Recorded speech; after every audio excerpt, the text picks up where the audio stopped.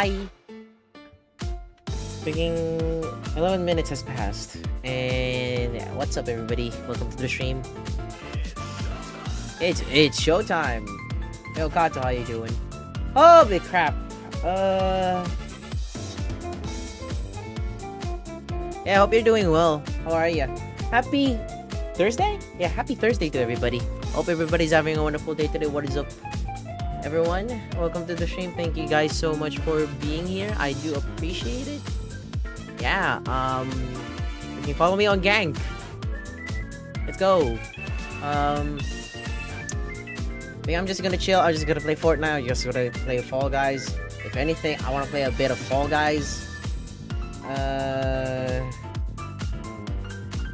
Oh yeah, Metal Gear Solid, Solid stuff. That's good.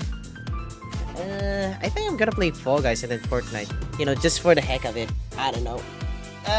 No introduction right now. I didn't upload anything, but I didn't upload anything with this stuff. But I'm gonna play a little bit of Fall Guys or something like that. I'm gonna enjoy life as it is. Yeah. Let me just do this thing real quick. Shut down that stuff. Freaking gonna boot up my fall on my guy. Yeah, I'm gonna play for my guy. And then I'll play a bit of Tekken if anyone's like interested. I don't know.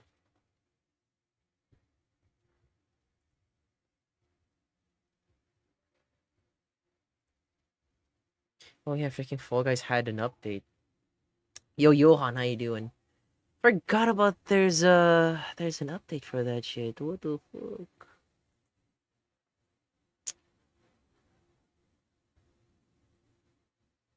Maybe I should react to some videos later on as well. Yeah. I am not gonna play Devil May Cry 3 at the moment. I actually had a ton of fun playing Devil May Cry 3. Thinking that game was so dope. So fun and so dope. Thinking I'm just waiting for Fall Guys to boot up and shit. And then we're going there.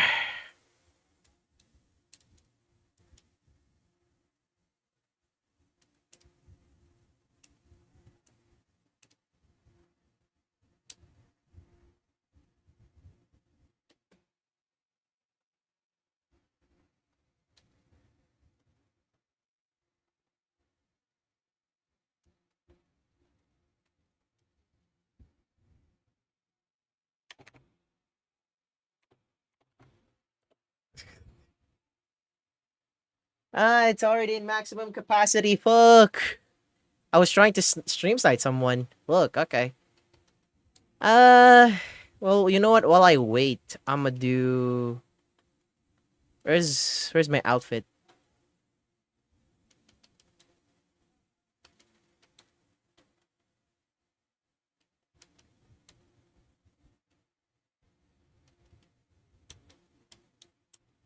There you go.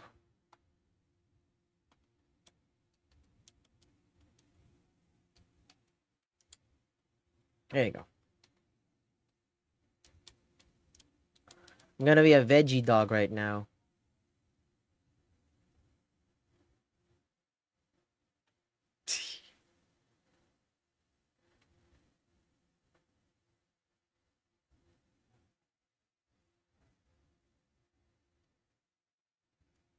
I really need to get a second, another monitor. This like old monitor that I have is actually getting wonky.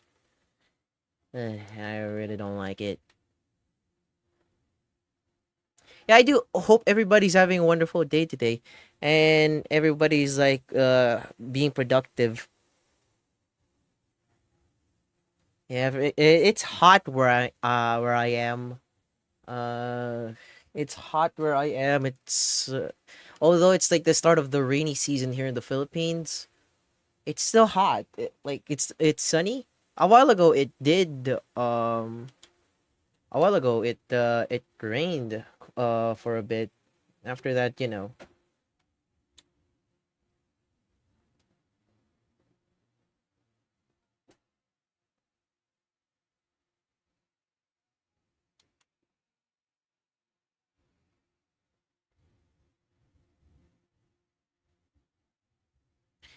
Okay. Look.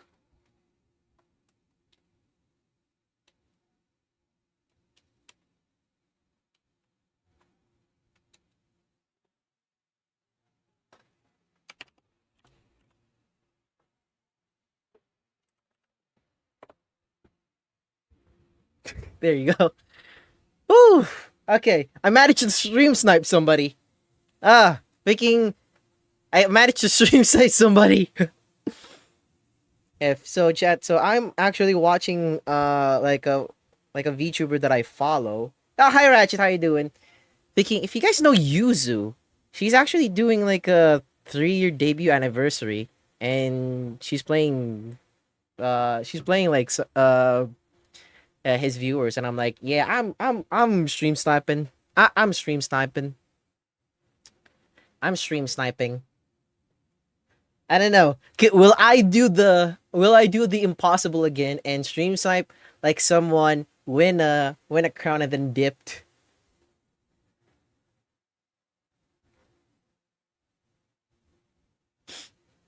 There's a lot of people. Don't be hopeless. People play this game, Johan. You're being negative.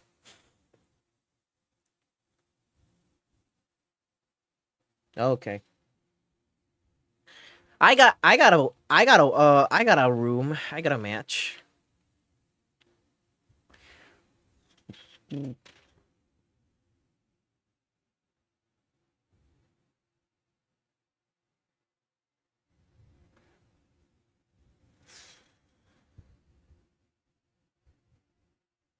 I see her.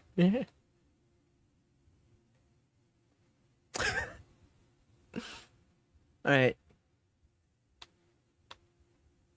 Holy crap. Okay.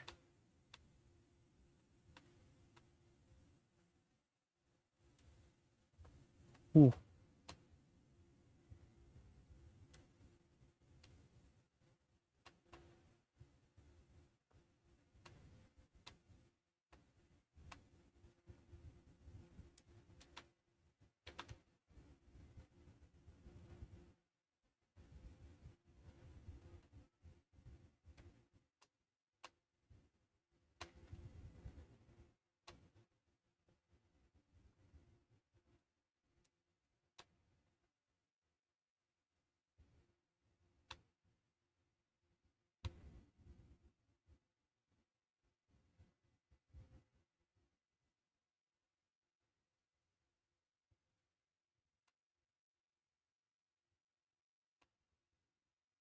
Ooh. All right.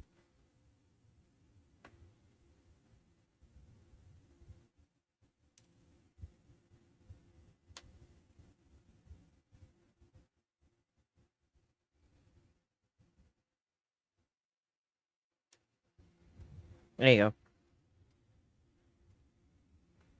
I didn't say they never play. Everything has a good schedule. Yeah, but you don't have to complain about if you can't join. Like, try again.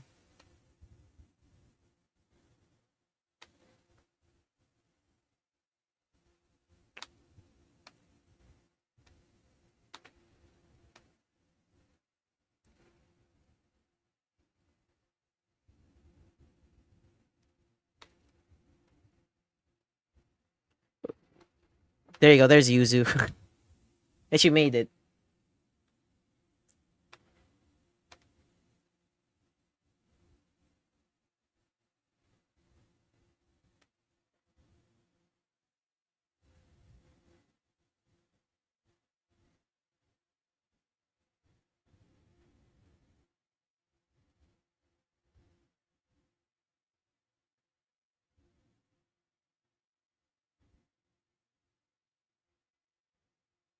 Oh, this one again? Really? Okay. How is Yuzu like doing this over and over and over again? Huh? You barely made it. Because I can see like Yuzu's chat being crazy. I'm a veggie dog.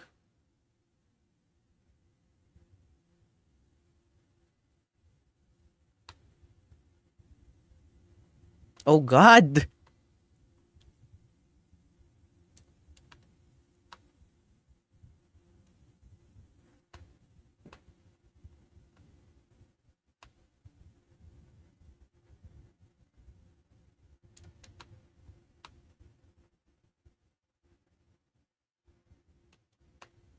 Ah, freaking user got you got dip.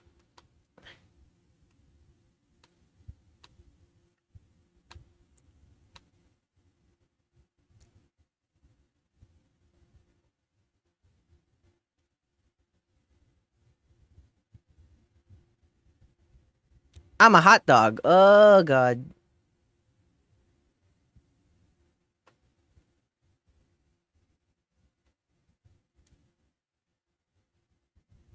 Oh shit. Okay, that's not good.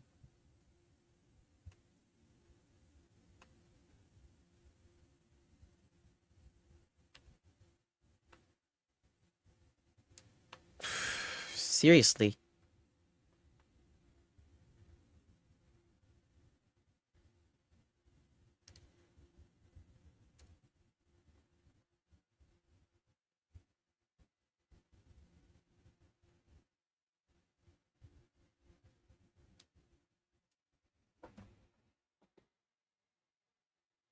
We in there.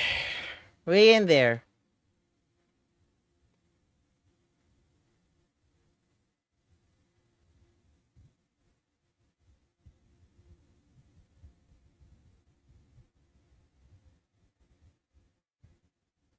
They're just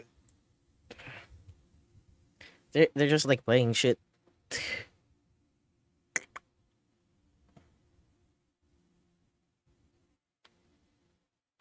Yeah, they won't get eliminated because the area is yeah, it's being flooded, but they're gonna be fine.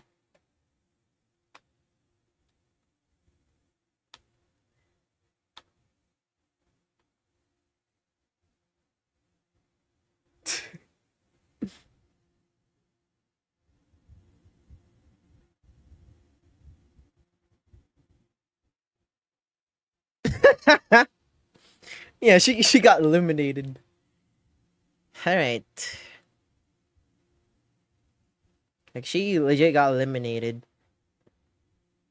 Oh no, Lost Temple, Lost Temple. All right, okie dokie, Lost Temple. Yeah, she got eliminated. Ah, freaking the RNGesus, RNGesus. I don't know what happened for this one. Gotta let my instincts know then. Okay, freaking I gotta go right. Gotta go right. And I gotta go here. Okay, it's not there. It's here. I gotta go left. Oh, okay, gotta go here. Oh, crap. There you go. It's not there, you fools. It's not. Oh, okay. Alright, okay. Alright, alright. Shit, shit, shit, shit, shit, shit.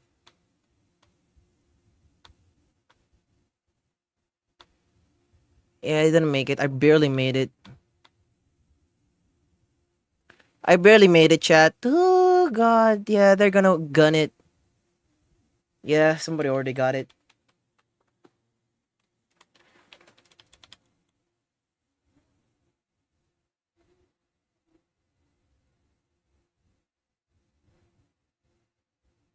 Eek. Can't win them all. Fuck. That sucked. That fucking sucked because that platform actually did dirty to me.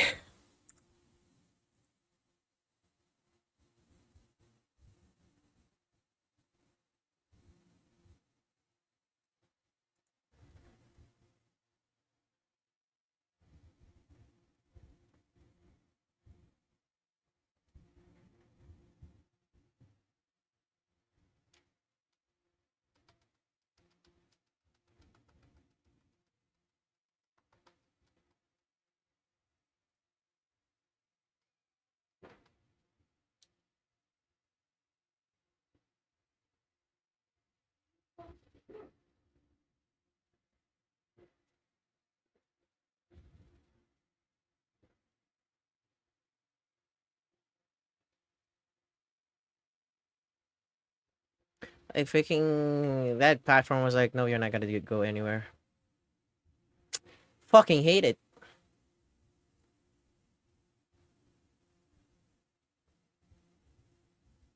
Okay, this is actually easy.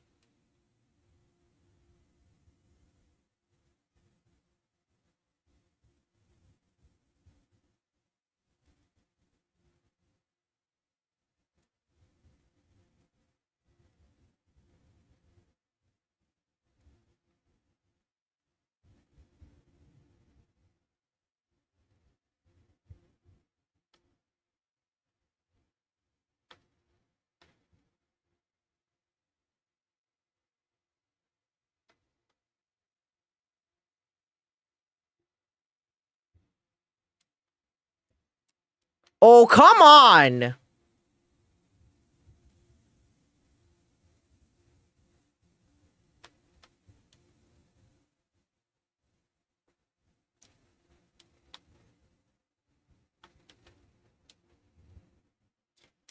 Seriously?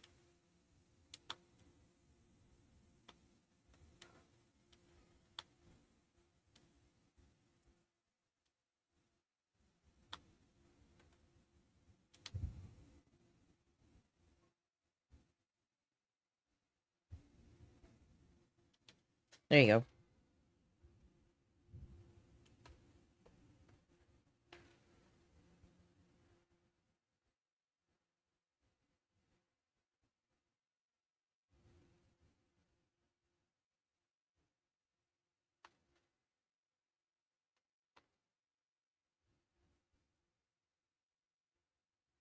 We're gonna be it's gonna be funny if she didn't make it.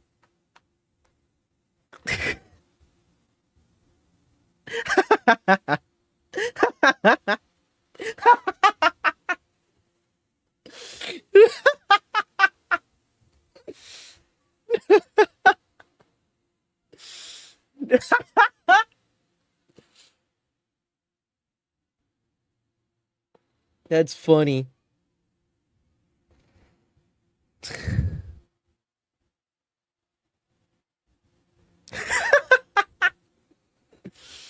We can use. Oh god, okay.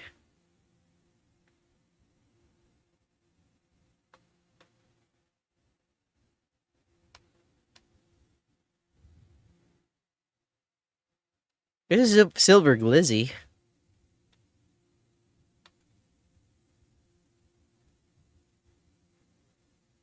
Hmm.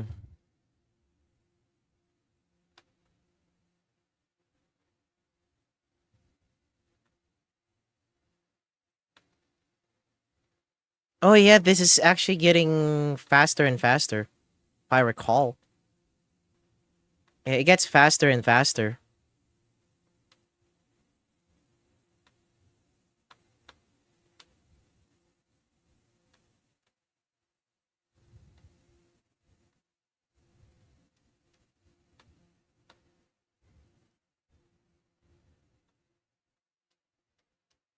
Oh, come on. The collisions are insane. Collisions are insane.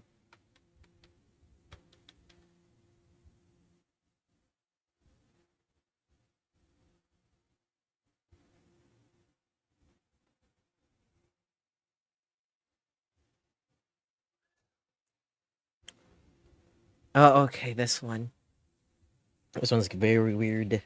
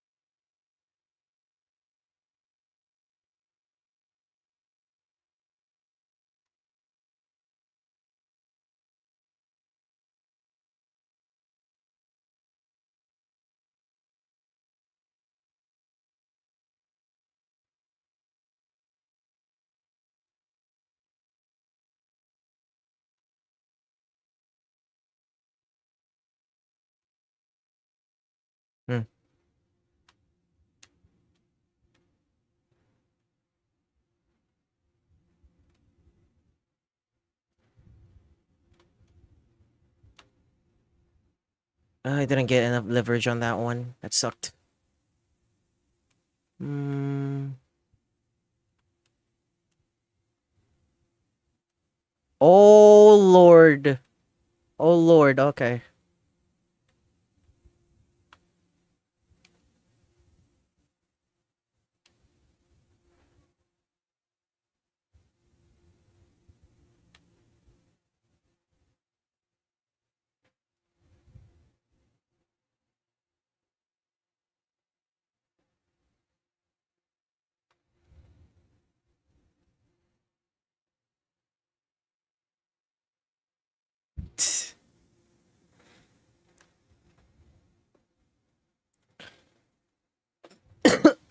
If it's blast ball, I wouldn't mind blast ball.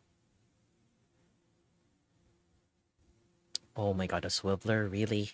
All right.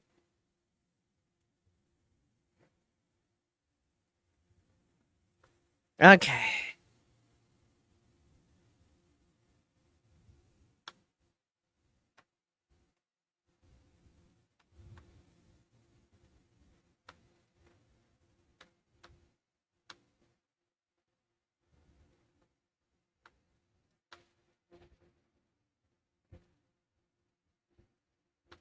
Really? It's so dumb. That's really dumb. That pushed me back a little bit, but it's okay.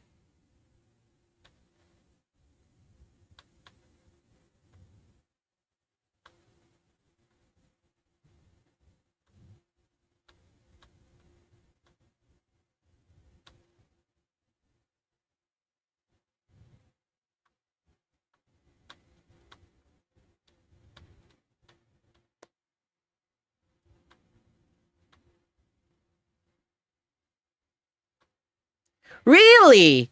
Really? Okay.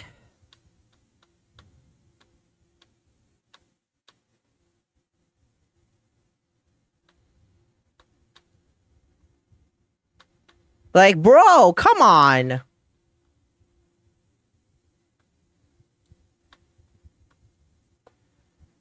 There you go.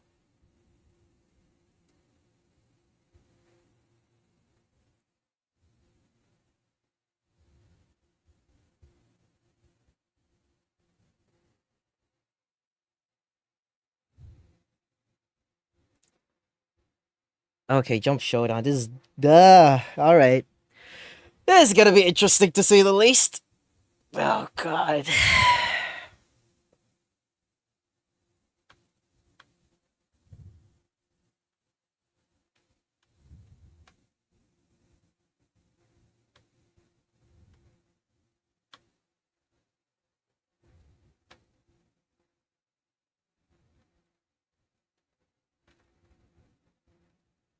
Hmm.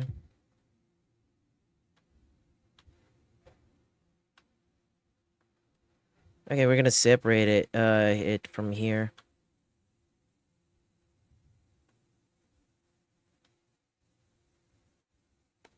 I don't know. 50-50.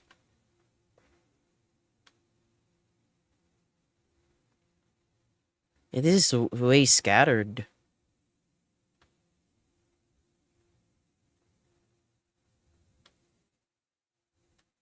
Oh yeah, this is scattered as hell. Yep. 50-50. 50-50.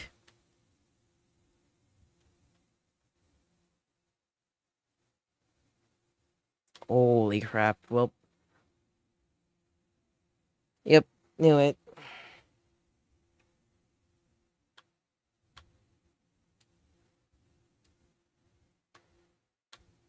That shit sucked, man. Freaking 50-50.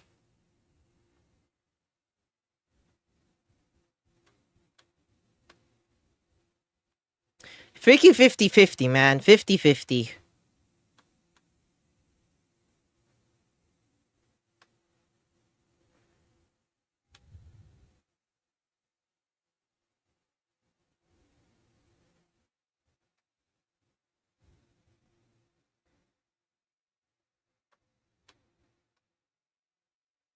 They need to survive, I can feel it.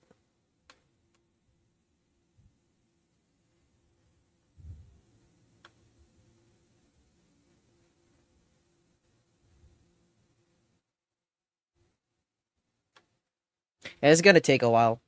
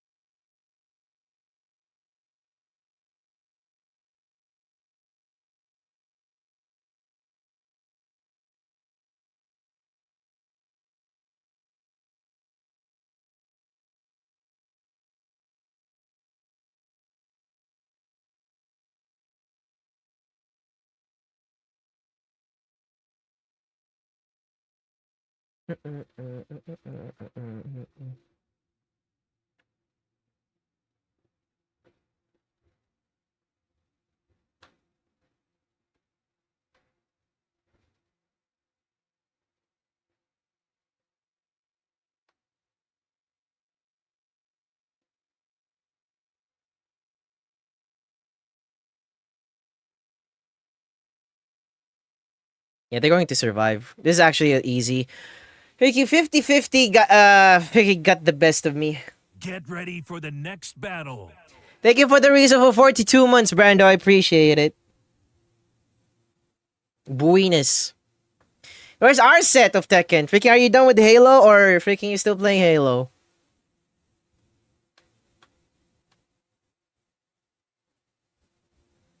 I'm stream sniping someone.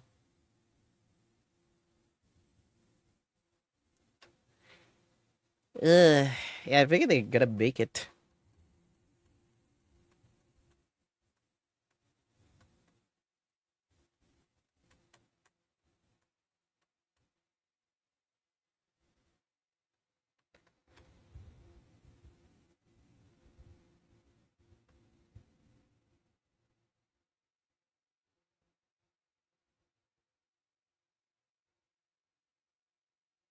Yep.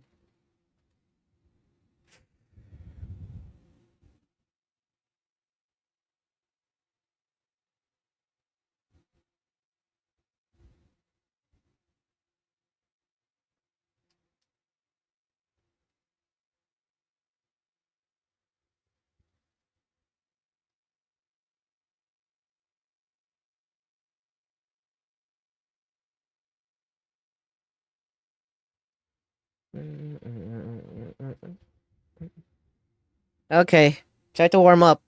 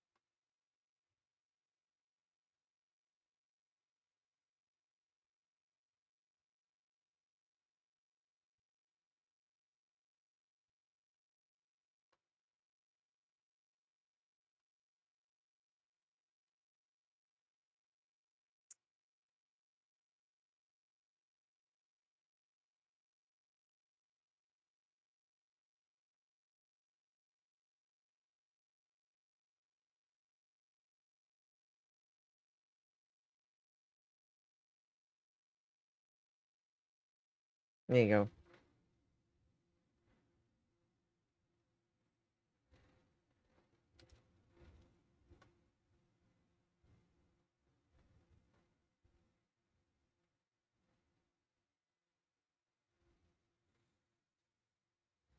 If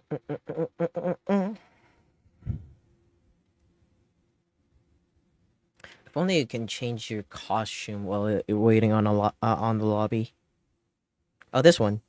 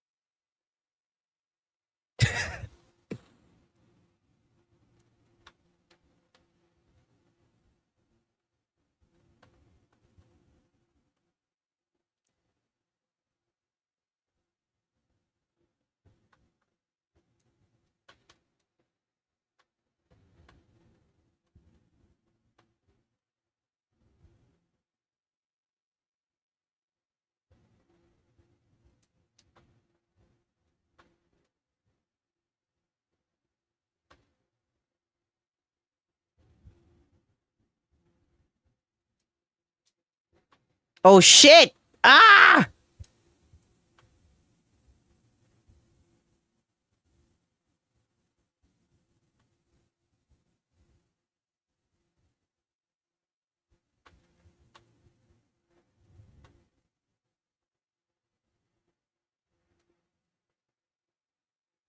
There you go. I want to see Yuzu. Where the hell is Yuzu? Did she get She got eliminated, bro.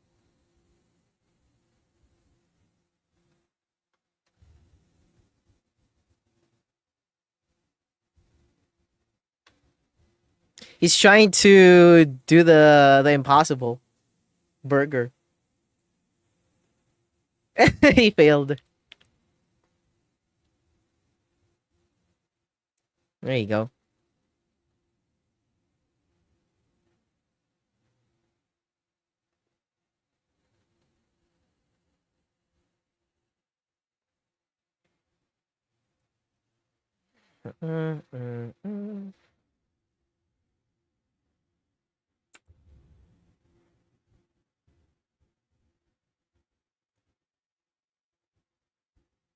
There you go.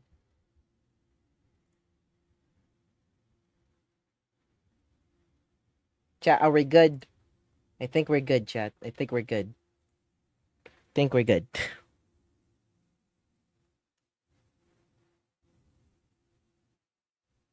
Really? He got eliminated, huh? No, that's impossible.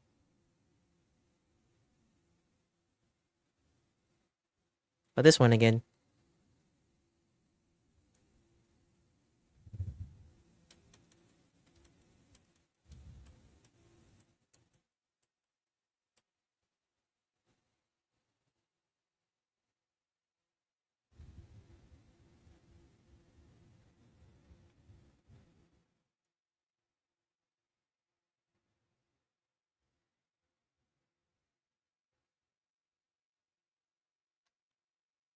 Okay, I think I don't have audio for this shit. Fuck, that's not good.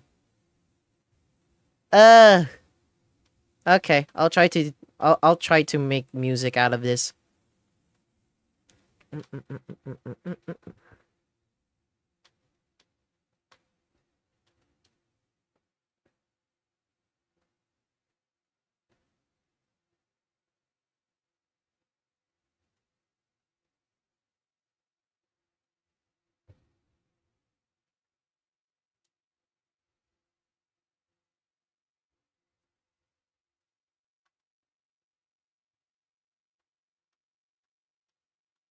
There you go. Yeah, I don't have any audio for this shit.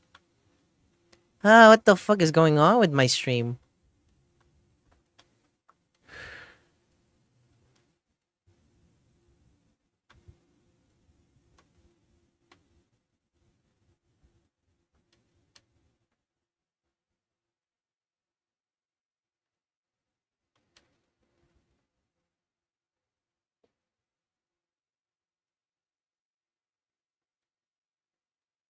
Dude, fuck. What the hell?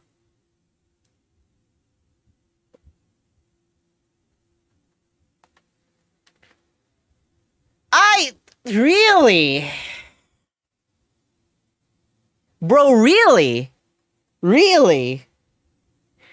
Really? Really, bro? That shit sucked, man!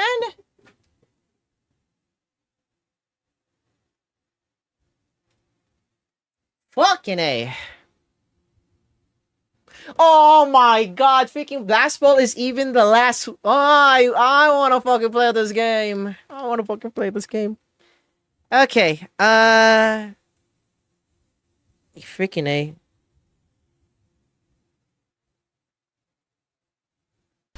There you go. I wanna fucking play this game too. I wanna fucking play this game so bad.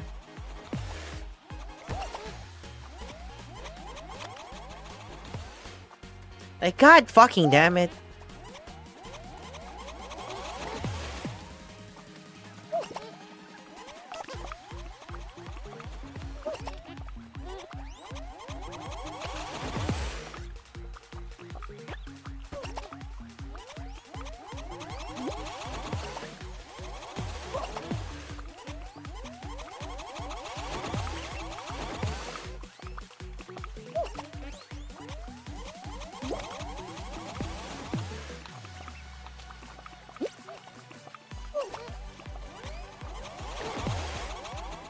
That's death.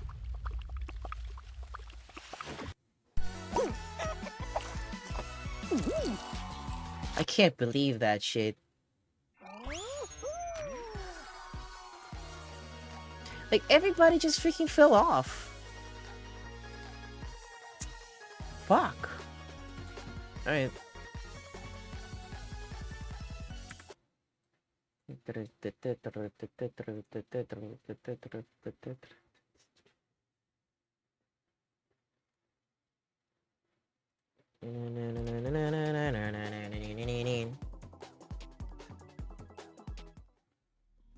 Okay. Alright, let's actually try this again. Chat. Actually try this. Yeah, thank you for the 4 viewers who are watching this from me. I do highly appreciate it.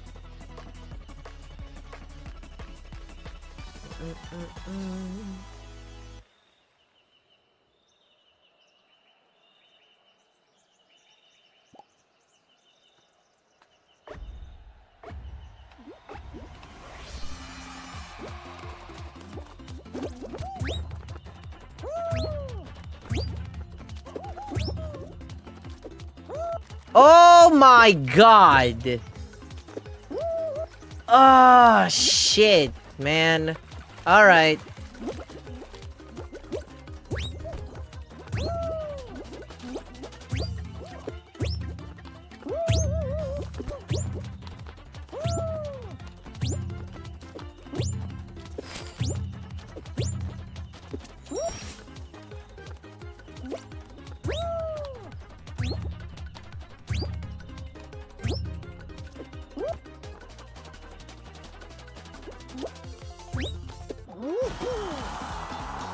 You go.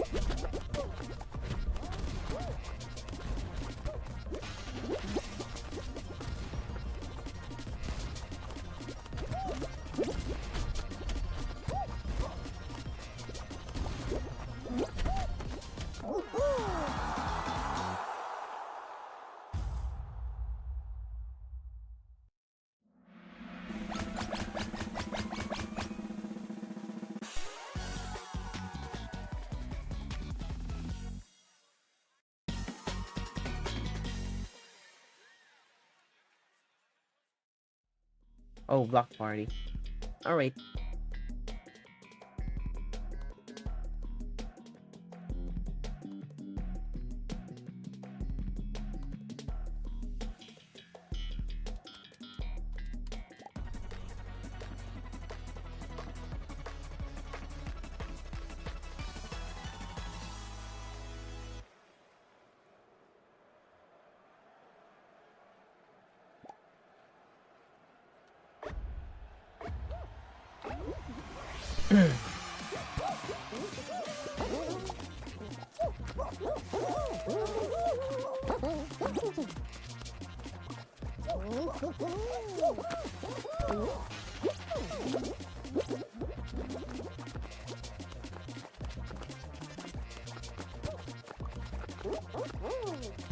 Oh my god, I can't do any emotes.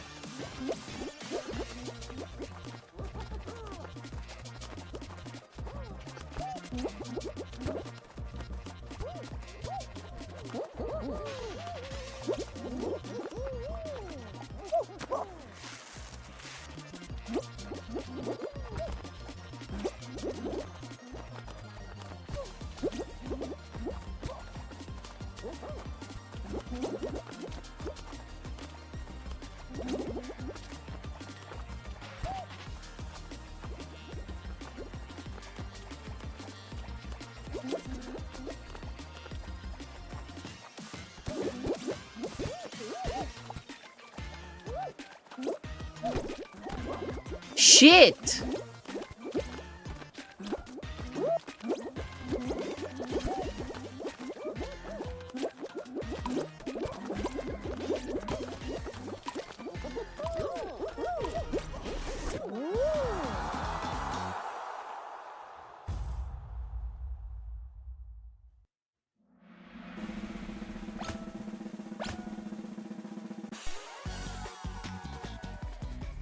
She didn't make it, huh? Yeah, she didn't make it. She didn't make it. Oh, fuck! Come on! Give me the win, please! Please give me the win. I want to do this the right way.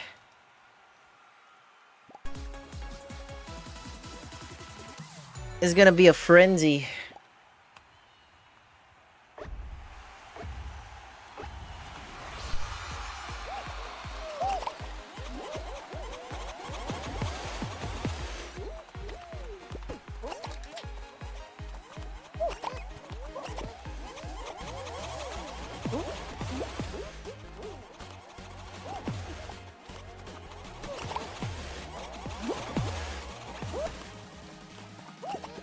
I didn't get him.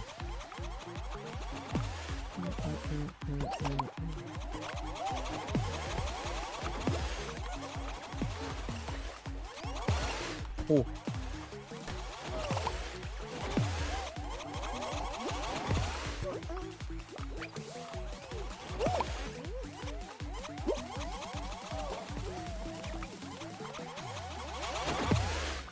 Okay.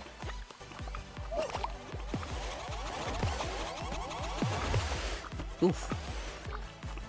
This is scary.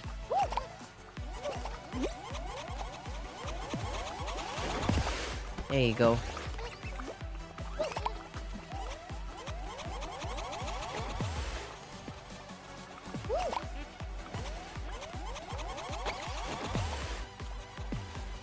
There you go.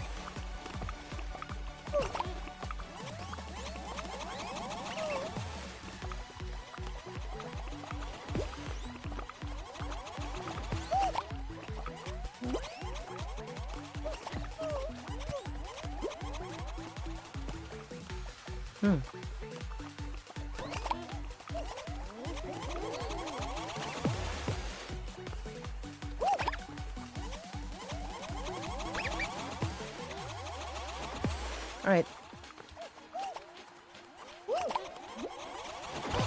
Okay.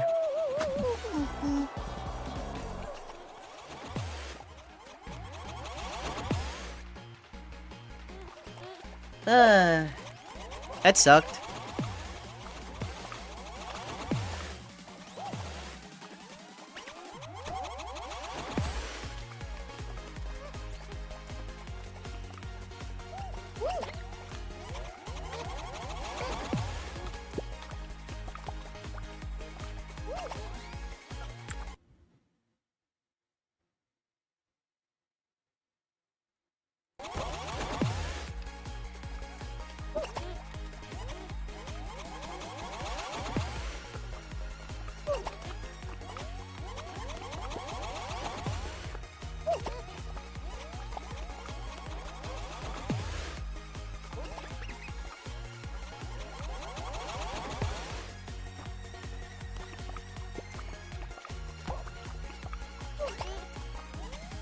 Oh, he fell.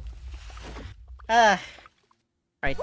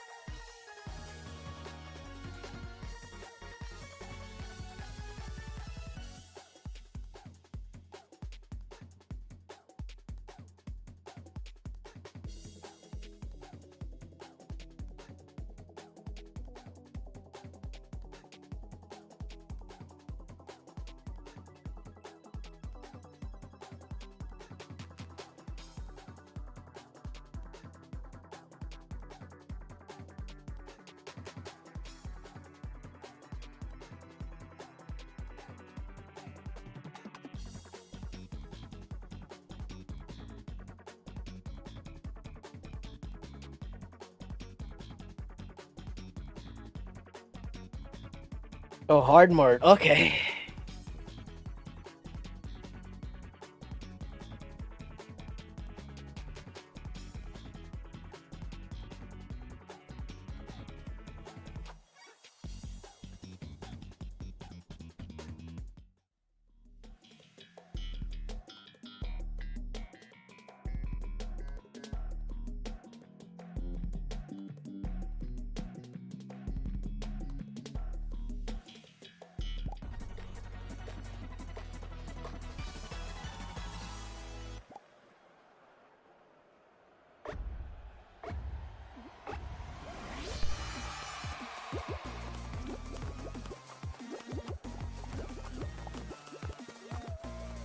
Isn't this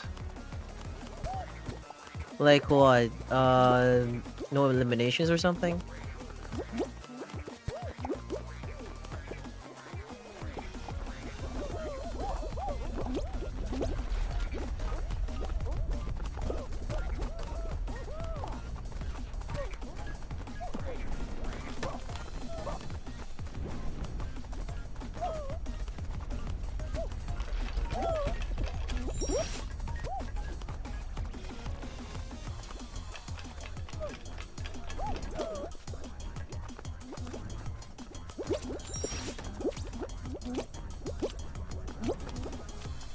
Oh! Fuck you! Okay, we can do first to 5, first to 3. Okay, you want to do it now?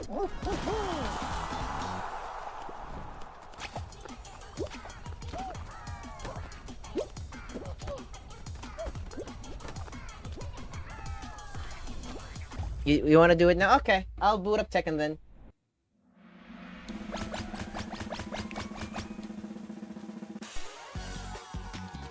Shit, if I am able to... There you go. There you go. Okay.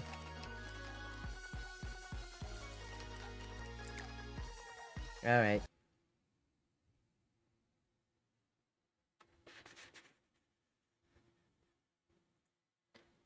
We couldn't just do like a lobby or something rather than looking for America. Yeah, you know what? Eh, alright. Brando wants it the hard way.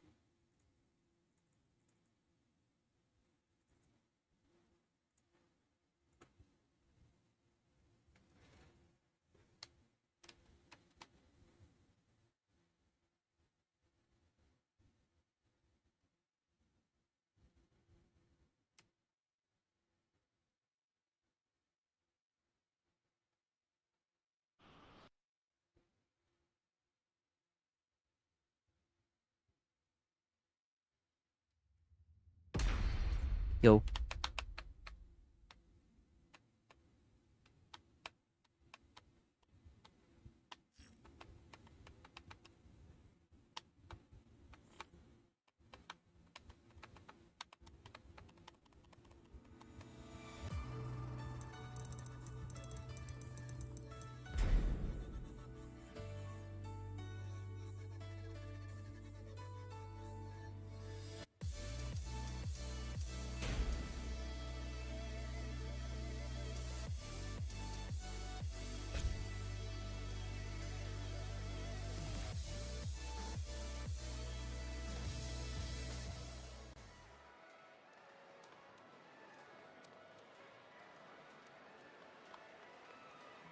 Okay, I gotta find you then. Right.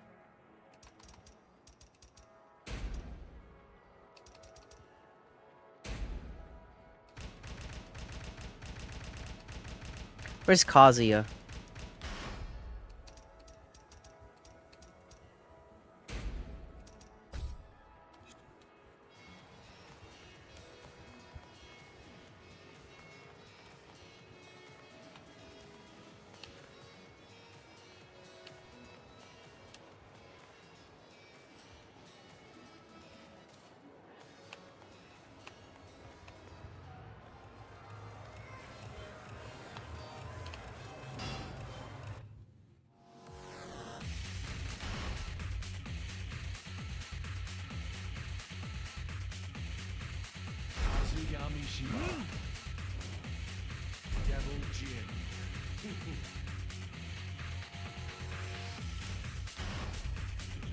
Get ready for the next battle.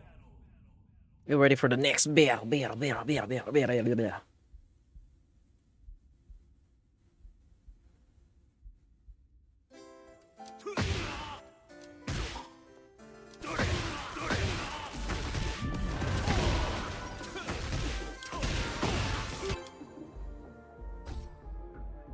Bars, okay.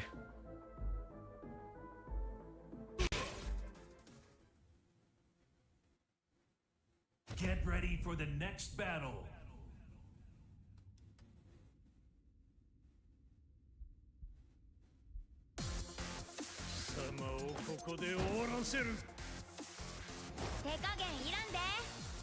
Round one. Fight.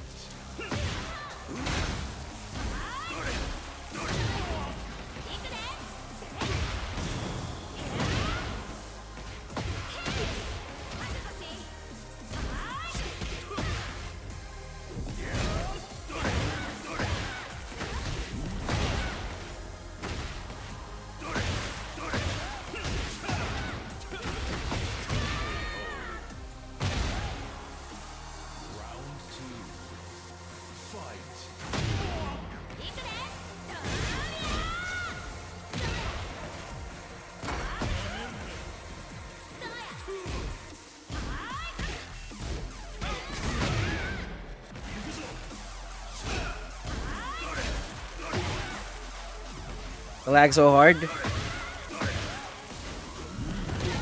Oh god.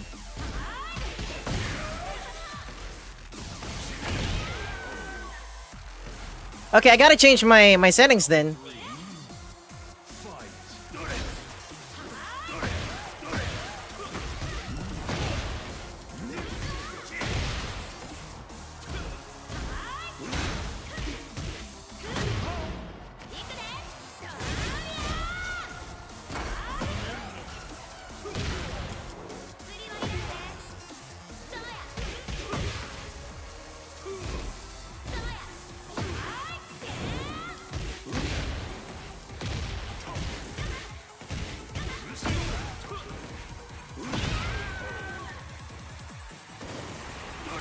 Okay, I'll try to do something. Yeah, there you go. It has been adjusted. It has been adjusted, Rando. What the fuck?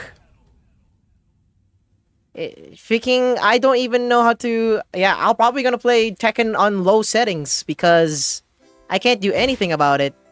See? Oh, God.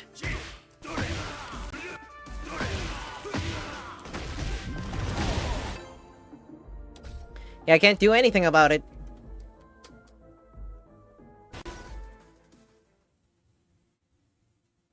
Get ready for the next battle. I can't even do anything about it.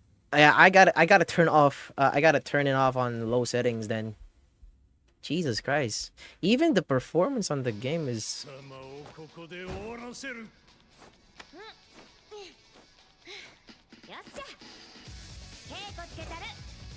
Round one. Fight.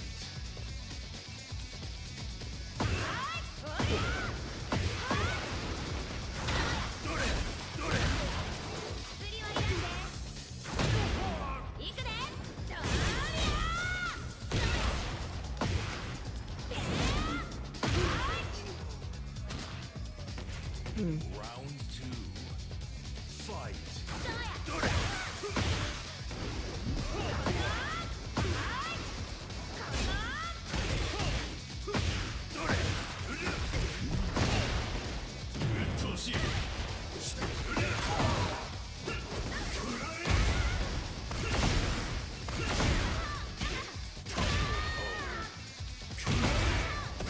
Round three.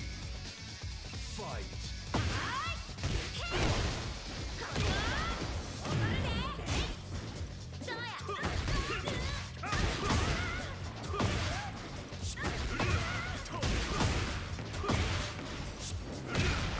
It's a...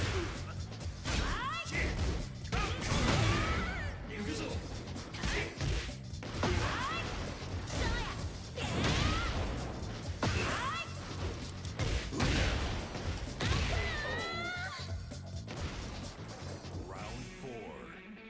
Fight.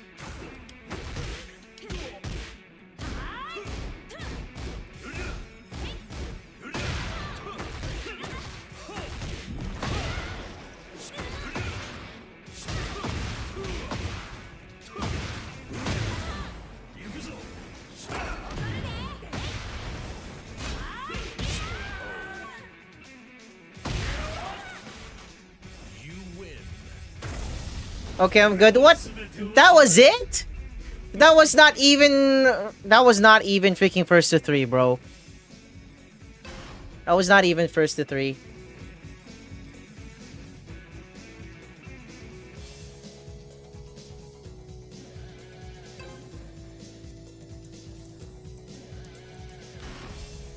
Wow. Get ready for the next battle. Freaking I got dipped by that. Okay.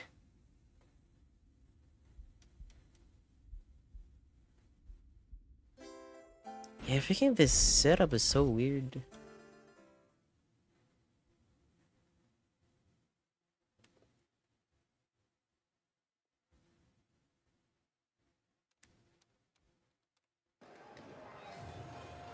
Yeah, he just dipped.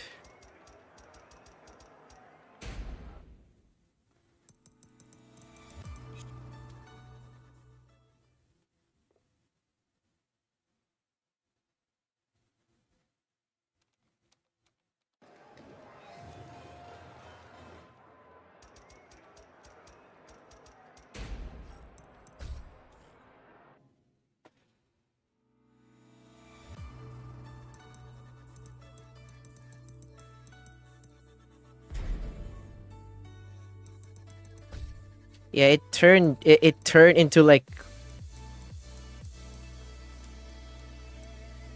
Take a swing.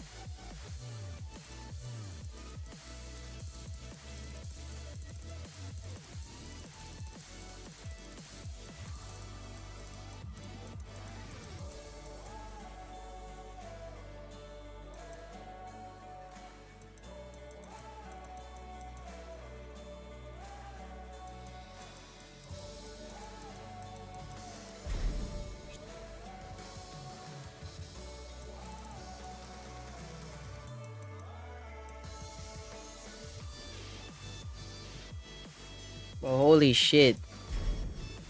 I even turned down...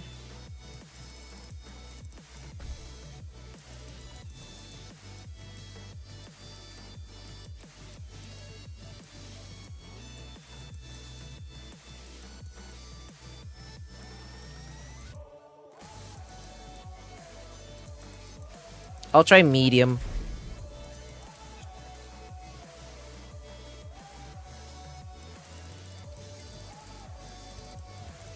All right, I'm not gonna. Okay, I'm gonna use a different character. No, it's not that. It's the quality. It's freaking the quality. It's actually the quality that's fucking it up. I can't turn that down. It actually just. It actually just freaking do that, and it's fucking insane.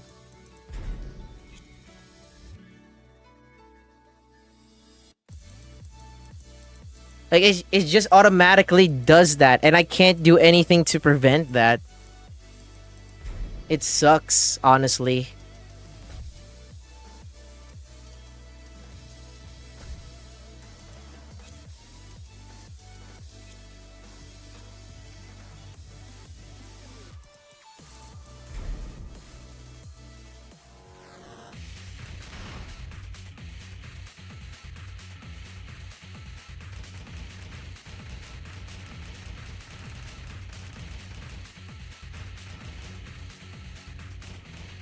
Lily.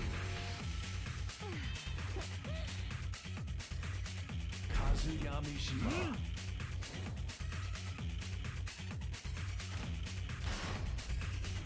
Get ready for the next battle.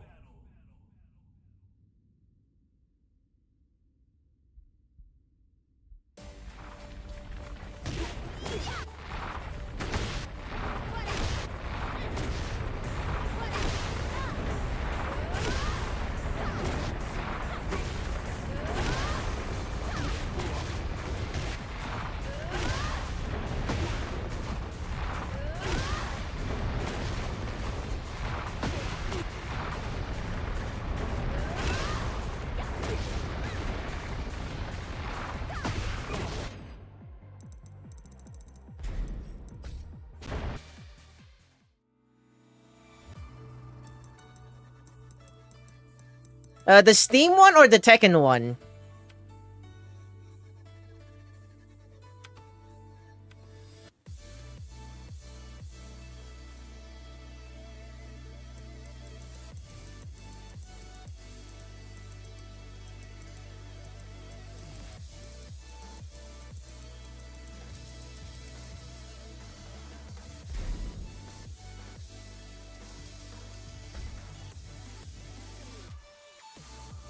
I got no invites.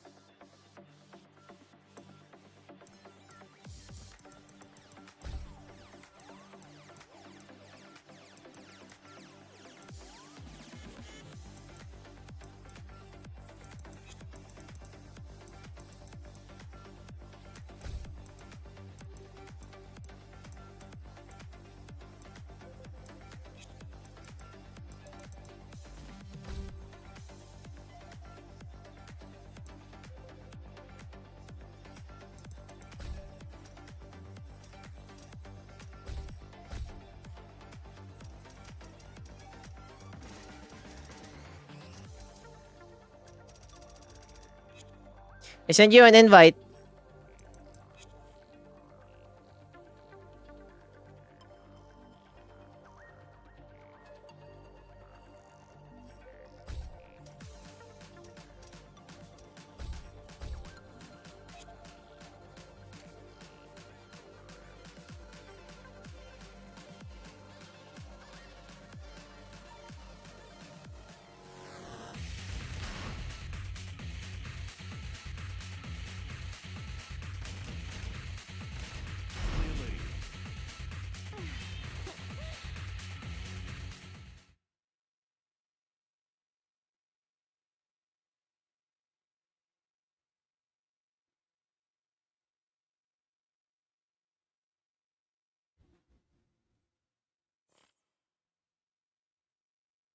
Get ready for the next battle.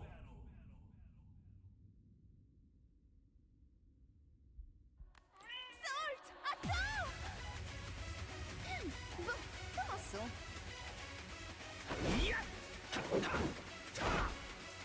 Round one. Fight.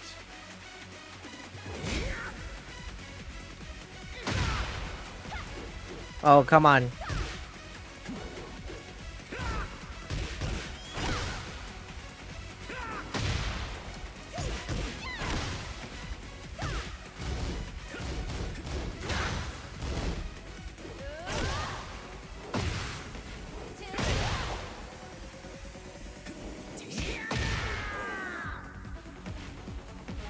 Round two.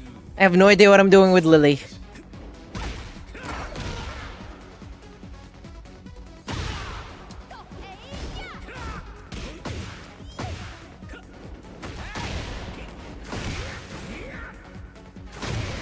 Good shit.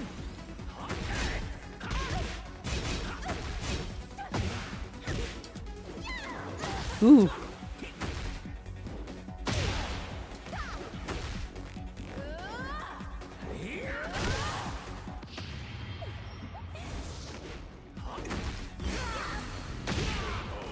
Since when stats play Lily? I actually want to main Lily. Fight.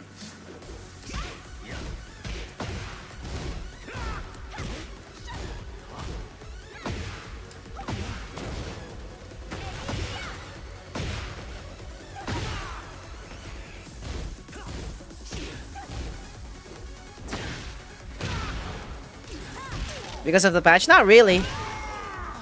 It's more of... I want to try out, like, the other characters.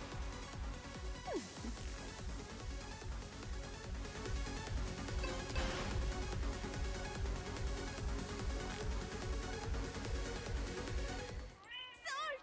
Attends! Bon, commençons. Round one. Fight. Oh god.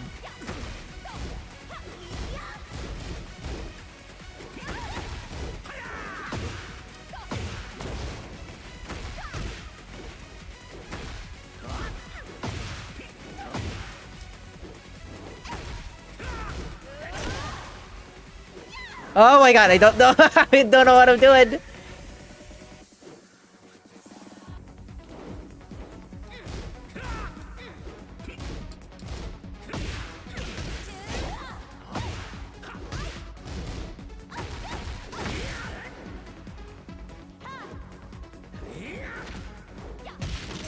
There you go. It's not because of the patch, it's more of I want to try like a character. Fight.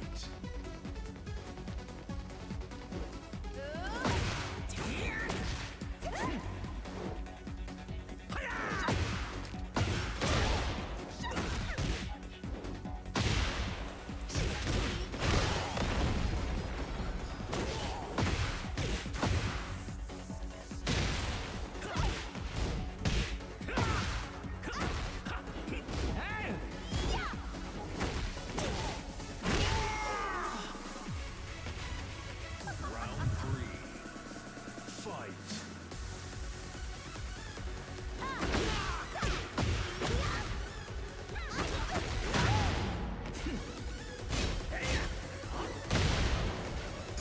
Oh god.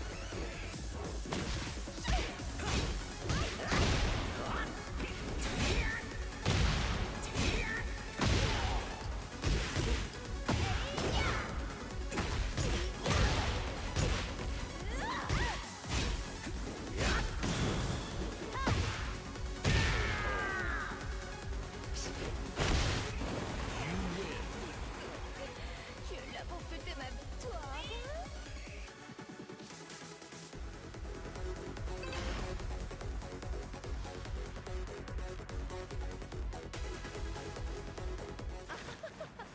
Tu ne crois sûrement pas que tu peux me battre. Round one. Fight.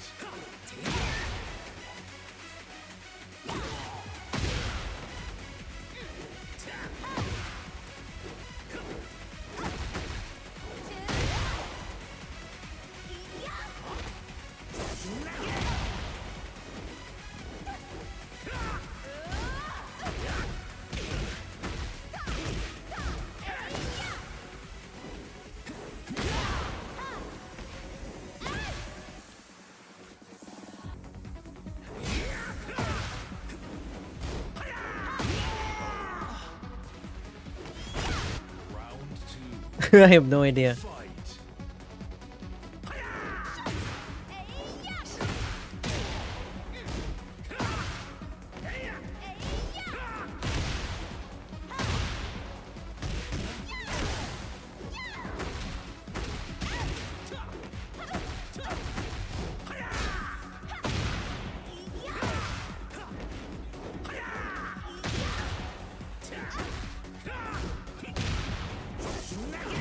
Nice.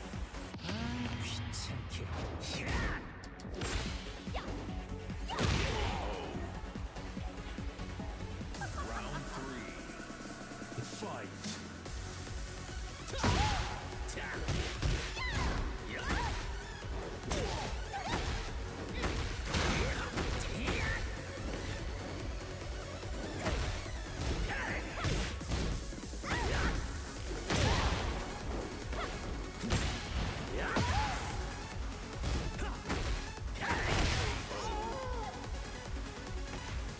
Round 4. Fight.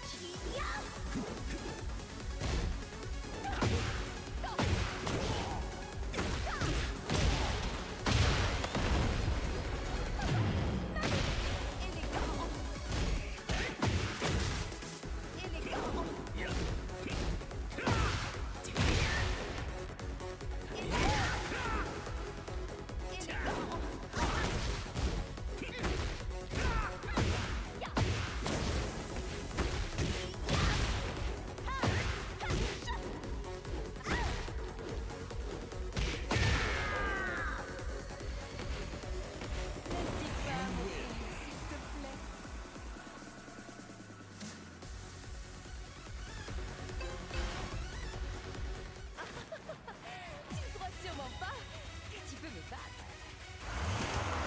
Round 1. Fight.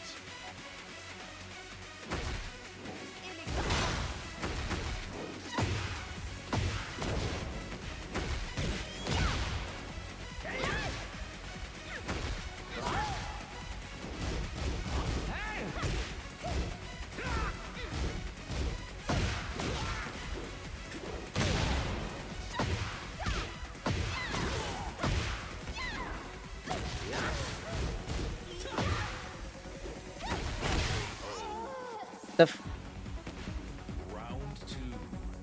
Fight. Oh mon père.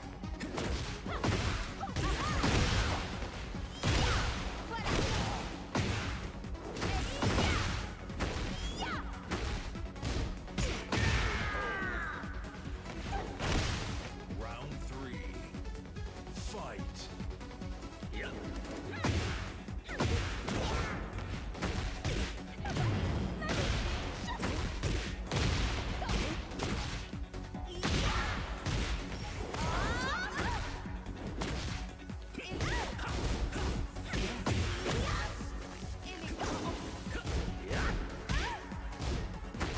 Ah!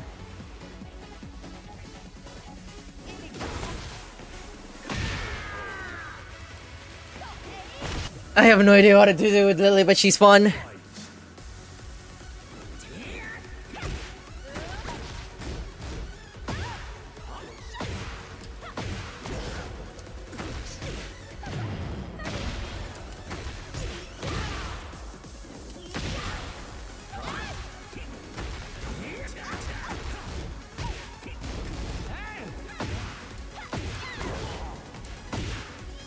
Oh my god!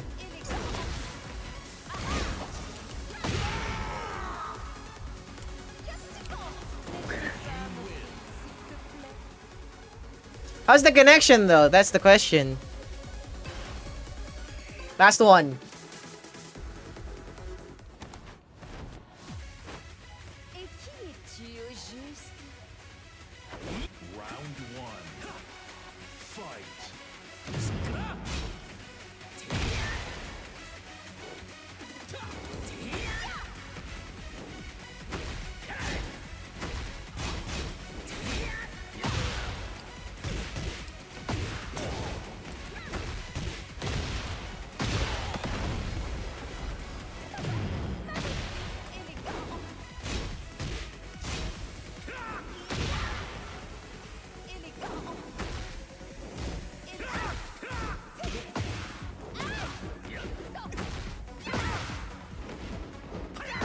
Oh god. Nice. Na na na na na na na na na na na na na na na. Fight.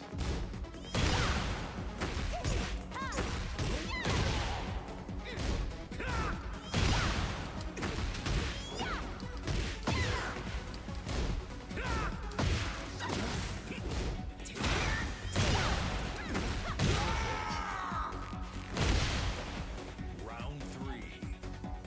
Fight.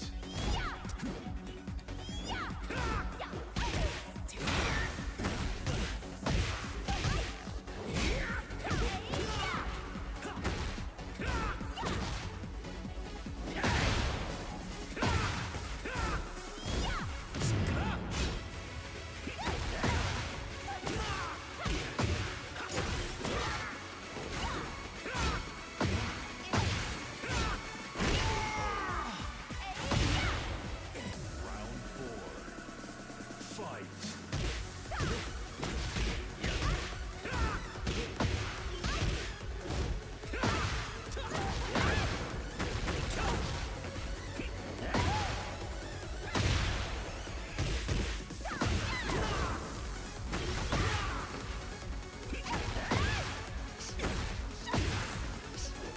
Oh, come on! Not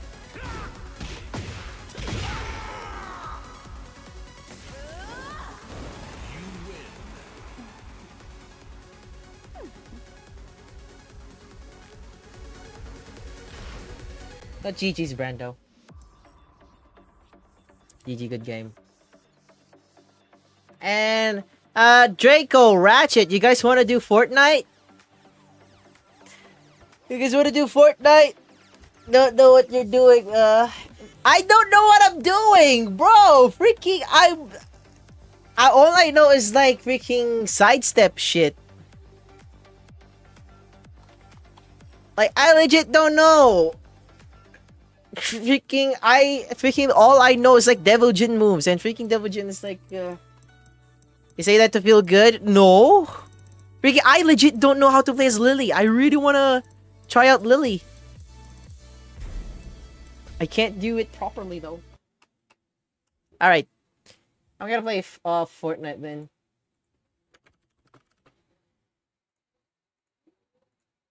There you go. We can play Fortnite, Brando, if you want, but then again, freaking, it's getting late. Where are you at? So I'm not gonna be forcing you. Yeah, let's do trios, Draco. I think, or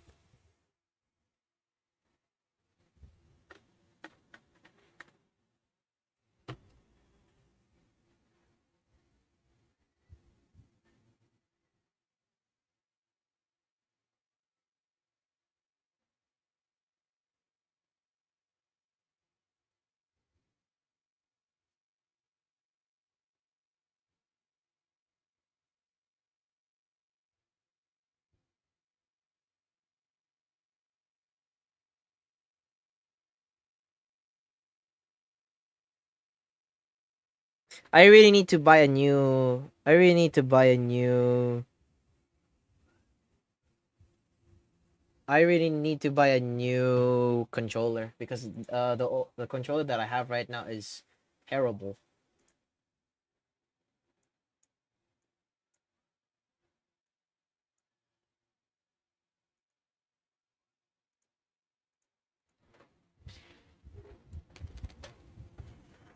Maybe I'll do a goal about that, chat, like a controller. Who knows? Right now I'm broke as hell.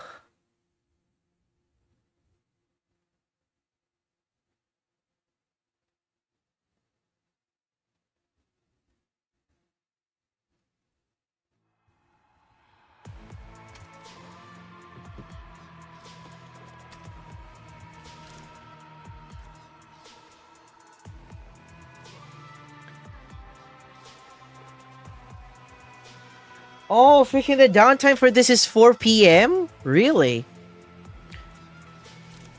Okay, still have like time.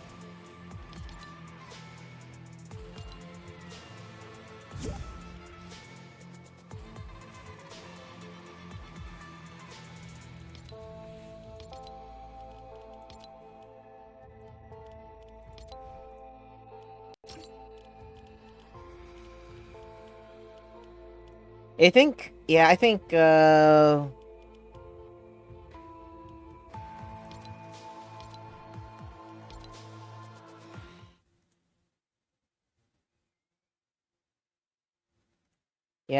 Okay, let's do duos, Ratchet.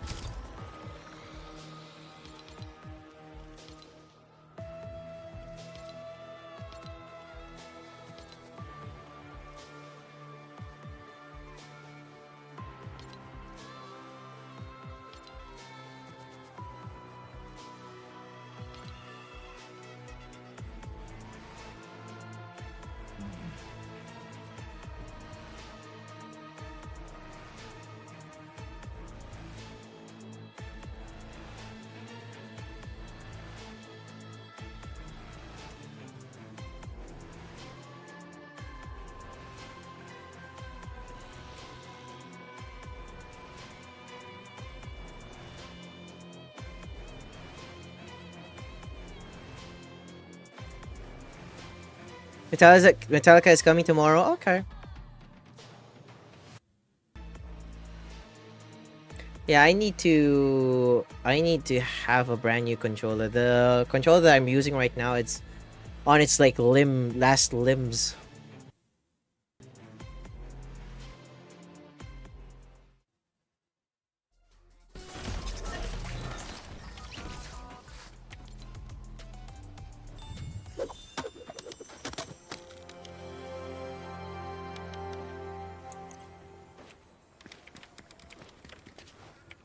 You pick Ratchet. I'm good.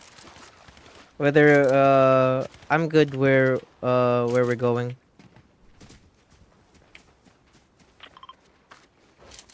Okie dokie then.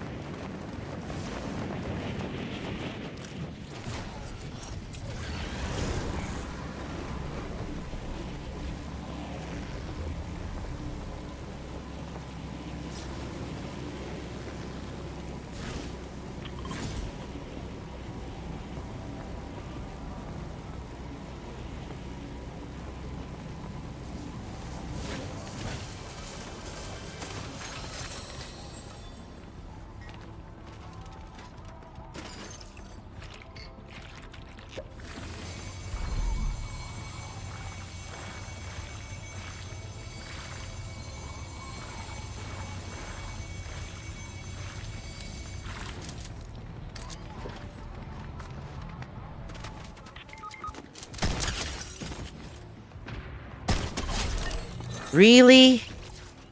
Wait, wait. Give me a moment. Give me a moment. Give me a moment.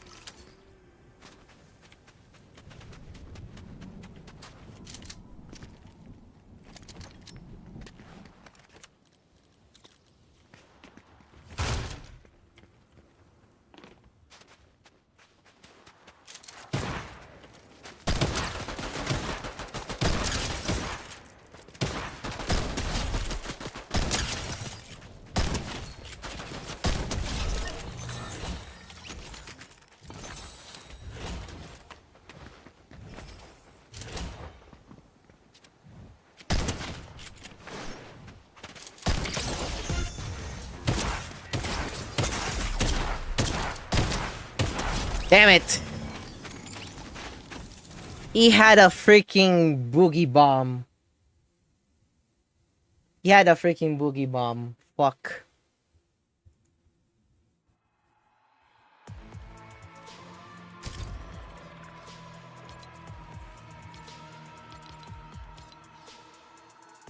Oh, it's back.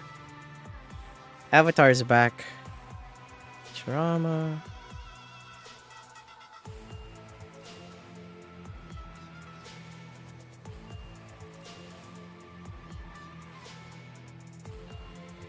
Oh, the PJ one.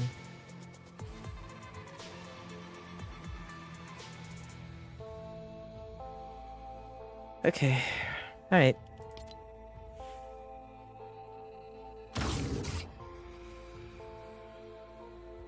Nostalgic. I know nostalgic.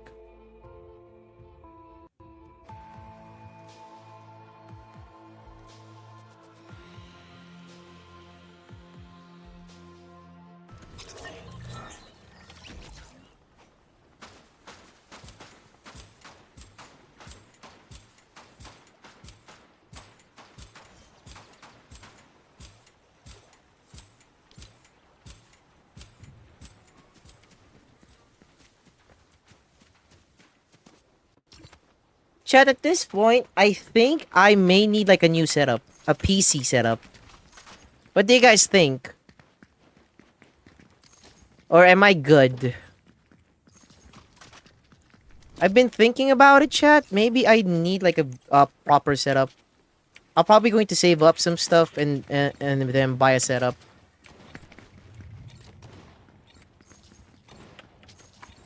Like probably every month, chat. Like I'll save like 1K each month. So 1K times 12, that means I'm gonna earn like 12K or something like that. I don't know.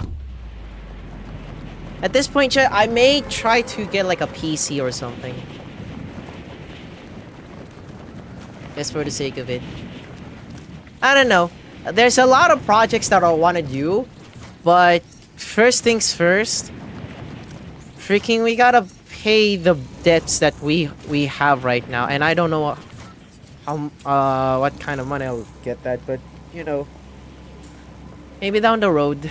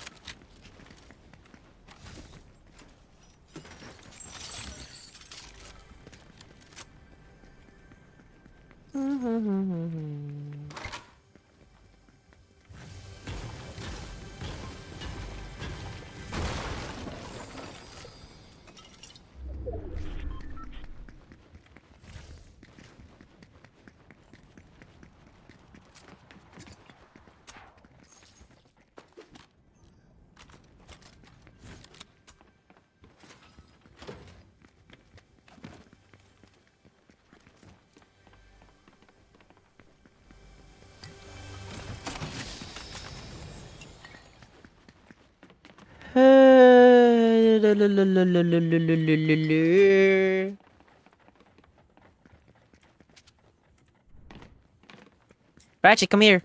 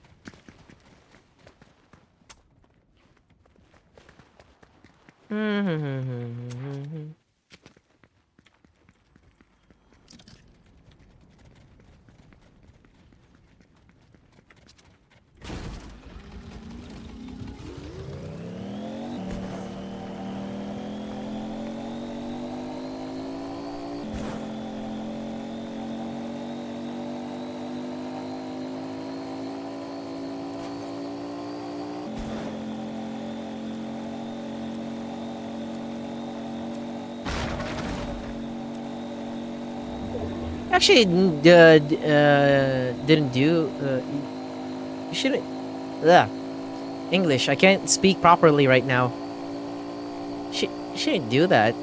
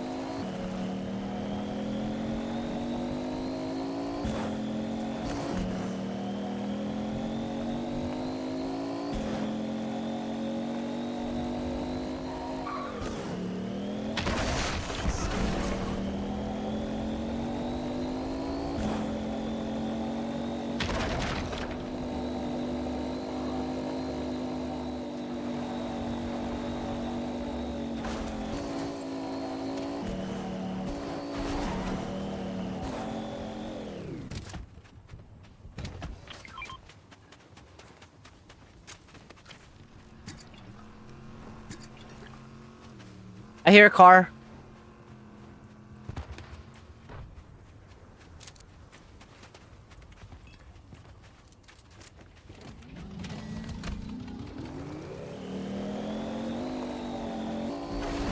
I don't think that's a good idea, though.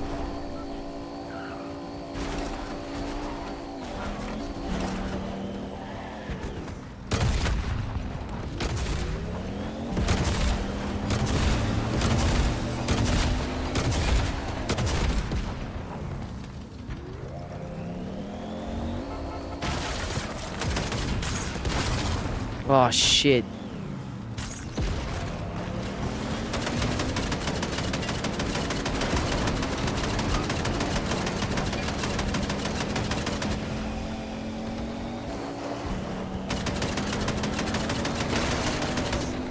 Oh my god.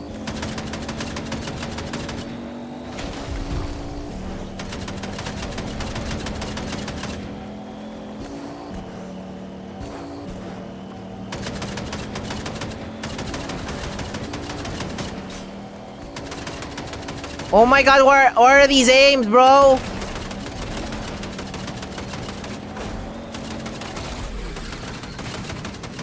Oh shit. I can't fucking believe this.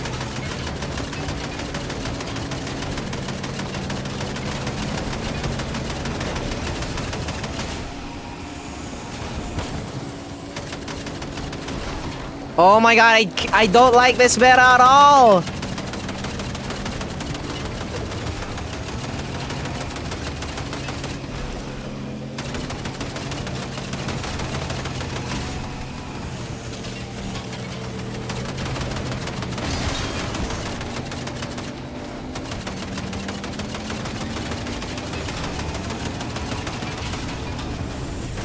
Oh boy.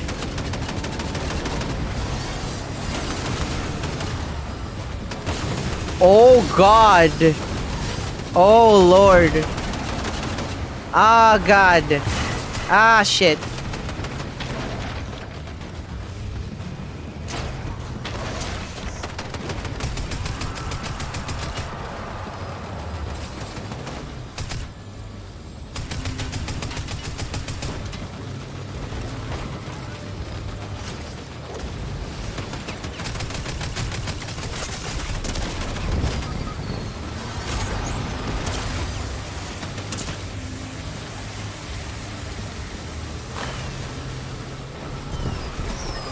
Yikes.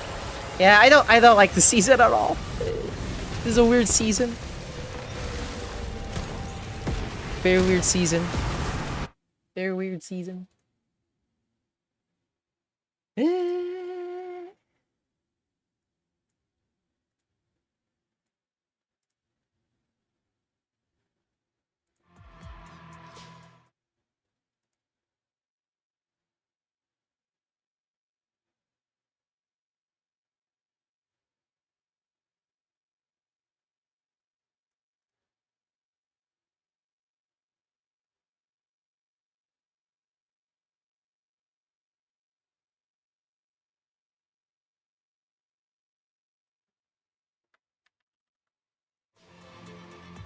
Yeah,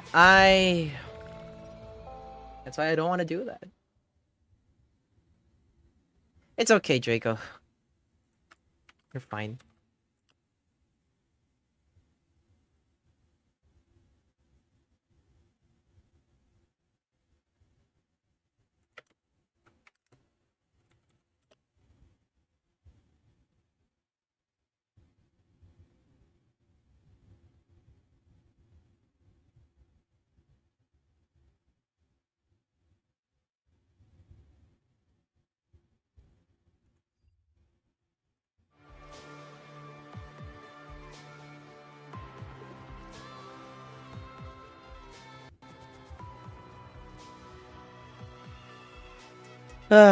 Yeah, today's just a quiet day, chat. Don't mind me. Also, yeah, freaking Father's Day is coming.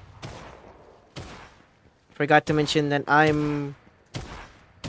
Forgot to mention freaking I'm technically a dad during that day.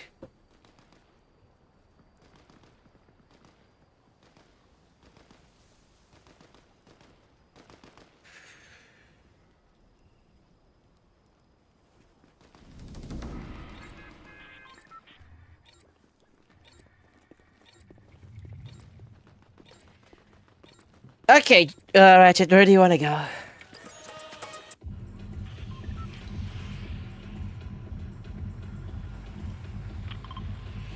Okay.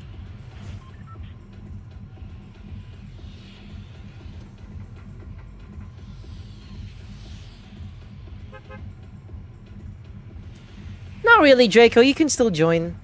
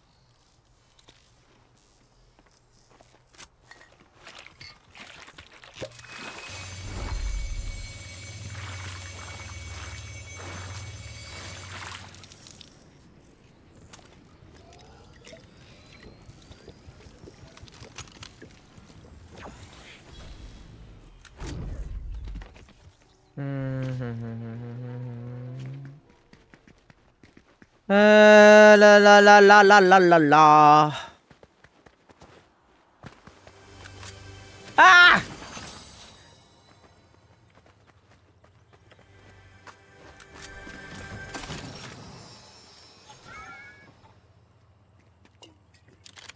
Come on, Stas, you don't have to be freaking distracted. You got this. Just imagine nobody's watching you. It's just you and the game. It's just you and the game.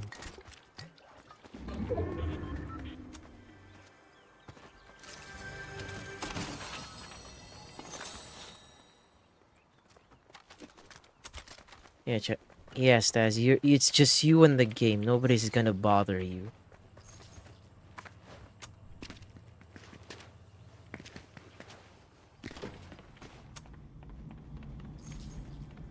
Ah!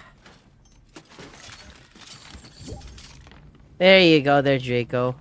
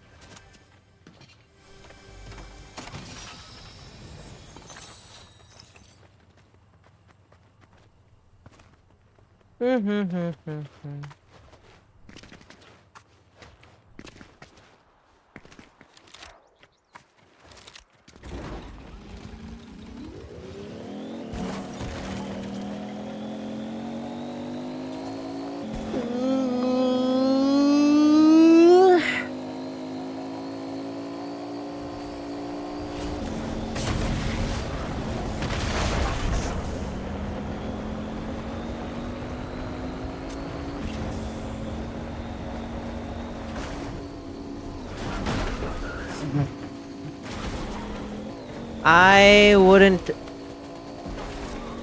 be honest, I wouldn't recommend.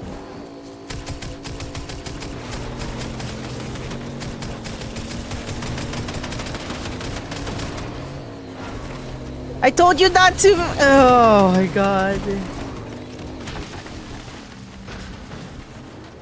Ratchet, no, please. We gotta.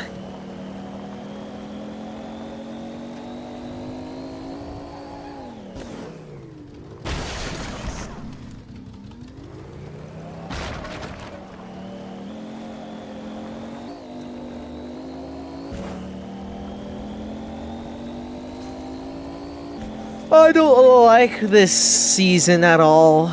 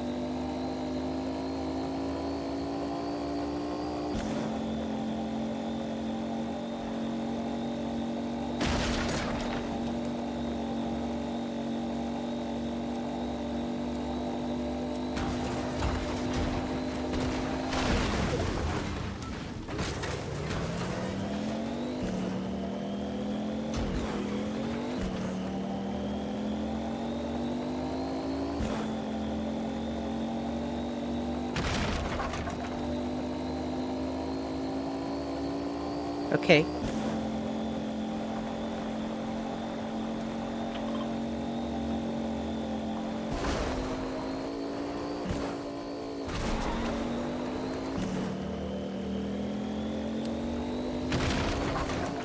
Oh no.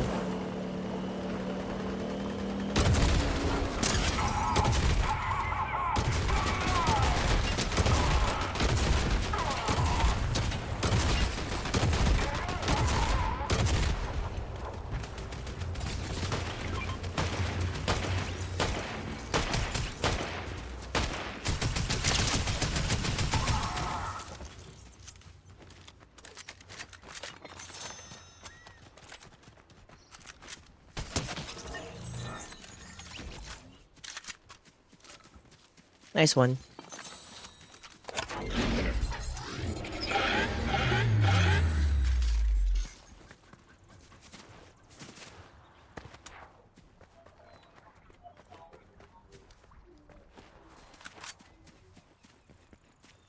Isn't there like upgrade stuff here? Or am I tripping?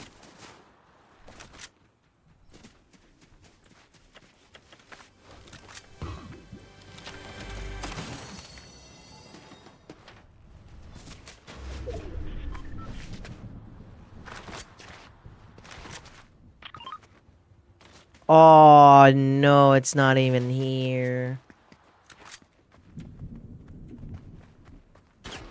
Oh.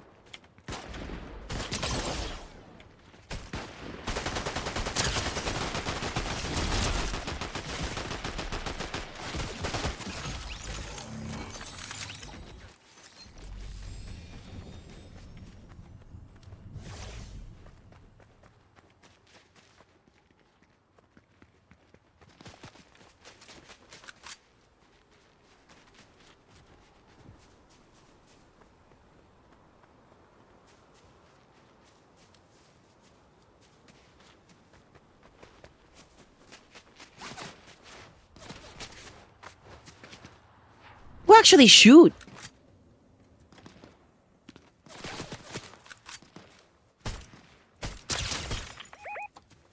I cracked him.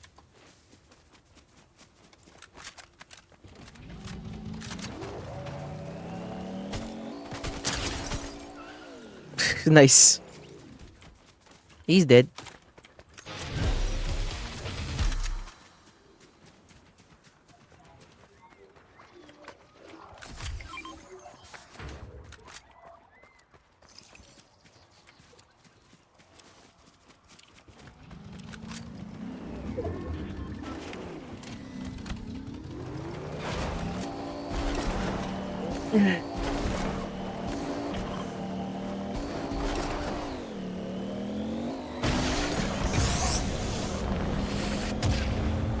Nice.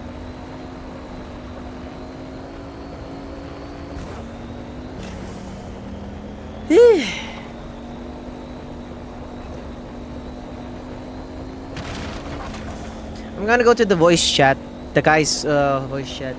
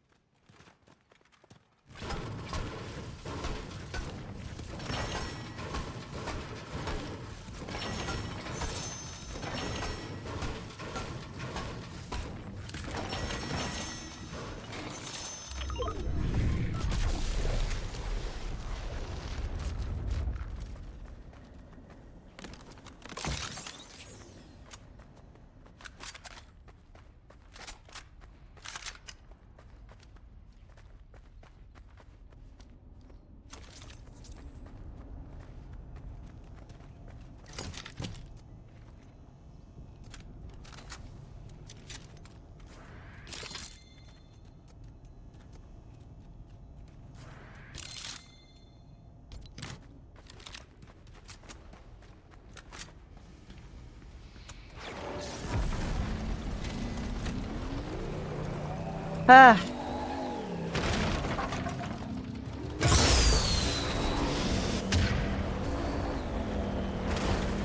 Where did I go wrong? I'm all alone. Where did I go wrong? I lost a friend that I could how to stay alive.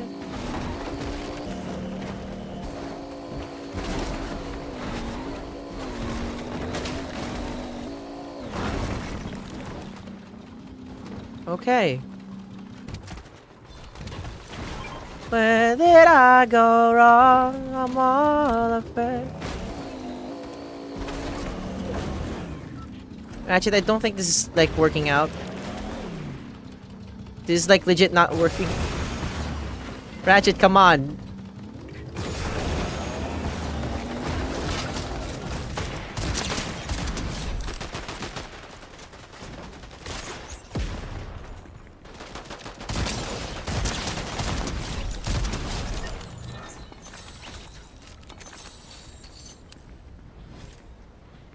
Okay, we're good.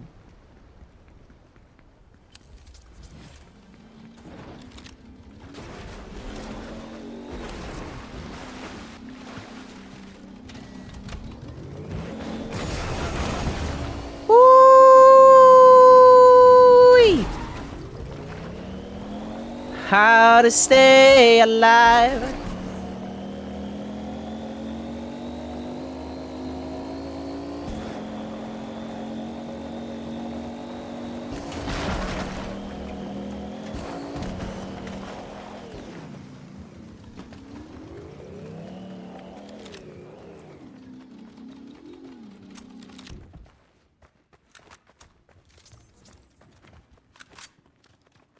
Oh god. Golly. Are you okay, sis? I'm good. I need some stretching. Why? Anyway, I hope you're doing well, Draco. Yeah. Doing a lot better. Me and Quarry talked after that fight we had earlier in the week. Yeah, I heard about that. Hope you two got. Oh god, I saw someone. Ah, I saw somebody there too. Ratchet, don't go front. No, Red's really, beat me too much.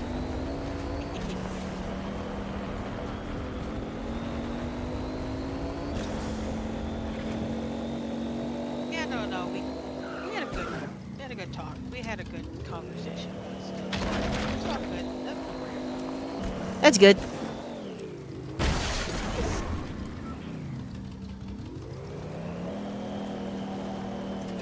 We gotta go back. Ratchet, we gotta go back. Freaking circle. Circle.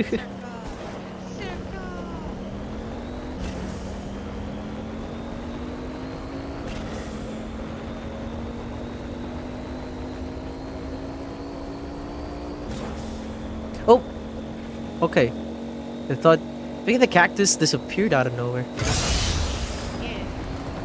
Right there are the flash.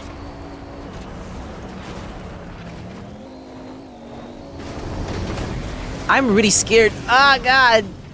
No. There's two like vehicles. God, there's two. Yeah,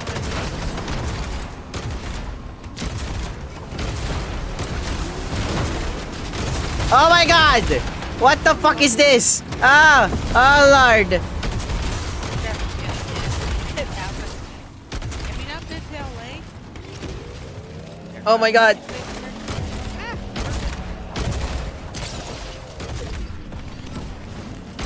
They're lagging! oh my god, it's a Meowskull skin.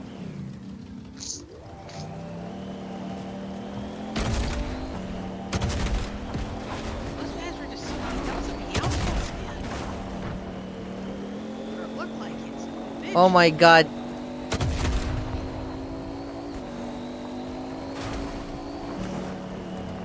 Ratchet, we gotta go! We gotta go now! Yes, drive away. Drive away. Drive away from the madness. You know, I hate the fact that There's like 3 emblem holders behind us. go hide in the oasis or something. Let them shoot each other out. Beam. Beam. Fuck!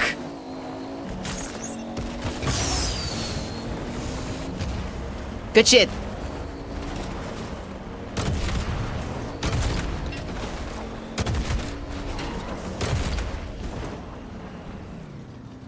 They're hiding.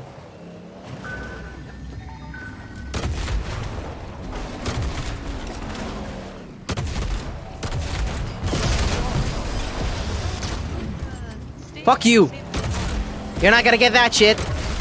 Oh god. I thought there'd be a better option for a side. This is insane!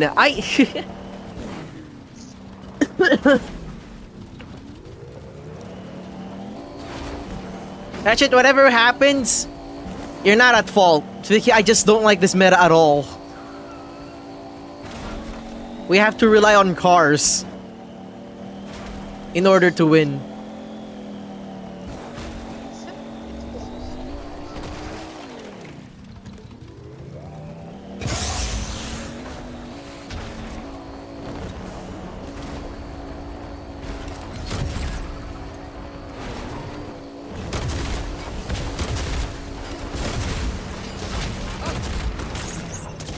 Fuck!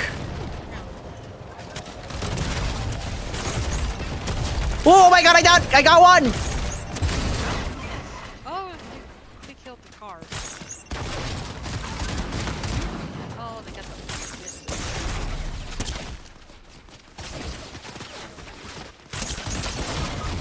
the. I'm dead. Nice. Ah, fuck, we're exposed. You. Nice. Oh, fuck. Yep. Third place. Well, good try though. It's a good try, but fuck, I hate this. I really hate this freaking meta right now.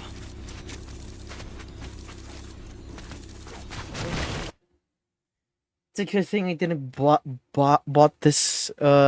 It's a good thing I didn't bought this freaking battle pass.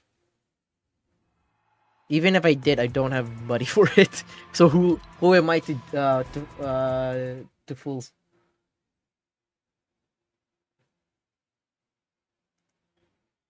Well, at least you're having fun, Ratchet. That's more important. As long as you're enjoying it, that's all that matters. Yeah, it's a fun season, but fuck, freaking the meta is insane. Meta is insane. They want people to drive around like idiots.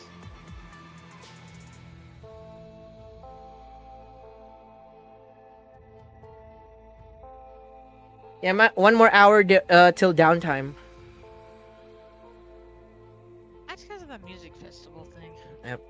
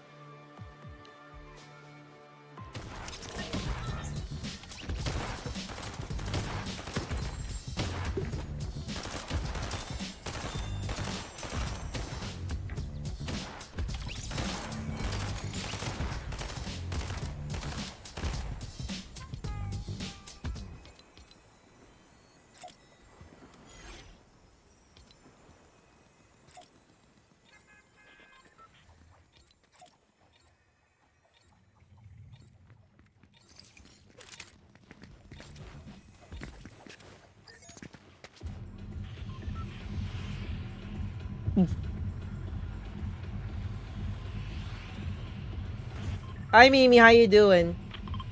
Hey, Mimi.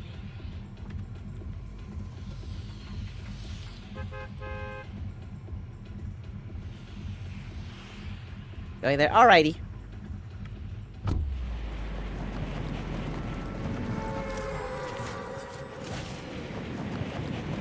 Bro, it's hot as fuck. Biggie, tell me about it. It's also freaking hot in here. And it's like the rainy season. It's hot and raining where you are? Oh, here. Well, it rained a while ago and it became sunny after that. Freaking tropical country, chat. Freaking even when raining, it's still hot.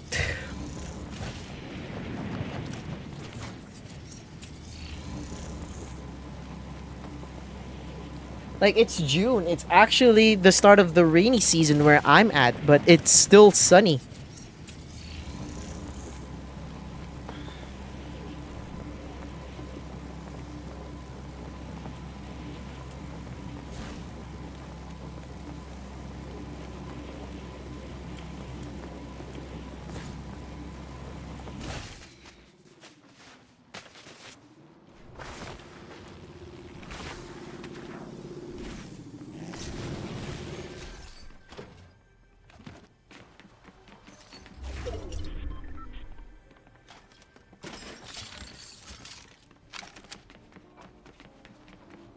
I'm actually understanding how the DMR works, but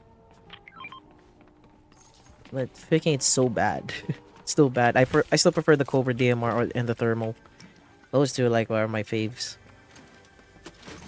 Yeah, just the thermal scopes.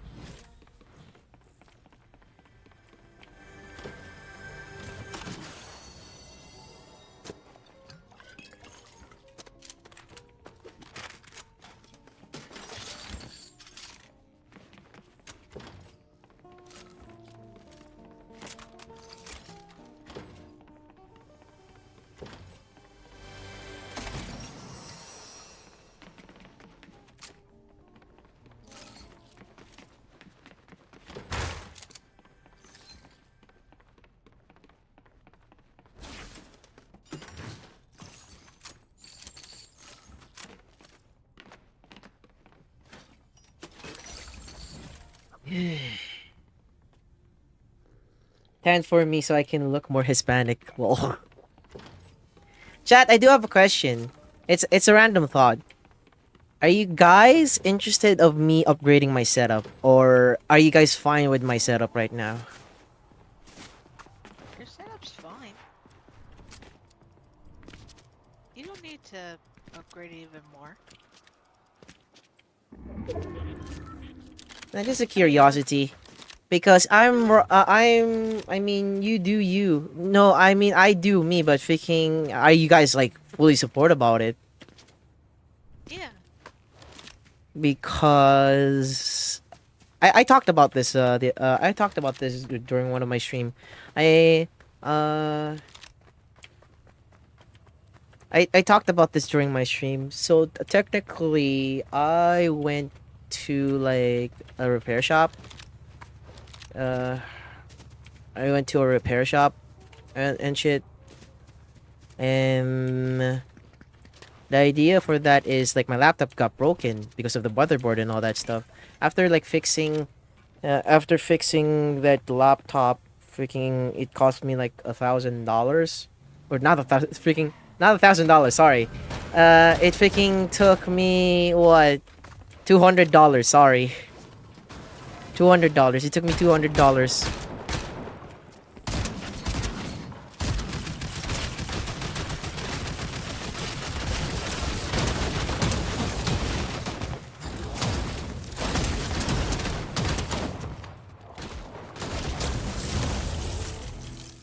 And what happened? And what happened was, I canvassed to the, like, I checked out like the PC parts and all that shit, and then I asked like the one of the people. They're like, "Hey, can you actually give me like a build of?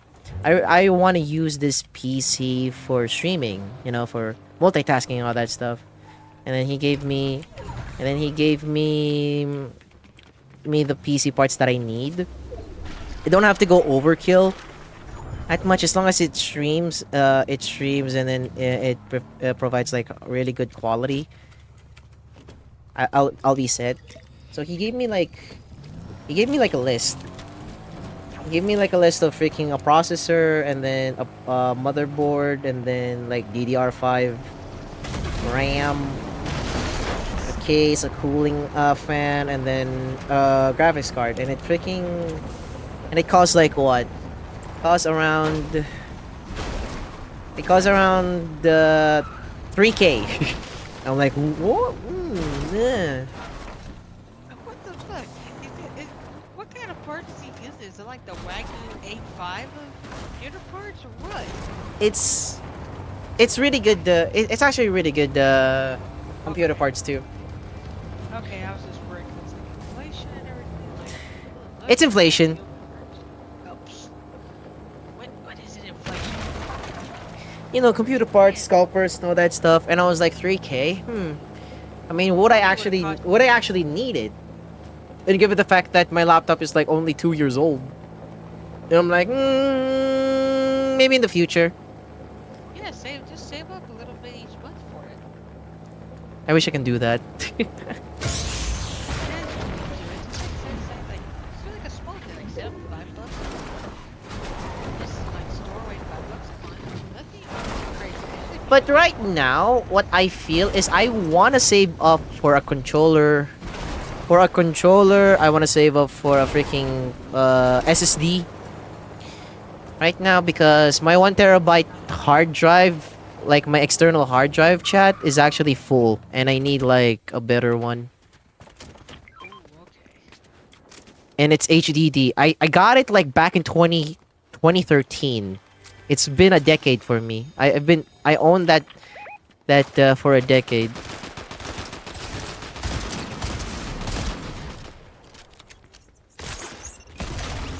What? Hold up. How did it get full? It's a terabyte. It's 1 terabyte.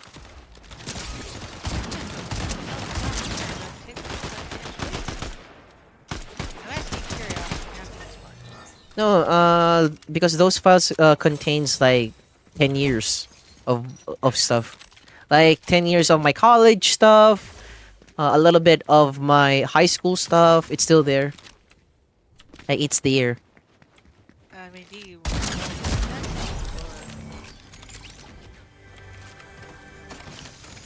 And I need like what? I need like a 4 terabyte SSD. Like external hard drive that is like better in terms of capacity, and then um good really good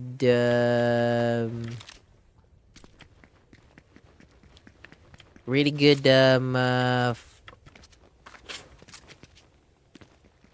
storage, and then read and write speed. So I'm probably going to do that. well, why go for 4? Just go for 8. Put your mind at ease. That's what I did.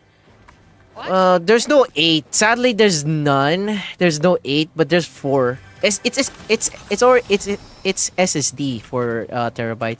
I can't find like an 8 terabyte. Usually, if I find like 8 terabyte, it's HDD. huh. And the difference between that is the read and write speed. So if I'm going to transfer, like, for example, like 20, 30 gigabytes worth of file to that 8 terabyte, I mean, good. I have like really good capacity, but the transferring for that would take, I don't know, like 30 to 45 minutes or an hour for a huge, for a huge file, like 20, 30 gigs. But when it comes to like an SSD, the transfer for that would actually be faster. Like I would assume like 15 to 25. I guess like the maximum is like 40 minutes. It wouldn't take like an hour or so.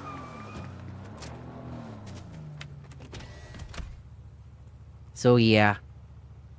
And that's what I need. I need a brand new controller, and then I need a brand new controller, and then I need new controller, and then the external hard drive. And then I guess once I'm done with that, I'll probably going to save up, and I'm probably going to save up, and it's either I want to do like a PC build or a 2.0 build. Oh, A VTuber model 2.0. okay,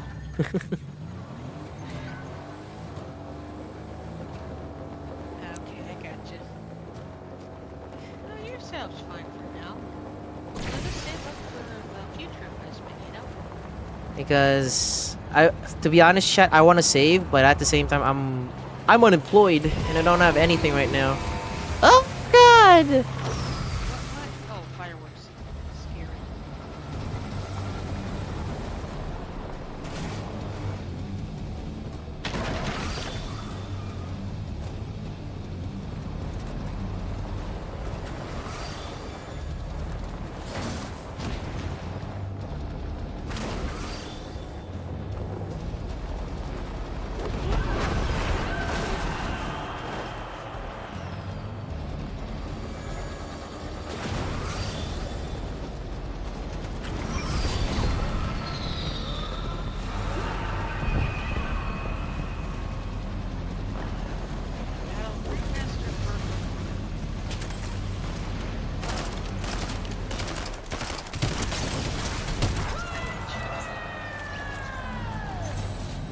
Where is she? She's up there. She's up there to the right.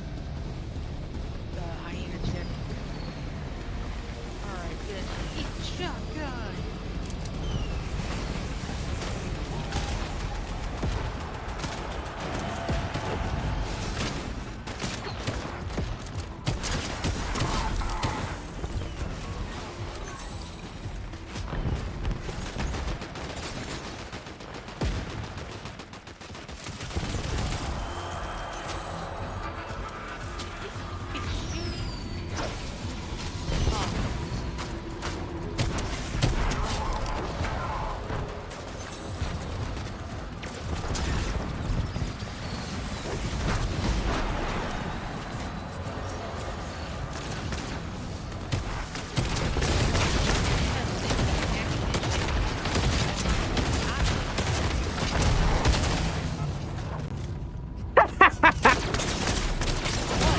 Oh my god, sorry, Ricky. There's a team. There was a team. They were so oblivious.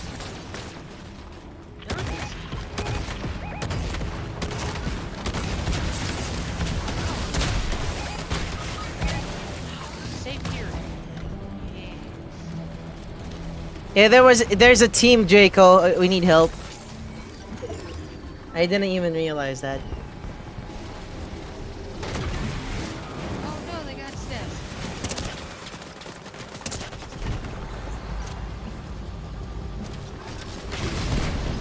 They got the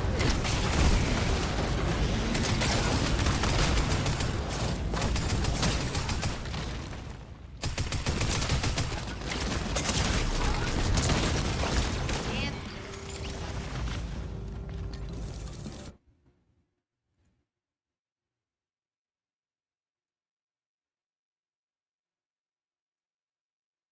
That was something.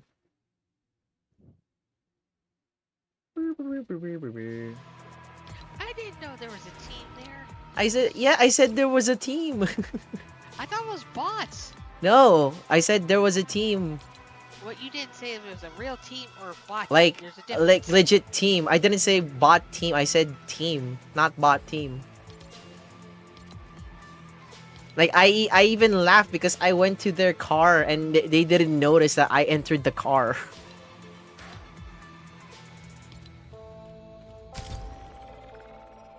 You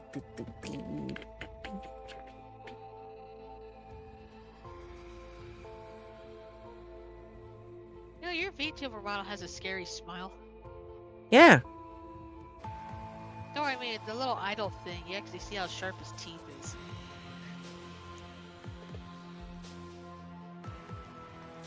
I got my VTuber modeled. I got my VTuber modeled. I think complimented or critiqued.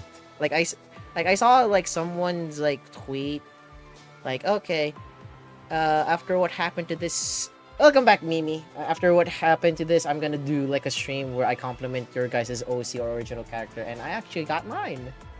Freaking yeah! I followed the dude, and then he critiqued my VTuber model. He was actually like really cool.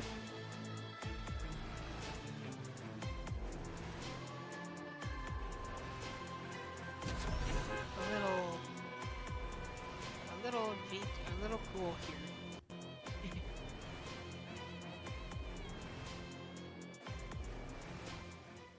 Wait, your character, he doesn't have wings, does he? My VTuber model, he doesn't have wings. Well, cause you said he's a unique ghoul. I thought he had I thought he flew around. I don't know. Like a ghoul, like a monster, not a flying one. like I took inspiration to Tokyo Ghoul. Okay, yeah, no, cause I was like, man, this motherfucker had wings. He can just fly to his girlfriend's house and snatch her away, like yoink. I'm not a vampire. Ghouls? Ghoul. I'm not a vampire ghoul. Hey, they don't care. But I do have a tail though. You have a tail? 2.0 baby. 2.0. Now 2.0 is not gonna happen anytime soon, chat. Freaking, I just debuted during my birthday. I don't think I'm gonna do like a 2.0 right now. Is it like a Sorry to ask, but is it a regular tail or does it have like a Do you know Ken Kaneki when he has like those tails? Kaneki? Yeah, Tokyo Ghoul. Oh, you have like his tails. Yes, I have those Okay. tails. Okay, so you don't. There's no like triangle end or a point.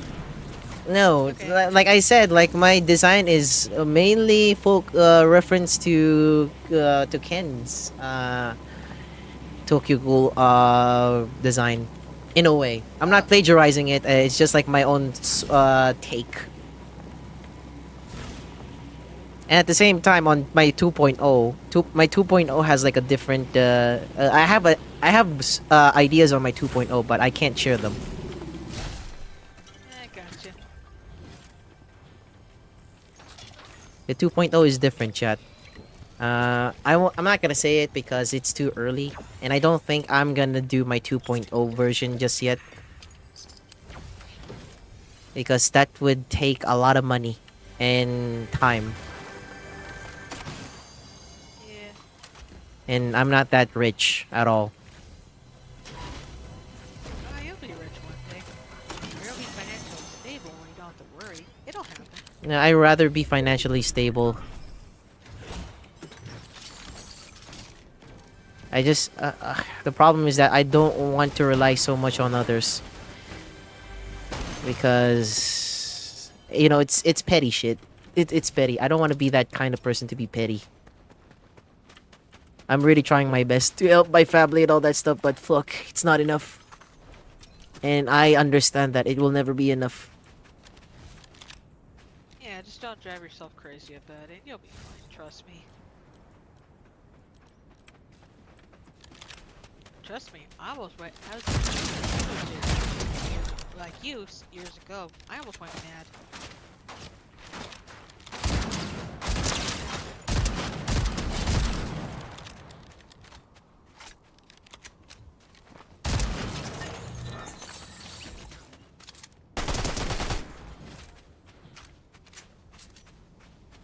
If you would have a VTuber model, it would be a doggo. That would actually be good.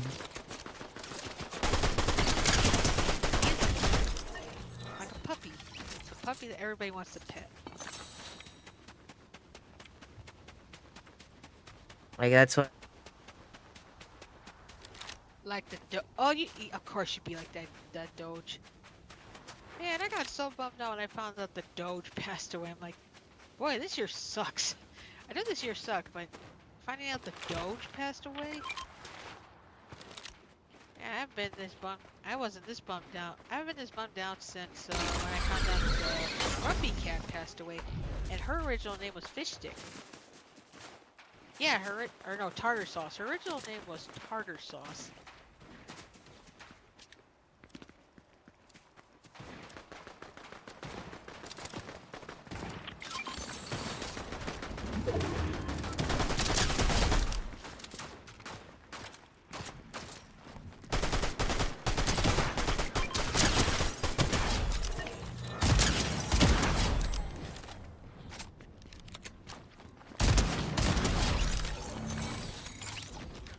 Oh wait, speaking of Doges, they actually made a statue of that Silent Hill ending where that Doge is in a chair and it has all those monitors up. They actually made a statue of that ending. And it's so funny, you can actually make the chair turn around that the dog's sitting in.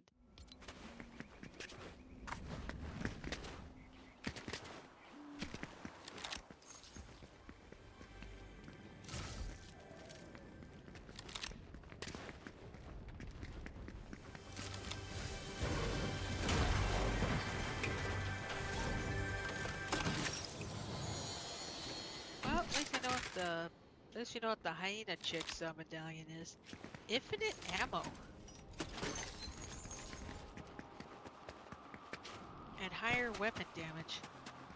Fact luck didn't do shit.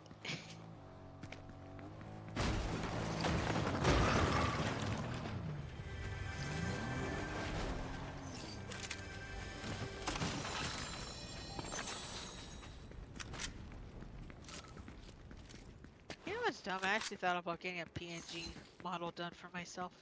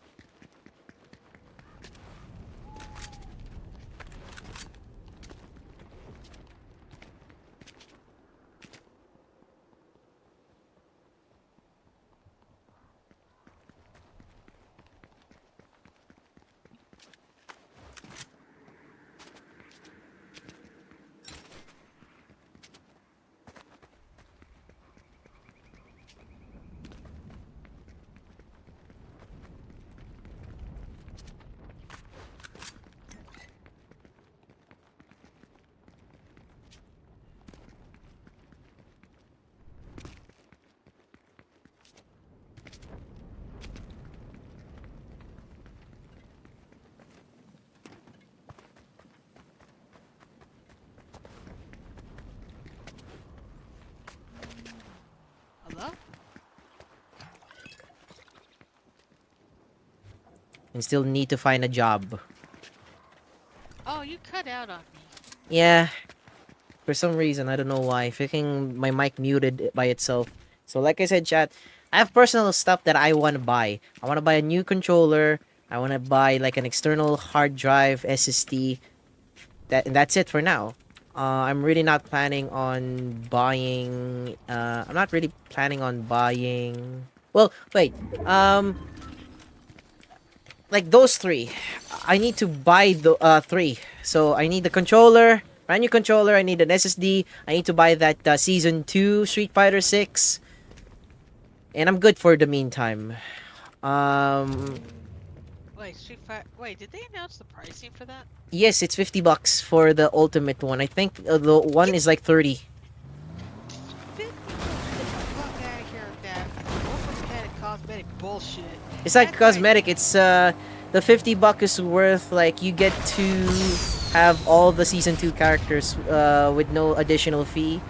You can get their third costume as well with their colors. I think you can get two. You can also get two stages as well with that. This is the same shit they did with Street Fighter 5 for a chip next Monday. So people stop playing it.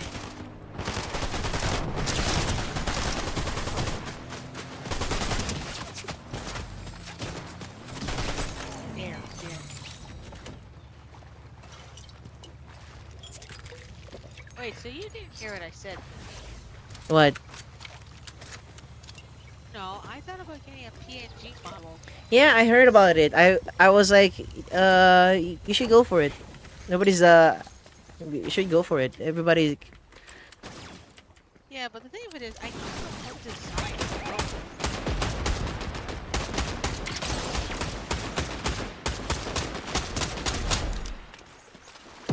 I mean, who actually who is the one who made the your OC, by the way? Oh, Victoria? That was Eric Martin. The very original thing before, you know, before my character went with the Godzilla form. No, the very original one was Eric Martin, dude. And it was just by random. This is it was when we were playing Super Mario Maker and we were trying to unlock skins for the game. This is when it was on the Wii U, and yeah, Eric Martin was picking people randomly to draw, and I was one of the lucky people that got picked. That's good. Yeah, yeah, but that was my original design. That was my original OC of her. But if you've seen on Discord, the model, like the profile I currently have is, well, it's Cerberus, but Dr. Doom version, because of the Cerberus skin in Fortnite. Al Zero made that one. But on other ones, when you've seen like the Godzilla with the Doom cloak, that was by Nuclear Cool. Okay. Yeah, so pretty much different artists did different forms of my OC. The very original one was Eric. I don't know if he's still doing art though. I haven't. I haven't heard or seen from him in a while.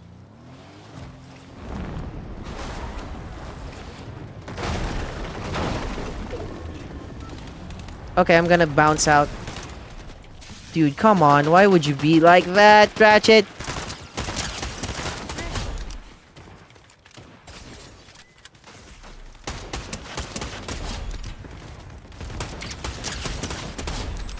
Yeah, I got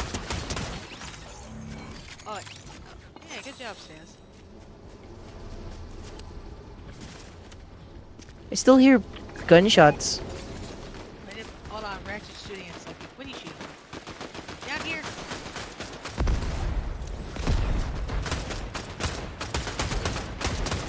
Oh, Blitz, dance, bitch.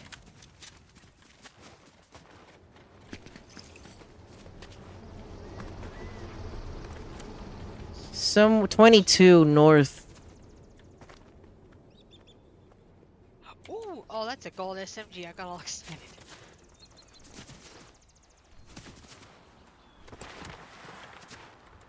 I'm gonna sneak around.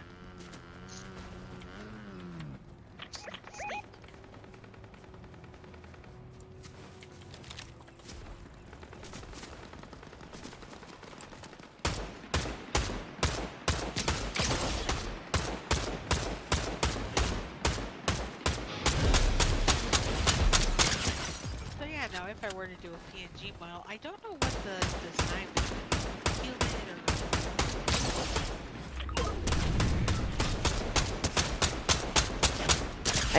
I need help, by the way. or... I'm behind you, I'm behind you.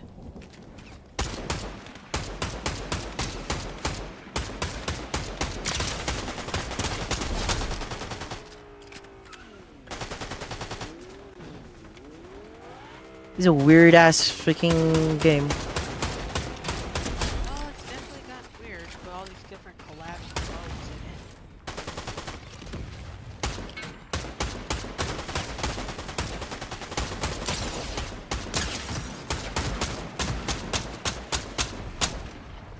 Oh my god, game, please. Why are you like this? Why are you like this game? Freaking DMR. DMR. DMR. And I got my ass run over, god. Ratchet, I'm here. Go Ratchet, save status. I'm here, by the way. Yeah, person.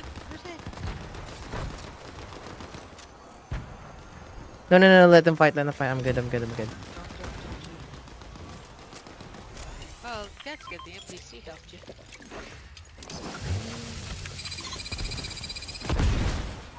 The fuck?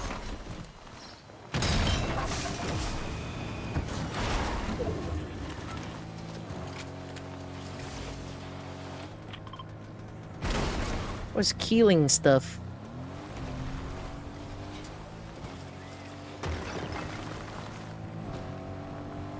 Yeah, we go here. Yeah, you're right.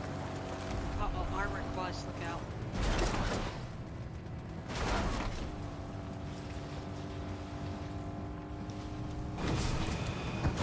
Oh.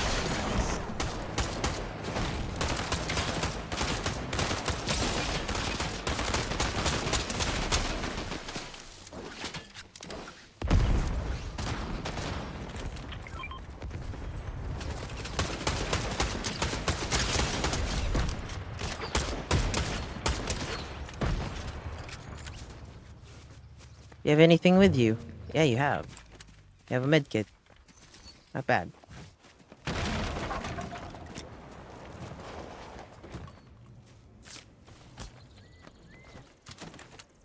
I'm ready.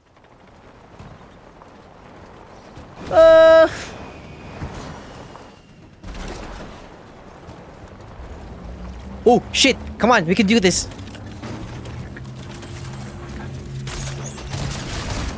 Oh, you actually killed somebody at the reboot, man. That's a first. All the time I've seen people play Fortnite, I've never seen anybody able to take out someone while they were rebooting. That is crazy.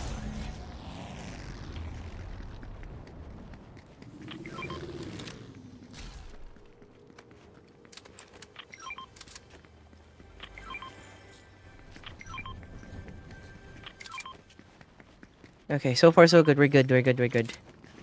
Uh, I didn't even realize how many kills that I've gotten. Like 15. Gee, brag much?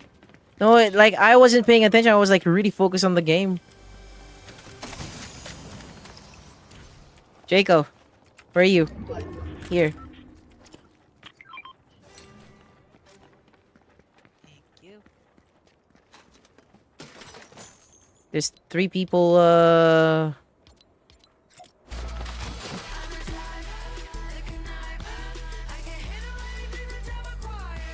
There's 3 people still watching me. Yeah, they want to see the guy who did 15 kills without. Who wasn't paying attention. Like, who is this fool?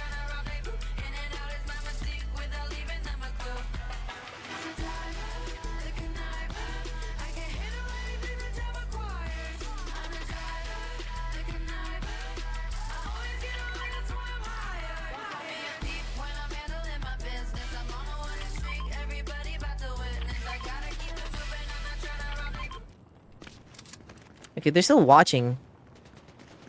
What a bunch of voyeurists, man. They're watching.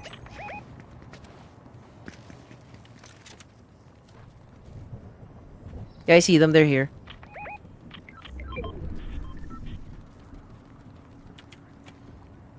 We gotta move eventually. Yeah. Oh god. Oh yeah, me and Kawari finished Death Note today. What do you think about the anime? Anime is good. Anime is really good. Honestly, how the whole thing ended at the end, I can understand why people's the wait, have you seen Death Note? I mean, I didn't watch it, but I saw screenshots of it.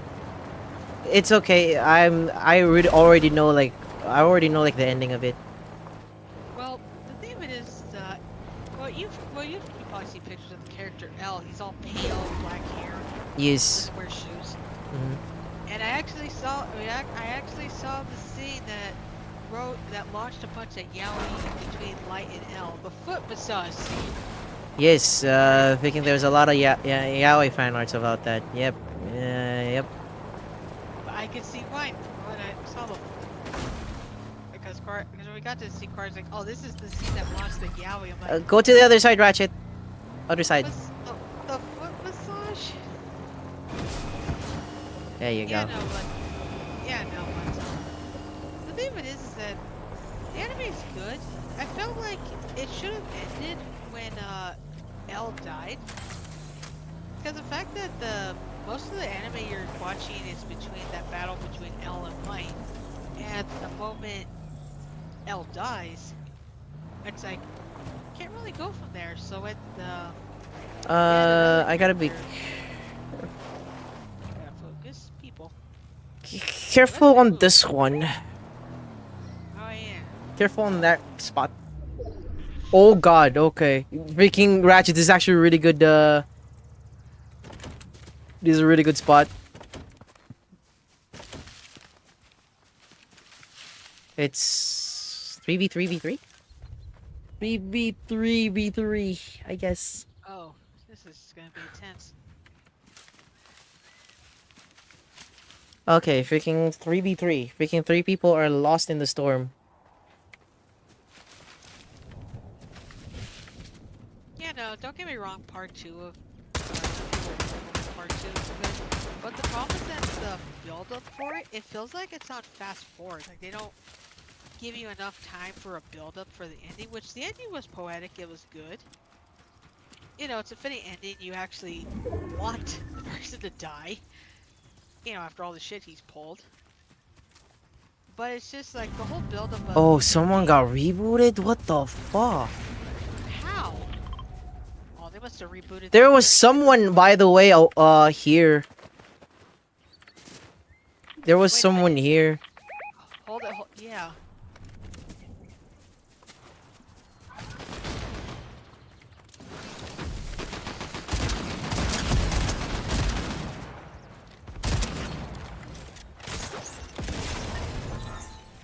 Can I get your... There you go. There's some slurp barrels up here, Stas. Okay. It's 3v3v. It's 3v3.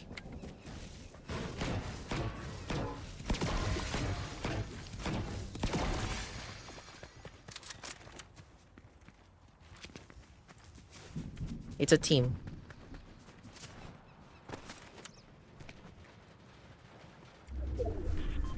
God, really? Don't know where they at though.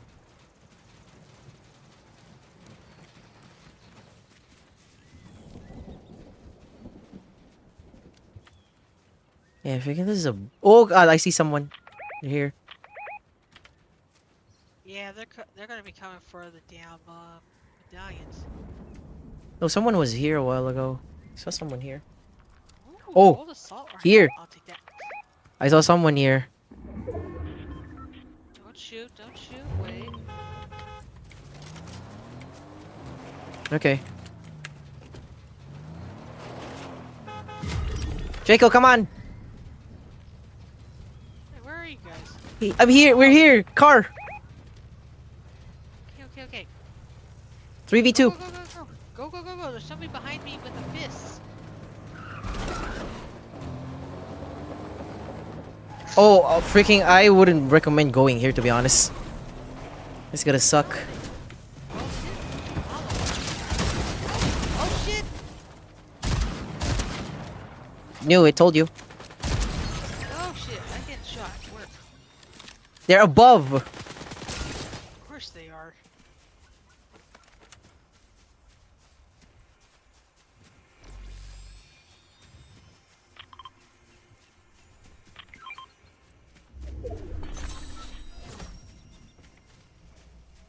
I hear footsteps on me. On our way, right? They're above. Yeah. There's a fist though here. If you guys want to do a boost.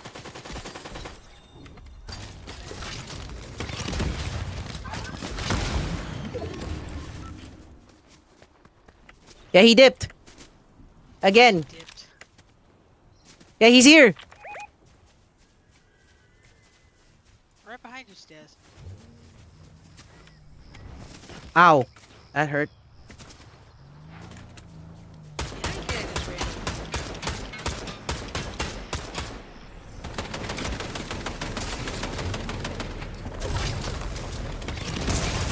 Woo, I'm dead.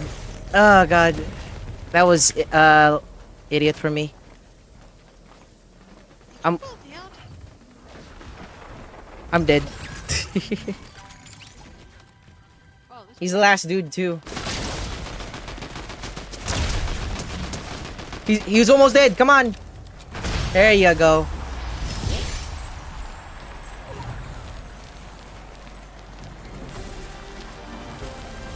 I didn't keep my crown because I lost, but it's okay. got him back. I got 16. Lovely. I got 16, Ratchet got 8. Jacob with the assist. Okay. That was interesting. I should have maintained my position there rather than going down. I'm an idiot. Okay, we still have like 20 minutes. We could do this. Or you guys wanna end it there? I think we can end it there for the meantime because freaking 20 minutes. Yeah. Why not? Yeah, Ratchet, we can end it there. Yeah, we can end it there because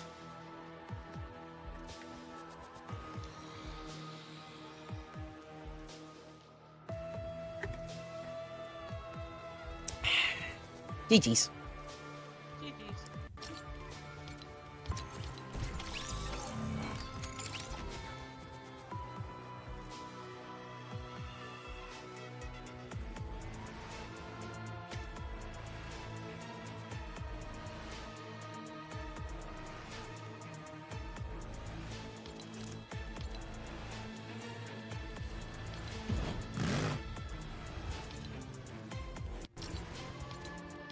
There you go.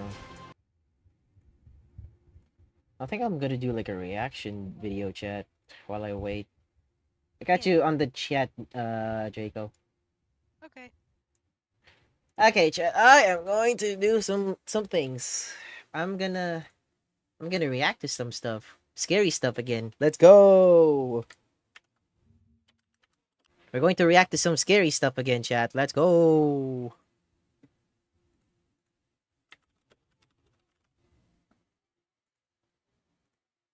There you go. Mm.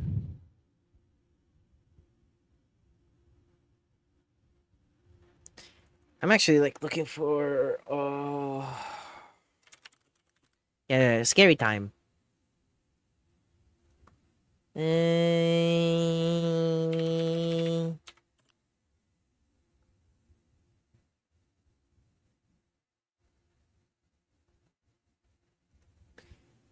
Uh, hey, chat, give me a moment.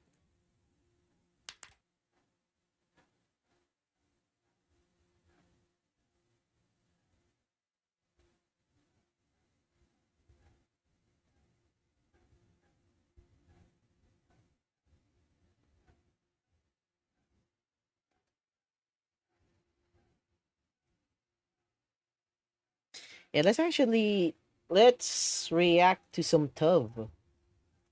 There you go. I had to do incognito because if I'm going to watch scary stuff, chat, freaking it's gonna be recommended, and I'm like, no. I can also watch this too, but that's gonna be like a 3 hour long shit.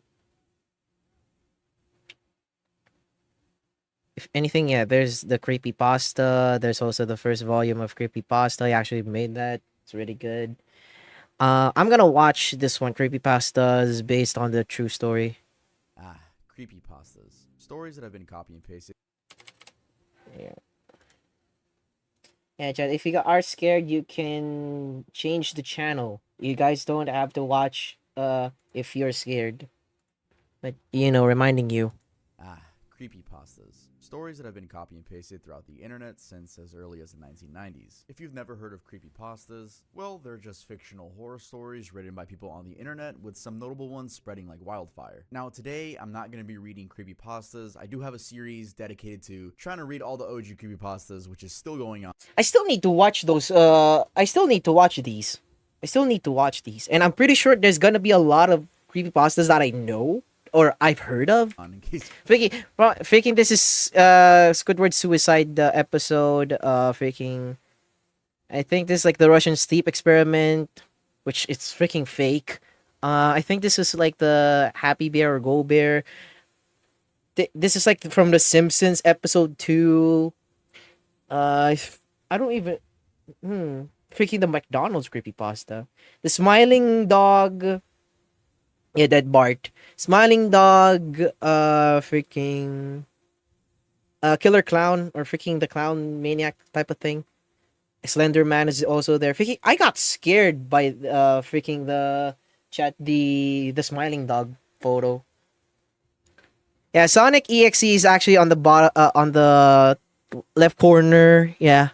And Ben, pretty sure Ben John is also here. you guys are interested Yeah. in that. But no. This video is dedicated to trying to find the true events that inspired the creepypastas. Not only that, but this is a combined video. I know the title says creepypastas that were inspired by true events, but we're also going to be talking about events that were caused by creepypastas, such as the famous Slenderman stabbing that was caused because of the creepypasta. So yeah. Oh, I know that. part one to this. I actually know that true crime. I know that true crime incident of, I think it was like two girls lured like another girl into the forest, and freaking she was stabbed multiple times for offering to Slenderman. And I think those two children were both sentenced like lifetime imprisonment or something like that. Yeah. It was freaking dark. Video, and there's a part 2. Yeah, like they were charged adult felony. They were not if I remember, they were charged as an adult rather than as a minor because of what they did. It was so fucked up. I remember they were in prison, or it's either they were in prison or they were in a mental institute because there was because of their minds were fucked up about it. And it's all in this video. I'm not making a separate one. This is 2 videos in one. And if you guys don't know me, my name is Tuv. Yeah. Yes. Tuv. And I'll be your host today. If you're not subscribed, don't worry about subscribing. I'm subscribed to Earn you, your sir. subscription. The problem is that I don't want to watch your videos too much because I'm gonna get recommended with a bunch of freaking creepy videos or freaking true crime videos, and I don't want my own YouTube account to get flooded by that. At the end of this video, are you guys getting tired of that line? I'm already depressed. I don't need to be scared. Please don't get tired. Like, I'm already depressed in the beginning, but freaking don't give me like being scared or afraid. Of that line. Also, for people with post notifications on, I love y'all, by the way. Don't be shocked when you see a music video be uploaded to this main channel, because it's gonna happen within the next week, I think. It's a music video for my song Honey, and for the Honey! Honey. my music is garbage because I'm a YouTuber. You're actually right. No, you're wrong. The song is actually my most well-reviewed all-around song, and I'm really confident about it. But yeah, that's it for my little self. I miss Honey. Let's get right into I miss the video. eating honey. The Russian sleep experiment. Yeah, I know this It's one. one of the creepypastas that has been around for quite a while. By the way, it's fake. It's fake. It's legit fake. But freaking the story behind this is so... It's insane. It's actually insane.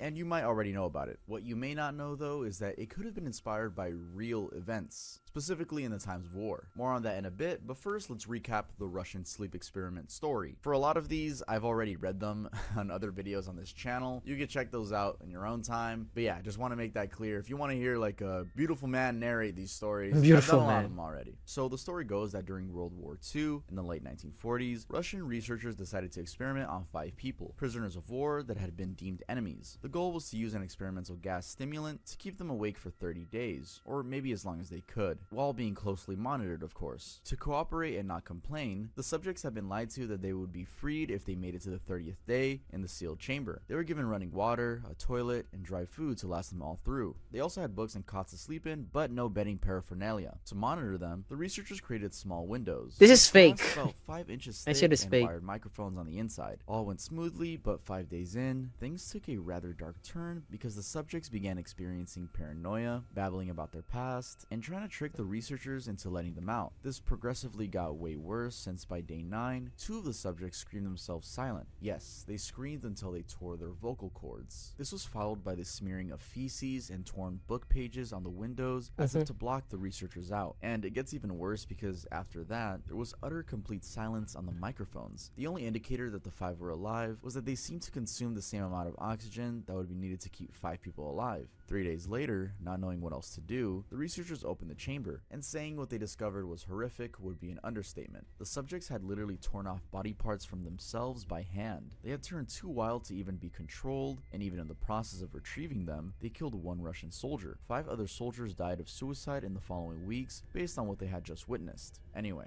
there was a lot more pushing and tugging as researchers tried to re-experiment on 4 of the alive subjects who at this point were weirdly begging to be taken back into the chamber. In the end, all test subjects die, but not without the last one leaving the researchers with this creepy quote. The quote goes, "Have you forgotten so easily? We are you. We are the madness that lurks within you all, begging to be free at every moment in your deepest animal mind. We are what you hide from in your beds every night. We are what you sedate into silence and paralysis when you go into the nocturnal haven where we cannot tread." So, that was fake. That was all fiction. I want to make that Yeah, clear. it's fake. It's freaking fake. And I think someone actually made wait, sorry chat for sorry about that, chat. But freaking someone made an infographic video about it. Someone made the infographic video about it. It's fake. Yeah, this one. In the infographics show. Would recommend you check you check that you check this shit out. Freaking really dope freaking video. Really dope video. Very dope video. people start thinking that's real. What could this possibly have been inspired by? Well, it does line up with some historical events that are quite similarly unsettling. For instance, in the 1930s and 40s, Unit 731, a branch of the I know it. Freaking Unit 731. Freaking, it's the unit from Japan that specializes in capturing like freaking people from China, from Korea, like trying to test making test subjects out of their freaking insane and crazy and unethical human rights violations uh, test to freaking test subjects or humans. So that I remember they would do these experiments in retaliation to US bombing Japan, or freaking I remember freaking what's the name of that capital Japan, chat, freak, I forgot. Freaking Nagashima or something like that, Nagasaki or something, like freaking because of what happened to freaking the bombing, US bombing and all that stuff. Like Japan had to like do this Unit 731 in order to do human experiments, so that they were trying to use these experiments in order to make like a bomb or a rocket like that is that contains like a lot of virus or like plague infect like the America or something like that, but they stopped. They actually stopped and seized all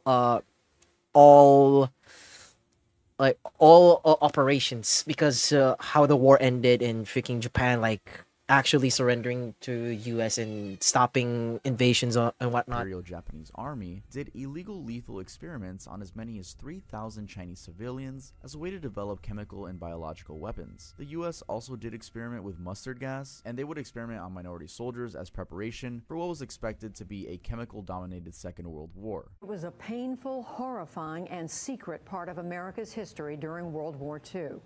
The U.S. government conducted experiments with mustard gas and other chemicals on some U.S. troops at the time. That chapter of history was first revealed in the early 90s. Now, a new investigation by NPR finds the military used race-based experiments as part of those tests. African-American men, shown here in protective gear, as well as Japanese American and Puerto Rican soldiers, were singled out. These pictures show the forearms of men exposed to mustard gas and other agents. Some, like Rollins Edwards, are living with the effects decades later, including injuries to their skin. The UK also did something similar, testing LSD on Royal Marines. I mean, you get the point. Governments did very questionable experiments on unsuspecting people with devastating results. Not very far from what the Russian sleep experiment is all about. Yeah, they were doing that shit, and it's actually against human rights too. It's kind of like Resident Evil, if you think about it, because like Umbrella Corp is doing this to produce bioterrorists or bio soldiers, but instead of us giving zombie apocalypse, it's more of tragedies and whatnot. The Alice killings. In a lot of the creepypastas, you're gonna notice that a lot of the stories just seem corny, they seem fake, not real, but this one is really realistic. It's even been said that this specific story is sometimes confused for real true crime news. So what's the creepypasta? It follows a series of killings in Japan, which to this day remain both strange and unsolvable. Between 1999 and 2005, a total of 5 killings happened, and while these could have all just been random unrelated murders, they shared one thing in common: a calling card that the killer left at each scene. So basically, the killer would leave a playing card prominently displayed at each location, and while that's weird in and of itself, he went a step further and wrote the word Alice on each card. He wrote this with the victim's blood. The first victim, Sasaki Megumi, a 29-year-old restaurant owner and party lover, went missing after a party. This is at a freaking friend's house while Vocaloid walking shit. home. She was discovered the next morning by a couple walking in the woods a mile Yeah, this from home. Vocaloid A stuff. trail of blood on an unused path had gotten them curious, and finding her dead body, they called the police, who claimed claimed they found a jack of spades crammed into her mouth. It had Alice written on it. The next victim, Yamane Akio, was abducted from his house on February 11th, 2001 by a hooded figure. He would later be found inside the bar where he used to perform, slumped over a table with his vocal cords ripped apart and what seemed like a shot to the head. In his hands was a clutched king of diamonds. Third was a teen girl, Kai Sakura, who was abducted a week before her high school graduation. She would be found 2 days later, buried in a shallow grave that had been marked by a Queen of Clubs card. It had been taped on a stick atop the grave. Last, there was Oshiro Hayato and Hina, siblings who were discovered dead in their beds on April 4th, 2005, in what seemed like a lethal injection attack. Each child held half of an Ace of Hearts playing card. Out of the horror and grief of losing her 2 kids, I her mom don't was know alleged this to have committed creepypasta. suicide barely a year later. Very believable, right? Well, while all this is just a work of fiction, this creepypasta closely resembles actual killings that happened in Spain around 2003. The real story, which has even been turned into a docuseries by Netflix, is pretty chilling. It involves Alfredo Galan Sotillo, a man who walked into the police station on July 3rd, 2003, taking credit for murders that had come to be associated with an unknown figure. Quote, the playing card killer. He had been responsible for 6 murders and at each scene had left a playing card branded by a marker. That was actually the one detail that made the police believe Sotillo was the real killer, as he claimed because no one else would know the card at each crime scene had a marker branding. Anyway, for the 6 murders, the then 26-year-old Sotillo was sentenced to 142 years in jail.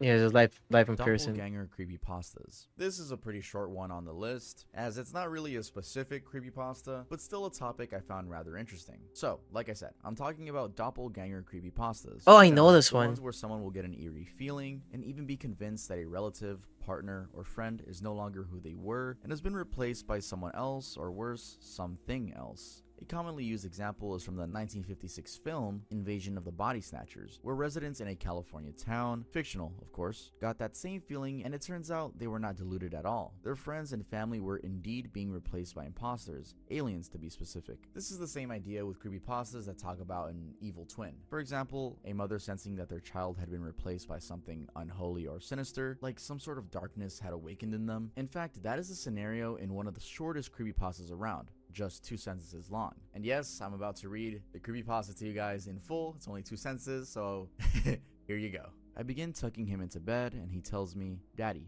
check for monsters under my bed." I look underneath for his amusement and see him, another him under the bed, staring back at me, quivering and whispering, "Daddy, there's somebody on my bed." The horror it depicts has actually been turned into a short film called Tuck Me In. And Yeah, I fun know that fact one. here, that 1-minute movie has won several awards, including in film festivals in Spain, Germany, Sweden, Italy, and Canada. So what? Yeah, I know. I actually know this And short. fun fact. I remember this. I didn't sleep. For a whole like what 2 or 3 days of thinking about this. It was like really creepy. A short film called Tuck Me In. And fun fact here, that 1-minute movie has won several awards, including in film festivals. In fact, the horror it depicts back at me, quivering and whispering, "Daddy, there's somebody on my bed." Yep. Monsters under my bed. I look underneath, again tucking him into bed, and he tells me, "Daddy, check for monsters under my bed." Actually, I don't believe on the under my bed because freaking I am sleeping in a double decker bed or yeah, double decker. But if you saw a doppelganger, there's actually some theories about a doppelganger. If you actually met your doppelganger, and then if you like, it's a weird theory, but I don't know if it's possible. But if you saw like a doppelganger of yourself, and and if you touch each other, you actually fuse with each other. You combine. You actually combine. It's kind of like weird voodoo shit. That's what I believe. And there's also like that Family Guy. Well, that it's not really Family Guy. It's not really a doppelganger. It's more like a twin situation. Yeah, if you see, you'll die. There's some stories that if you see your doppelganger, you die and you'll get replaced, or that's your future. Or if you touch your doppelganger, you'll fuse with that doppelganger, or and all that shit. Bed. I look underneath for his amusement and see him, another him under the bed, staring back at me, quivering and whispering, "Daddy, there's somebody on my bed." The horror it depicts has actually been turned into a short Yeah, film I saw this called short film. It was so creepy as hell. Begin. And fun fact here, that 1-minute movie has won several awards, including in film festivals in Spain, Germany, Sweden, Italy, and Canada. So what real-world occurrence inspired these types of stories? Well, it comes from a medical condition called Capgras delusion, named after a French psychiatrist, Joseph Capgras. It's a psychological disorder where the patient becomes convinced that people around them have been replaced by imposters. It's actually been associated with several other underlying conditions, including brain chemistry changes due to mental illness or trauma. At the core of it though, it's the concept of dissonance. People with the condition cannot simply process the bits and pieces they don't like in the people around them. So while doing research, I found a video about a patient with Capgras delusion, and to give you guys context, basically he was in a car accident, was in a coma for 5 weeks, and when he woke up, he no longer saw his parents as his parents. He just saw them as people imitating his parents. So here's a little clip of that. For 5 weeks, David lay in a coma. Serious injuries led to the loss of his right arm. But to everyone's relief, when he regained consciousness, his mental capacities seemed to be intact. He was articulate, he was intelligent, not obviously psychotic or emotionally disturbed. He could read a newspaper. Everything seemed fine, except he had one profound delusion. He would look at his mother, and he would say, "This woman, doctor, she looks exactly like my mother. But in fact, she's not my mother. She's an imposter. She's some other woman pretending to be my mother." The injury to David's brain had brought on a very rare condition called the Capgras delusion. Yeah, that video is 10 minutes long, so if you found that interesting, you can go watch that. The link is down in the description. And that video also touches on the Freudian Oedipus complex, which I found really interesting. But to sum that up, it has nothing to do with the creepypasta. I just want to say this because I found it interesting. But it's basically boys having unconscious infatuation towards their mothers. Yes, freaking wanting to bang your mom. That's Oedipus complex. I know that. I know that complex. And simultaneously, That's freaking it's hentai shit. Seriously. I learned it from hentai. seeing their father as competition or a rival because they're with their mother. I think it's a very cool psychological thing to talk about, but maybe one day I'll make like a video explaining my favorite psychoanalytic theories. But yeah, I just thought it was really cool. Okay, now back to the Capgras delusion. And it gets worse because according to V.S. Ramachandran, a neuroscientist at the University of California, there is no, quote, treatment and no amount of talk or reasoning that can cure the disorder. So while patients can receive medication, as is done with other mental illnesses, it remains vague as to what really reestablishes the connection between the perception and emotion in people with the Capgras condition. Abandoned by Disney. Oh, I know Alright, this so one. this is another- I know this one. I know this creepypasta, and as well as freaking a lot of YouTube videos regarding about this, and a lot of video games, fan-made games. Although they're really good, but it's really getting repetitive too. When this creepypasta came out, it was all over YouTube. Since its inception. The one that I've read in full on this channel, so I definitely am going to be referring to that video a lot. Definitely don't click out of this video and ruin the watch time. Give me the watch time. Hi Shin, how you doing? So first we got to start with the actual story. So I'm going to give you guys a summary of it. Abandoned by Disney follows a hunt by an urban explorer who went digging for answers for Mowgli's palace, an abandoned site. The site was supposed to be a resort in Emerald Isle, North Carolina, drawing inspiration from the Jungle Book movie from 1967, but it never took off. It had been built in the 90s amidst great opposition from locals who disapproved of everything from its theme to its unwelcome takeover of a large portion of the island. It brazed all the resistance and got completed, but it then just suddenly stopped operating in a creepy way where it even got scrubbed from records. Feel my and back locals breaking when didn't ask I questions hear. about it. Hope you're But doing well, that's by not the way, creepiest Shin. bit, because as the explorer continued with his hunt, he found these two hidden areas, one signed with mascots only, thank you, and another with a door stenciled character prep 1. Between the first and second areas, things got increasingly weird and spooky. You know, flickering lights, static filled television, knocked over tables and chairs, and also untouched office paraphernalia. Yeah, you get the point. It was abandoned. The first area seemed to indicate employees had left in an evacuation kind of way rather than following a closing down procedure. The other area, well, you'd have to read the entire story or listen to the beautiful voice, the unhappy voice. That's what Tub stands for. Read it in the other video.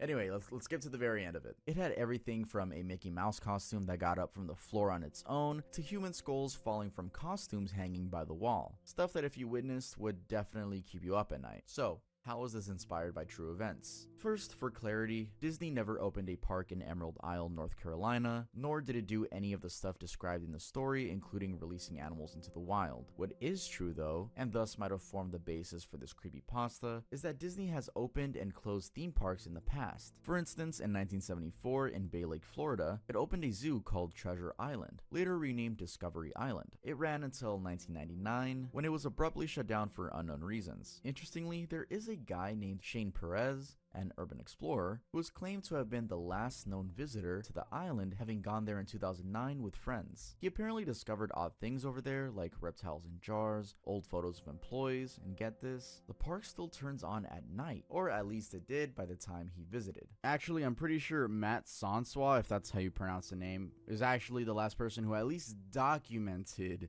him going to the abandoned island, and that was like in 2017. I think the most unbelievable part of Abandoned by Disney is that it took place in North Carolina. Why would Disney open up anything in North Carolina? I like North Carolina. I might move there one day. But why would Disney do that? I don't know. Yeah, let's head on to the next one. I don't know. The Well for Hell. What does hell sound like? Well, have a listen. Okay, so I'm about to play some audio that claims I think I know this it's one. actually from hell. It's a little disturbing, but it's I know not this one. something I can't play on YouTube. This is it's just screaming, like distorted screaming. So I'm about to play that and giving you warning. You want to skip? You lame. I think I know There's a this one. timestamp right there, which you're not gonna skip because you're actually curious now. So here is the audio. And I warn you. Yeah, I know this one. I know this one. I know this one because if you guys remember, if you guys remember, when we watched the YouTube Darkest Iceberg with by Nick Crowley, freaking this is one of the videos that he showed. It was actually it was fake. It's fake. About to hear is very disturbing indeed.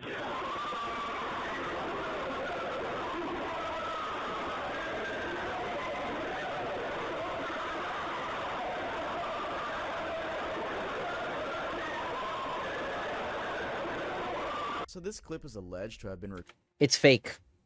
It's fake. And people debunked about it, and I think like Russian scientists also tried to do that project as well. Again, I'm quoting this on from Nick Crowley's Darkest YouTube Iceberg. Freaking Russian scientists did an experiment like this, but they didn't find anything. It's just hollow sound. There's no like hell portal on the deeper freaking insides of Earth. Freaking at this point, the core of the Earth is just lava or magma. Freaking, you know, that was taught to us in science, elementary science. You know. recorded by engineers who were drilling for oil or maybe natural gas in the Kola Peninsula Fortnite servers in are down. Siberia in 1989. The creepypasta, which though originating from newspapers in Finland, was largely popularized by tabloids and similar publications. It claims that as these engineers dug, they came across different things on their way down, including rare geological formations and even gold. However, after a whole year of digging and about 1,800 miles deep, suddenly their drilling equipment began rotating wildly, and they thought they had hit the Earth's core. There was so much heat searing out of the hole, and when they measured the temperatures, they got around 2,000 degrees Fahrenheit. But that's not the weird part, it's what they found next that was extremely creepy. Apparently, there were inaudible sounds coming from down there. They lowered a highly sensitive microphone in to get better audio, and what they heard were agonizing screams. One of the engineers, hearing the audio, said, It's "We have lava. penetrated the Earth's core, we've entered the gates of hell." I don't know how the microphone would have worked and not melted or stopped working because of the heats, but this is a creepypasta. I have to mention that there's also a variation where the story happened at an Alaskan oil rig. 13 workers had been drilling, but then got killed by the devil himself when he came roaring out of hell. There's also another version that claims workers smelled sulfur and heard sounds from the hole crying out, "Help us," or "Get us out of here." Anyway, is there really a well to hell? Well, I don't think so. But from evidence I've gathered, the story might have been inspired by the Kola Super D borehole found in the Kola Peninsula, bordering Russia, Finland, and Norway. This was a project project probing what's beneath the Earth's surface level, and it ran from 1970 all the way to 1994. As of 1989, when the creepypasta claims engineers reached the core, the real project was about 12,262 meters deep. That's 7.6 miles. And just so you know, the project set the record for being the deepest hole in the world. And why did they stop? Well, very similar to the creepypasta, the project ended in the 1990s, 1994 to be specific, because of unexpectedly high temperatures. About 1.8 miles down, temperatures increased more than predicted, and by the time they were 7.6 miles down, they were at 356 degrees Fahrenheit. And at some point, the rock began behaving more like plastic, making drilling near impossible. Anyway, abandoned or not, Yep. this is likely the real-life event that inspired this creepypasta. Polybius. This is a pretty fascinating one due to Yeah, which is we already know about that. We know about that, and there's no such thing as like that kind of stuff. Freaking, we were taught about this in science class. Freaking, what's inside Earth? this I know the Polybius one. It's the arcade cabinet one, right? Freaking, if I remember where the freaking government is behind this. that due to its lack of an exact storyline, since what's out there is more of an idea of what happened that gets retold in vague forms. The core details, though, are that Polybius was a video game that released in 1981 and was quite popular among kids in a particular arcade in a Portland, Yep. Oregon suburb. People died playing with it. I think I remember one of the victims played Polybius. He was so excited that he got a heart attack after. The game is said to have It was I think it was like all of the deaths were related to like cardiac arrest.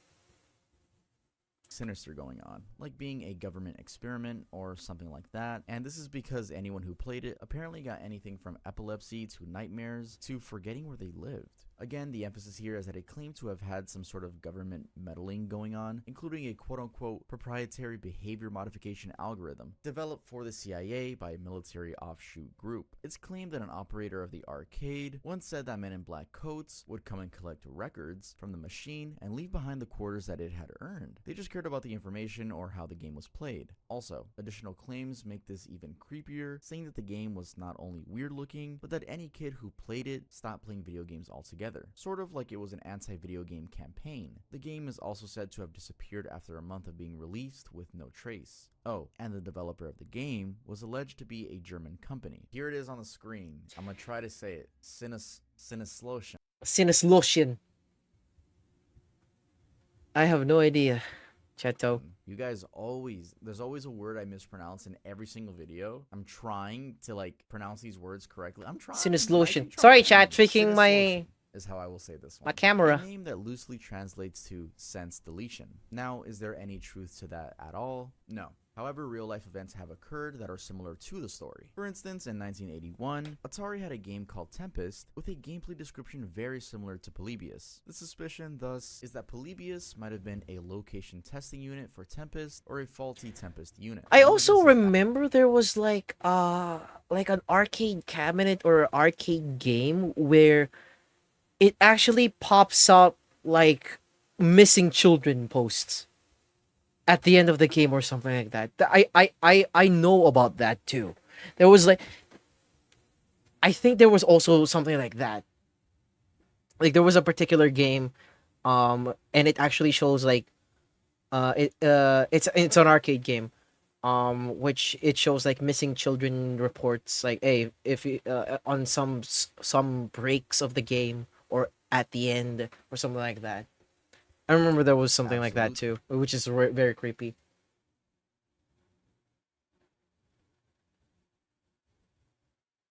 Though, and it could all just be fan speculation. I actually found a source claiming Polybius is not a Tempest prototype and doesn't share anything at all with it. However, another piece of this puzzle is that in the same Portland, Oregon area in 1981, 2 people were reported to have fallen ill while playing video games, specifically at an arcade. First was Brian Morrow, a 12-year-old boy who played Asteroids, the space-themed multi-directional shooter game by Atari, for more than 28 hours while trying to break a record. He got stomach discomfort Fortnite and bowed out. update is live now. I gotta check real quick. Yeah, it's uploading right now, or it's downloading right now. Yep. So next week is like the new season of This was, Fall however, Guys, right? attributed to Jacob? anxiety and all the coke he drank. Then, on the same day and in the same arcade as Brian, Yeah, a sorry, guy named Chad. Michael Lopez developed a migraine while playing Tempest and collapsed on someone's lawn. Pretty sure you can see how such stories created speculation around that arcade. There you go. In fact, as Skeptoid, a publication, reports, the stories spread around middle schools like wildfire and freaked out kids to the core. Yep. Lavender Town Syndrome. I know this one! Freaking arguably one of my favorite creepypasta. Yeah, arguably one of my favorite creepypasta. And it's actually real. In a way. It's real. It's actually real. Oh, Lavender Town Syndrome. This one is one I have also read on the channel. It's a really short one, and to my surprise, there's actually multiple versions of it. So for this retelling of the story, I'm going to use the one called Come Follow Me. The story begins on February 27th, 1996, when the Pokemon game got released. It turns out that following the release, there was an immediate surge in deaths among kids aged between 10 to 15 via different forms of suicide, such as hanging or jumping from heights. These victims would also show sporadic behavior, for instance, screaming chaotically when asked why they wanted to harm themselves. The screams would intensify if Pokemon was mentioned, and they would try to leave any room with Pokemon Red or Green. This behavior confirmed the suspicion that the suicides were linked to the game somehow. So, investigations ensued, and the police first talked to Satoshi Tajiri, the director of the games, who, while not admitting anything, led them to the actual programmers responsible for the game's content. One of them, Takanori Uta, then referred these investigators to Junichi Masuda, the game composer, after telling them there was a rumor that the music of Lavender Town, one of the game's locations, was causing kids to be sick. They, however, hit a dead end because they listened to the music with Masuda present and nothing happened. It took a bit of digging on their part to finally find out that Shiro Miura, one of the developers, had committed suicide, and his friend, Koji Nishino, had locked himself in his apartment after the game came out. What followed is a bizarre uncovering of how Miura had programmed something sinister at the beginning of the game that would sort of call kids to follow a Pokemon into the void. I can't do that bit justice, so if you want to go read it, this is the Come Follow Me version. The version I read in my series where I'm reading all the creepypastas, I didn't read this one. So you're going to have to go read it on your own, and you're not going to have a beautiful voice telling the story. Anyway, what could have inspired this creepypasta? Well, it turns out that in 1997, in Japan, a total of 685 Japanese... Yeah, it was the banned episode from Pokemon, which is the Porygon one, because of flashing lights was appearing on that episode, that a lot of kids got sick, got seizure, and majority of them went to hospital just scarred for that episode. Kids and teenagers were hospitalized after watching the Deno Senshi Porygon Pokemon episode. The episode, which translates to Computer Warrior Porygon, was banned immediately as it found to have caused epileptic seizures due to the flashing lights in one of the scenes. Yeah, it's in the background right now, but it's extremely slowed down, so don't worry about catching a seizure watching this video. You're not going to. It also serves a story that in the 90s in Japan, there had been a spike in suicide rates among kids. That could be a rumor though, because it was hard to find any authoritative supporting statistics. Well, there's actually, from what I remember, or from what I've recalled, Japan is actually known when it comes to suicidal things because emotions, freaking emotions, nothing but emotions.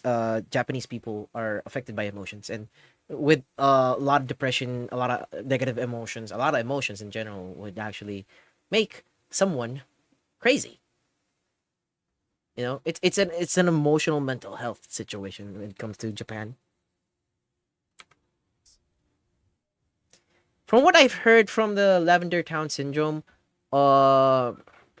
because of Lavender Town's, like the Japanese version of Lavender Town theme was so high pitch, like the frequency of that music when you enter Lavender Town was so high, like only like kids or teenagers pick that up because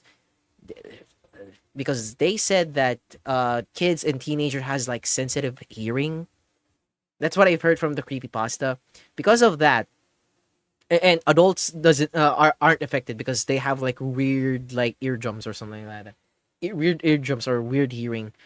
It's only targeted to kids and teenagers. Because of that, a lot of people went to the hospital. Full of off killing deaths, like mentality like that. And then I think I saw someone made a video about Lavender Town. Like I think it was a creepy pasta game too, like a ROM hack of Pokemon Red. Like someone made a video about that, like playing like Escape from Lavender Town, ROM hack type of stuff. It was creepy. But yeah, that was like what I heard from the Lavender Town syndrome. I actually heard about that, like the Japanese version of Lavender Town, like the OST of Lavender Town compared to the US release. The US release was like very toned down, um, very down frequency when it came out because to avoid people having the same results or seizures like that. But yeah, it was really interesting. The Lavender Town syndrome creepypasta was a very fascinating creepypasta to me. It wasn't scary, but the thought of it is really haunting and creepy.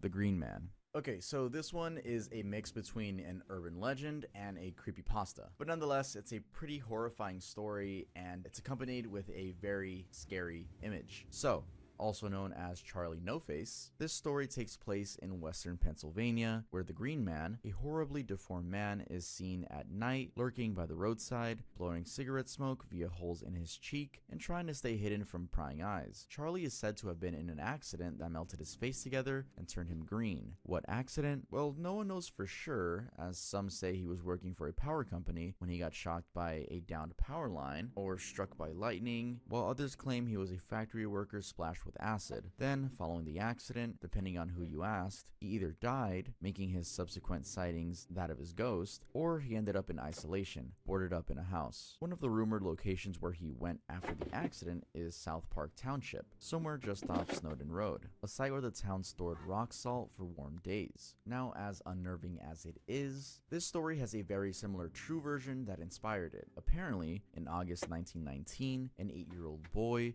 Ray Robinson, was a victim of a freak accident that ended up disfiguring him to the point that he got ostracized. He had been walking down a path in Newcastle, Pennsylvania with his friend and sister when they spotted a bird's nest perched up on a tree next to an abandoned trolley trestle. Curious, Ray decided to climb up and take a closer look, only to get electrocuted by a live wire that had been powering the trolley. Surprisingly, it said that a year earlier, another boy had been electrocuted by the same spot by a live wire and died after 2 weeks of pain and agony. So, Ray had been the second victim, and his electrocution was so bad that his, quote, nose, lips, ears, and eyes were all gone or misshapen. One of his hands even got blown off. He suffered greatly following the accident, but miraculously, doctors managed to have him survive. But that turned out to be just the start of his woes, because at the time, families would try to tuck away people who were different. Ray's disfigurement meant he was different and would be kept in an isolated room. However hopeful, Ray wanted to make things better for himself,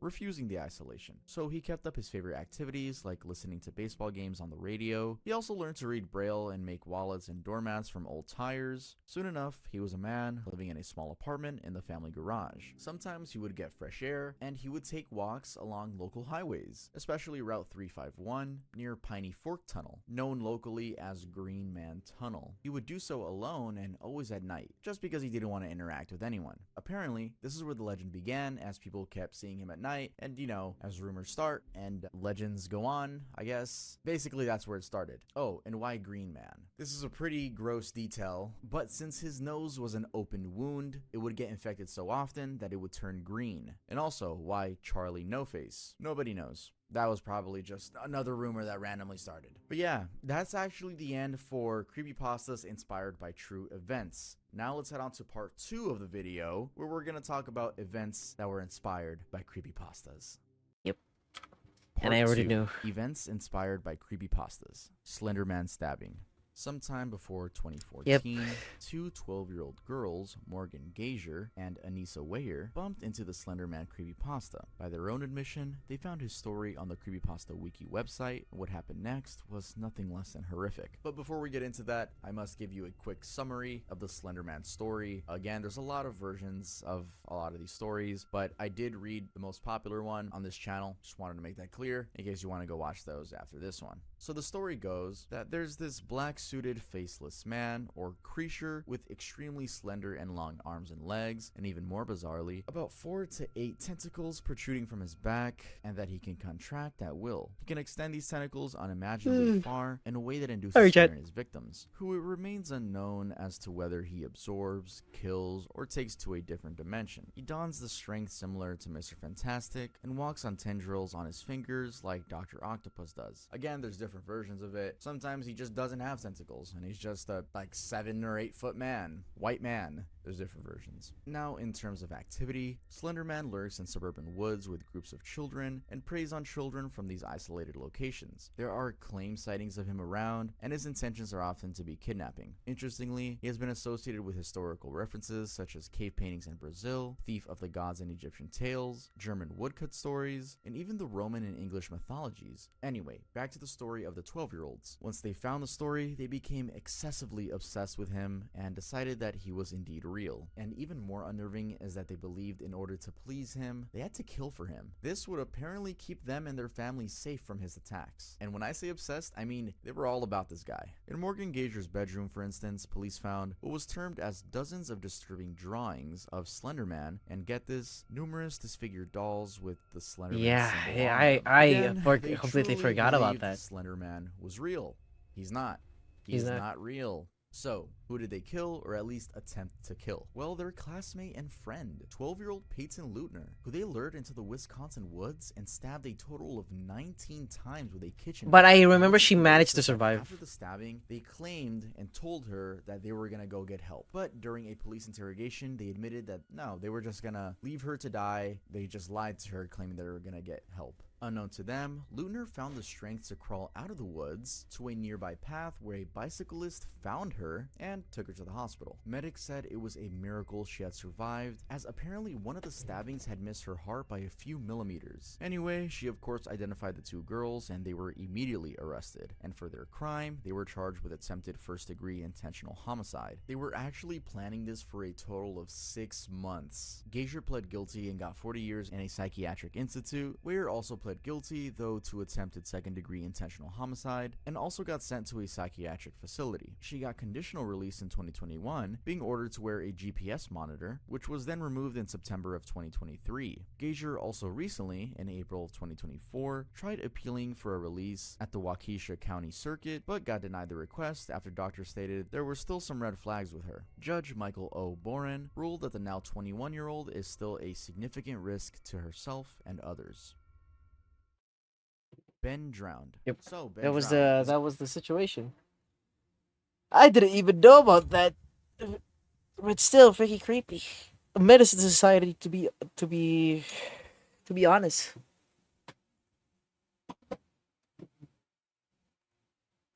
This is one that a lot of people have been requesting me to read the whole story, and it will be in Creepypasta Volume 3, which is currently being made. That will be in the future, so I'm just trying to avoid a bunch of comments of people telling me to read it. It's in the process. While being a game made for and about I also children, know Ben at some Drowned. point, It's Majora's creepy. Mask grew to cultivate a But bizarrely I obsessed fan wasn't base that saw it go really, from just another game in you the know, Zelda knowledgeable about franchise the to a Legend of source a Zelda. tragic ending to a young girl's life in Cedartown, Georgia. And for this one, let's start with the real-world impact. So this took place on December 30th, 2016, when a 12-year-old girl who, while doing my research, apparently her family doesn't want her name being out there, so I'm not going to say the name, but I will tell the story. So this 12-year-old girl went live on an app and committed suicide outside of her home. The video, in classic internet fashion, spread all over the place. And soon enough, people were digging through her social media. People were trying to gather why she did it. She did post on her blog, and that became of particular interest because she wrote about being depressed and lonely and her troubled life at home. I believe that last part was referring to SA by a family member, something she admitted in her suicide video. Now, her last post was disturbing and upsetting, but one post that drew the attention of many was one where she mentioned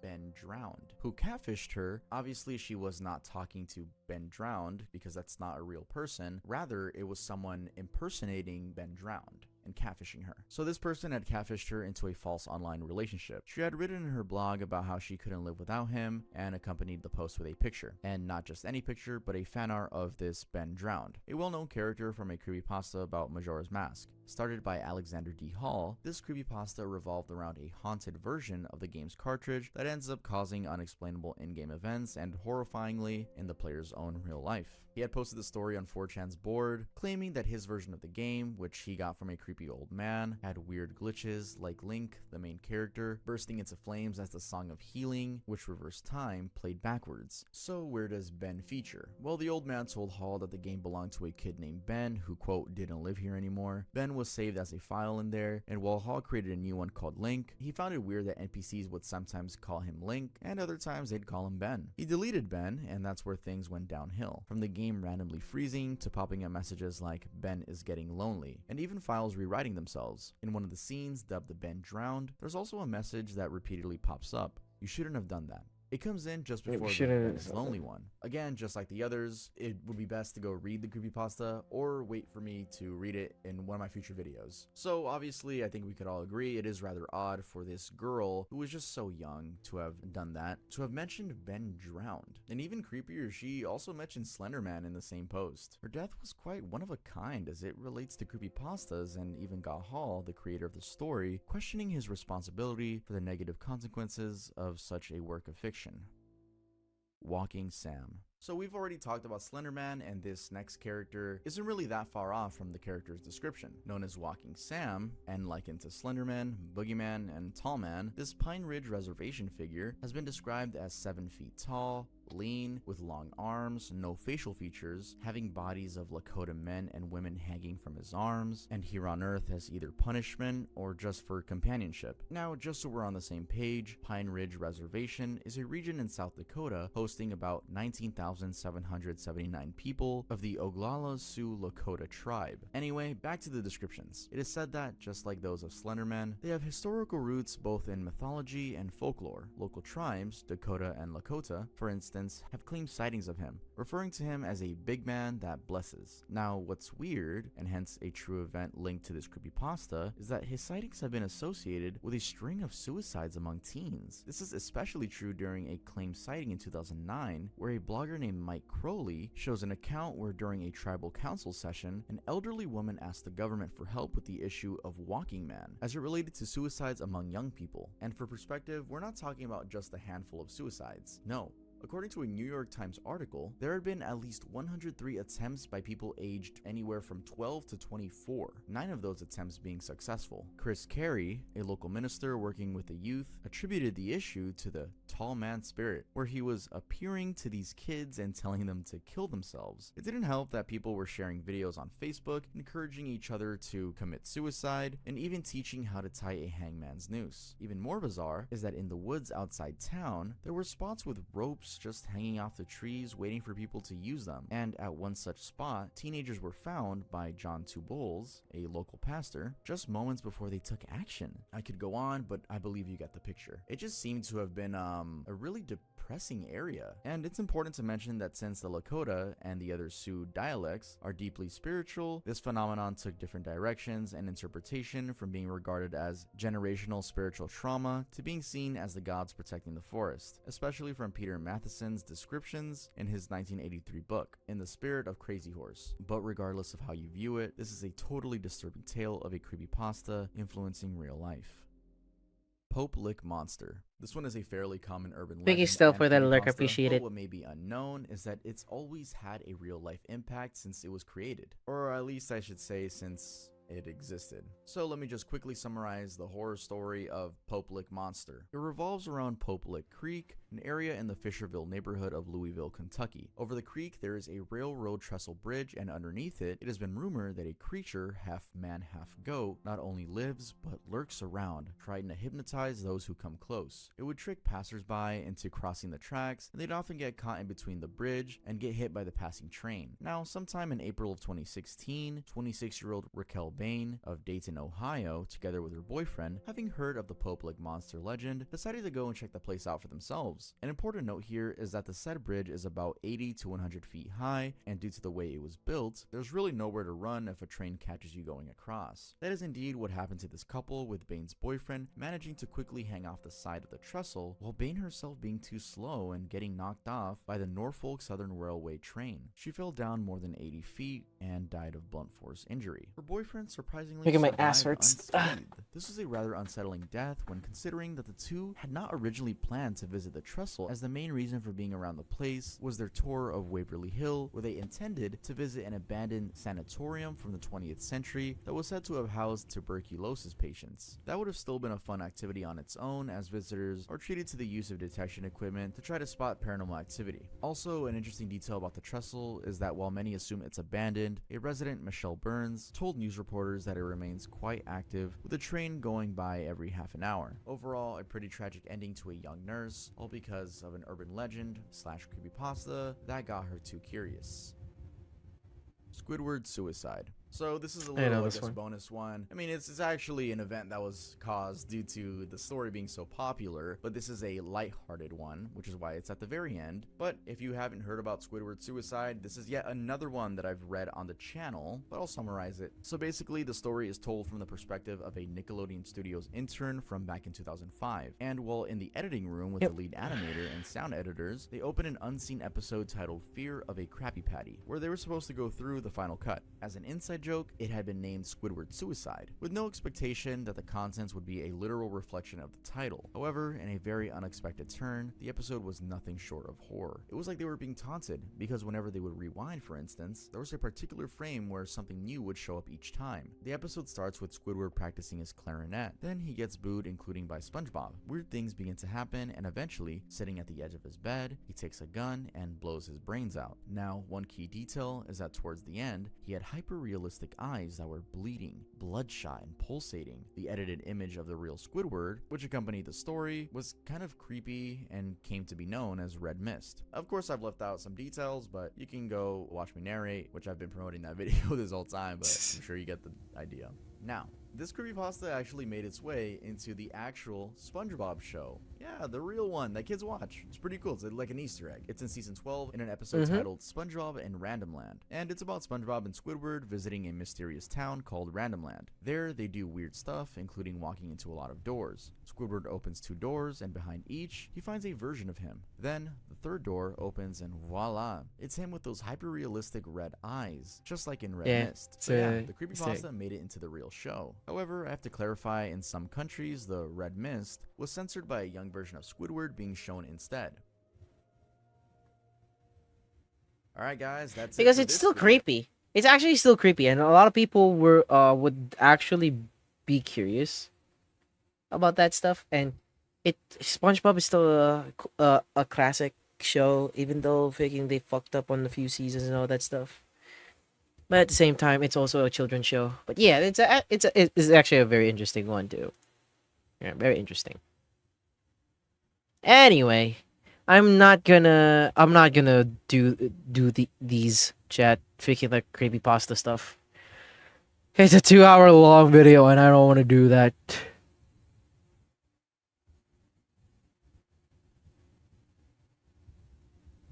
I feel like when the creator passed, they should have stopped the show.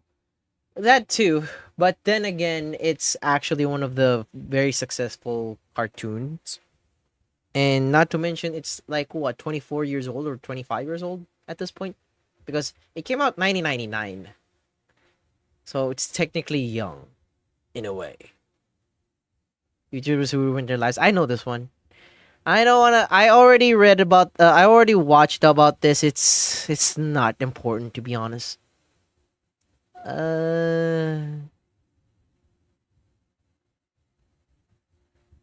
Wait, freaking. I wonder if Cyrus is still has a. I wonder if Cyrus is a new. No, he still has the thing. Yeah, he still has the latest one, which is like a month ago. This dude is actually really dope too. I wanna watch this as well. You know what, chat? Let's actually watch this. I already watched it before, but you know, I don't mind watching it again. Ads. Yes, Cheese Whiz. These are the very worst places on the web, and the Don't worry, chat. This is not scary. It's more of a interesting exploration. These are the very worst places on the web in the form of an iceberg. We'll start with the more creepy and weird, then as we move down the chart, the websites will become more obscure and disturbing. I made this iceberg with my friend Marauder on Discord, and this honestly has some of the worst content humanity has to offer. Let's start at the tip of the iceberg. why.info is quite an intriguing website. What makes it stand out is its randomness. Every time you hit refresh, something new pops up on your screen. It seems like just a collage of random images and GIFs every time, which leads to weird videos or more randomly generated content. At the bottom of the site, you can see another interesting aspect, being 3 shapes. These actually lead you to the website's NFTs. Yeah, They're priced NFT. at 1 Ethereum, which is about 2,000 American dollars at the time of me recording this. Yep, I know that one. Ashley I know Madison this. is a website that's a bit notorious in the world of online dating, but for a very specific reason. I know stories about this website, this infamous website. If I remember, freaking one of the Christian YouTubers were exposed by this because there was a hacker group. There was a hacker group that tried to like what? I think like expose Ashley Madison for the thing that it is, and if they don't comply, they're going to release like infos of people who use this website, and that was it. It launched in 2001, and it's designed primarily to help people who are married or in committed relationships find opportunities for infidelity. In other words, it's a platform for people looking to cheat on their partners. Now, the way Ashley Madison works is a bit different from your standard dating site. It's tailored to provide a discreet way for individuals to connect with others seeking extramarital relationships. The site opens with a tagline that's pretty direct about its purpose: life is short, have an affair. One of the unique features of Ashley Madison is its emphasis on privacy and discretion. Users have the ability to mask or blur their photos and can reveal them only to individuals they choose. However, in 2015, Ashley Madison suffered a massive data breach. Yep. Hackers managed to steal the personal information of millions of users, including names, email addresses, and other sensitive details. The event was a huge scandal because it obviously exposed the identities of many individuals who are looking to cheat on their partners. The release even included data from customers who had previously paid a $19 fee to have Ashley Madison delete their data. Though post-breach, Ashley Madison has claimed to have beefed up their security measures, but the incident forever tainted the website. Yep. The Homicide Monitor is a comprehensive public dataset focusing on murder across the globe. The website covers a wide range of countries and territories with a particular focus on the Americas. It provides updated information, including the latest available data for most countries up to the year 2022. Using the platform, you can see some striking statistics, like the I fact see that my the country Americas, there. home to 13% of the world's population, accounts for 34% of global homicides. Even more startling is that Latin America and the Caribbean combined, which only makes up 8% of the world's population, is responsible for 28% of homicides. It also offers deeper insights into the nature and trends of homicidal violence. For example, it highlights that almost 48,000 people were killed in Brazil in 2022, making it the highest number of homicides in the world for that year. The site also sheds light on the use of firearms in homicides. In Latin America and the Caribbean, 71% of homicides are committed with firearms, which is significantly higher than the worldwide average of 41%. The Homicide Monitor can also show the impact of the pandemic on homicide rates. In the Americas, homicides only fell by 3% in 2020. Windows93.net is an interesting website that acts as a virtual operating system. It's set up to look and feel like an old school's Windows system, but it's got its own unique twist. Within this virtual OS, you'll find a few weird applications. For instance, there's a game that's basically Wolfenstein, and there's another feature called Virtual Girl, which is just a character that sits at the bottom of your screen. As you explore deeper, you'll come across various Easter eggs and oddities. There's a few unusual GIFs. There's Star Wars written in ASCII for some reason, and other fake virus apps that corrupt your fake computer in ways that can be a bit unexpected.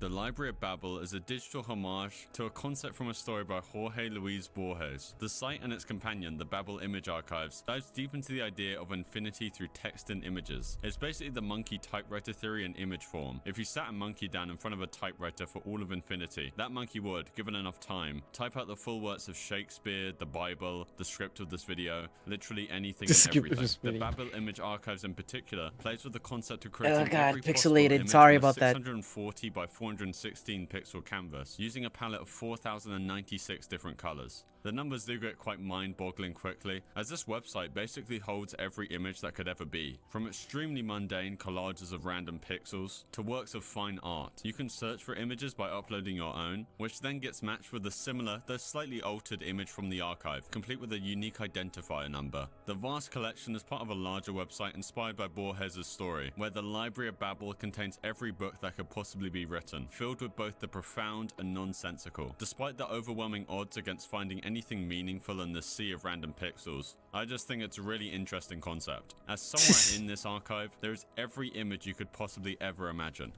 Freaking Markiplier. Hotel I know 66 this was one! a web-based horror game launched in 2008. Chat, freaking... I was a wuss trying this. And at the same time, I was one of the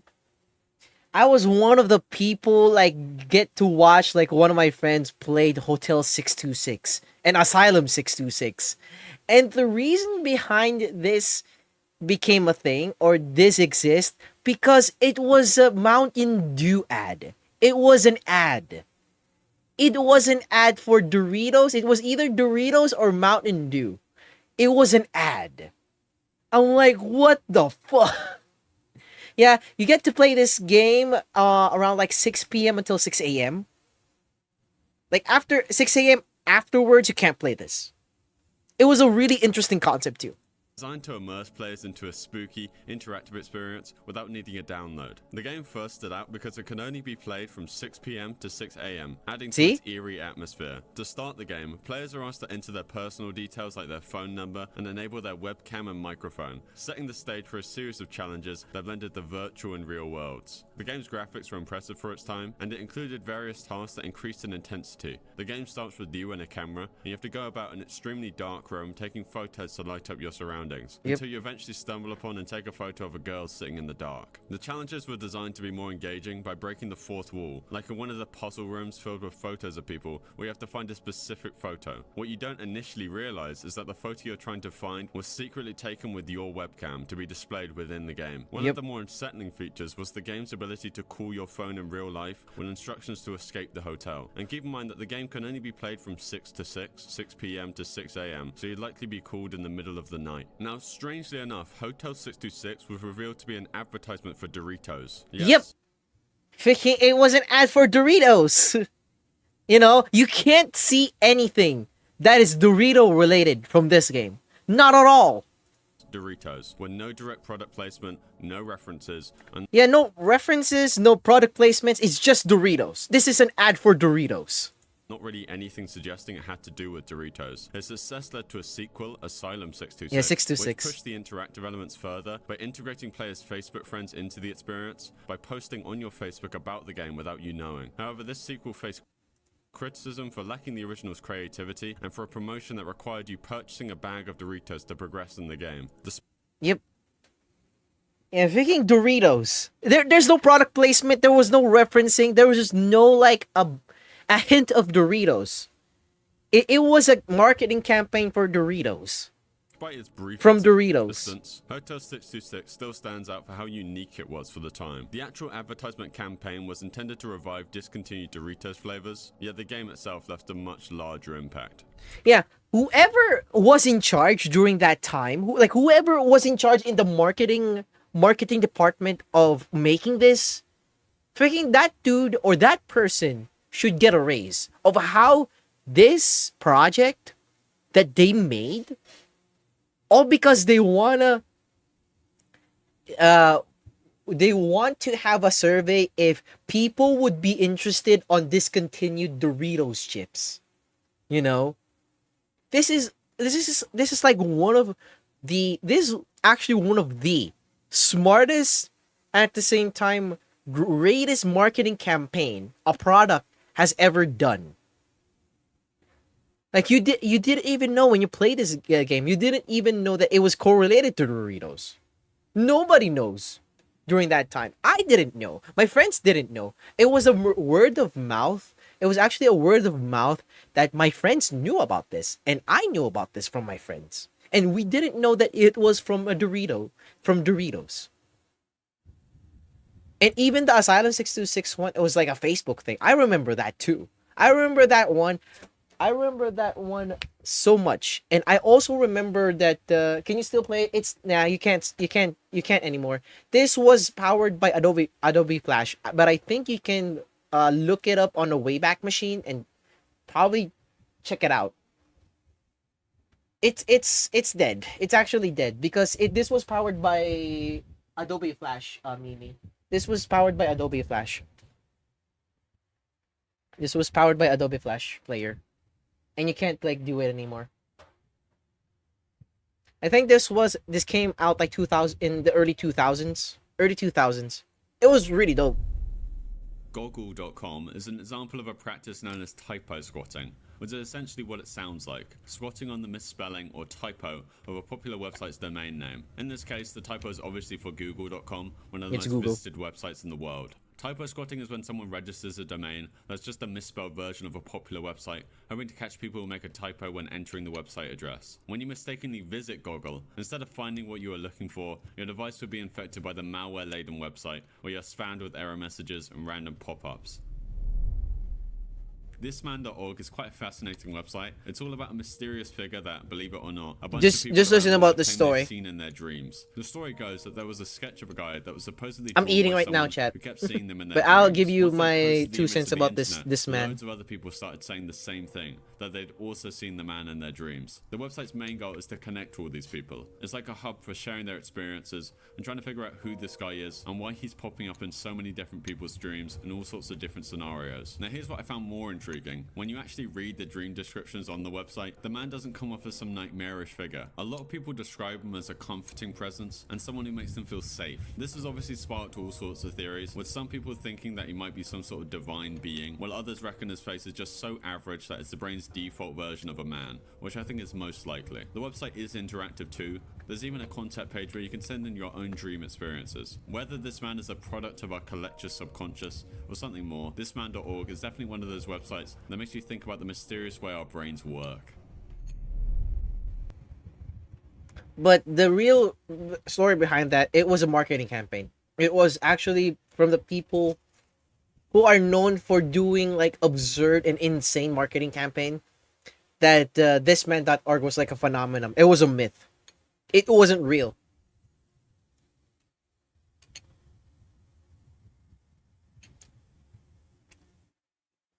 I think it was called I think the name of that company is Guerrilla, not Gorilla, Guerrilla Marketing, like the Guerrilla Warframe, like the Guerrilla, like the war thing.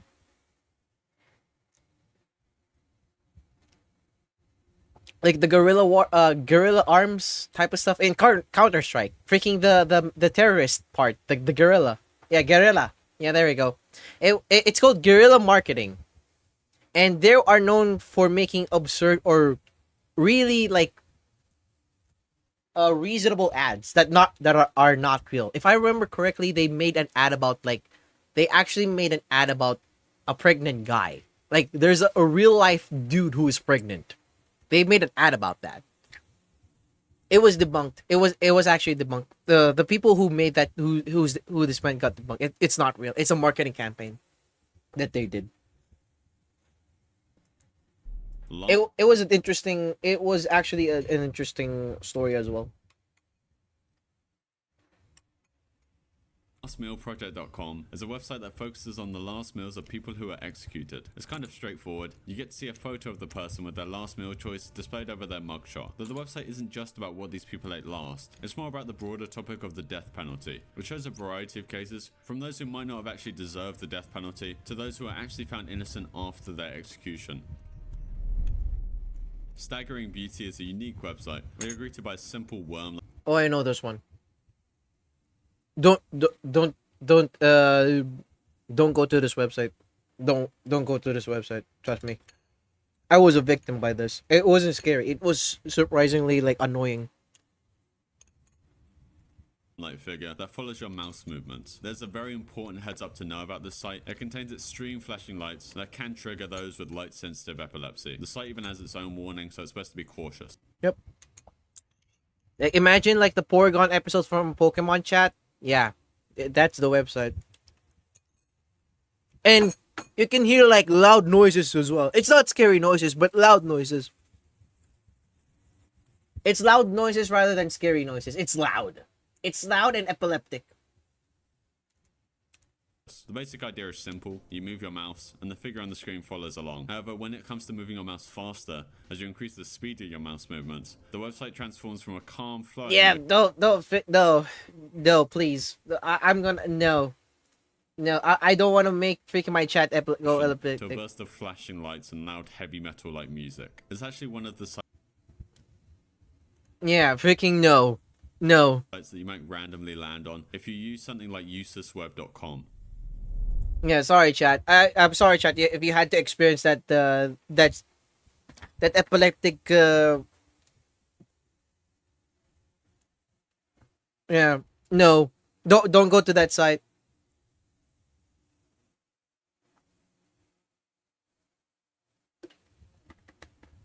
I went there because one of my friends gave me a link, and I was like, okay. I thought at first I was like, it's a flash game. Maybe it's a flash game. I'm gonna play it, and then when the command pops out like shake vigorously, freaking as I shake the mouse cursor so fast, freaking epileptic seizure, freaking loud noises. I'm like, ah. I don't have seizure, and thank God I don't. But I do empathize on people who have seizures as well. But yeah, I wouldn't recommend, please. Planecrash.info.com is a comprehensive archive that lists. Chat, give me a moment. I'll be right back.